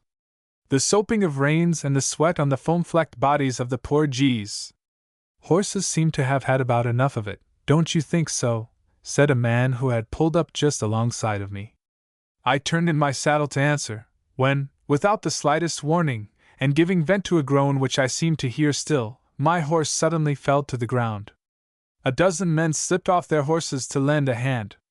We quickly unbuckled the girths and pulled the saddle off, but even as we did so, I saw the glazing eye, which told unmistakably that the poor old chap had done his last gallop and jumped his last fence. He was as dead as Julius Caesar. By Jove, and it's one of the queens, too, exclaimed an impetuous subaltern. Shut up, you young ass, quickly rejoined his major in low tones, and the good youth incontinently closed the floodgates of his eloquence just as an enormous man, Colonel de Boots, in command of the cavalry depot, who had driven out to see the fun, pushed his way through the little crowd assembled round the stiff un in order to tender his advice. It was a tight place for those concerned, but the tension was quickly relaxed when, instead of looking at the horse, he turned to me and said, "Deuce sorry for your loss, really, most annoying. My wife will be delighted to give you a seat in her carriage. My servant shall look after your horse until—" "Not for worlds, sir," I replied hastily, "that is all arranged for. But if you will really be so good as to take me to Mrs. de Boot's carriage, and if she would not mind my entering it in this very muddy condition?" "Delighted. Come along with me." We walked off, and the situation was saved. Only temporarily, though. I blandly received Colonel and Mrs. de Boot's condolences on the loss of my horse all the way home to barracks, and I heard afterwards that they thought I took it in very good part. The moment I was released from their carriage, after thanking them warmly for picking me up as they had done, I took to my heels and ran down to Major Lawton's quarters. "Here's a pretty mess, my boy," he exclaimed. "There'll have to be a board to sit on the departed tomorrow and report in what way he came to his frightful end, as the newspaper Johnnies call it. Which is his frightful end, by the way?" he added in meditative tones. "Give it up. Asked me another," I rejoined with a grin. "But seriously, will there be an awful row when it comes out that we were hunting one of Her Majesty's?" "Well, naturally, a paternal government doesn't provide hunters for all and sundry. Come along with me, we'll see the vet, and find out what can be done." Away we went to the vet's office, and fortunately found him in.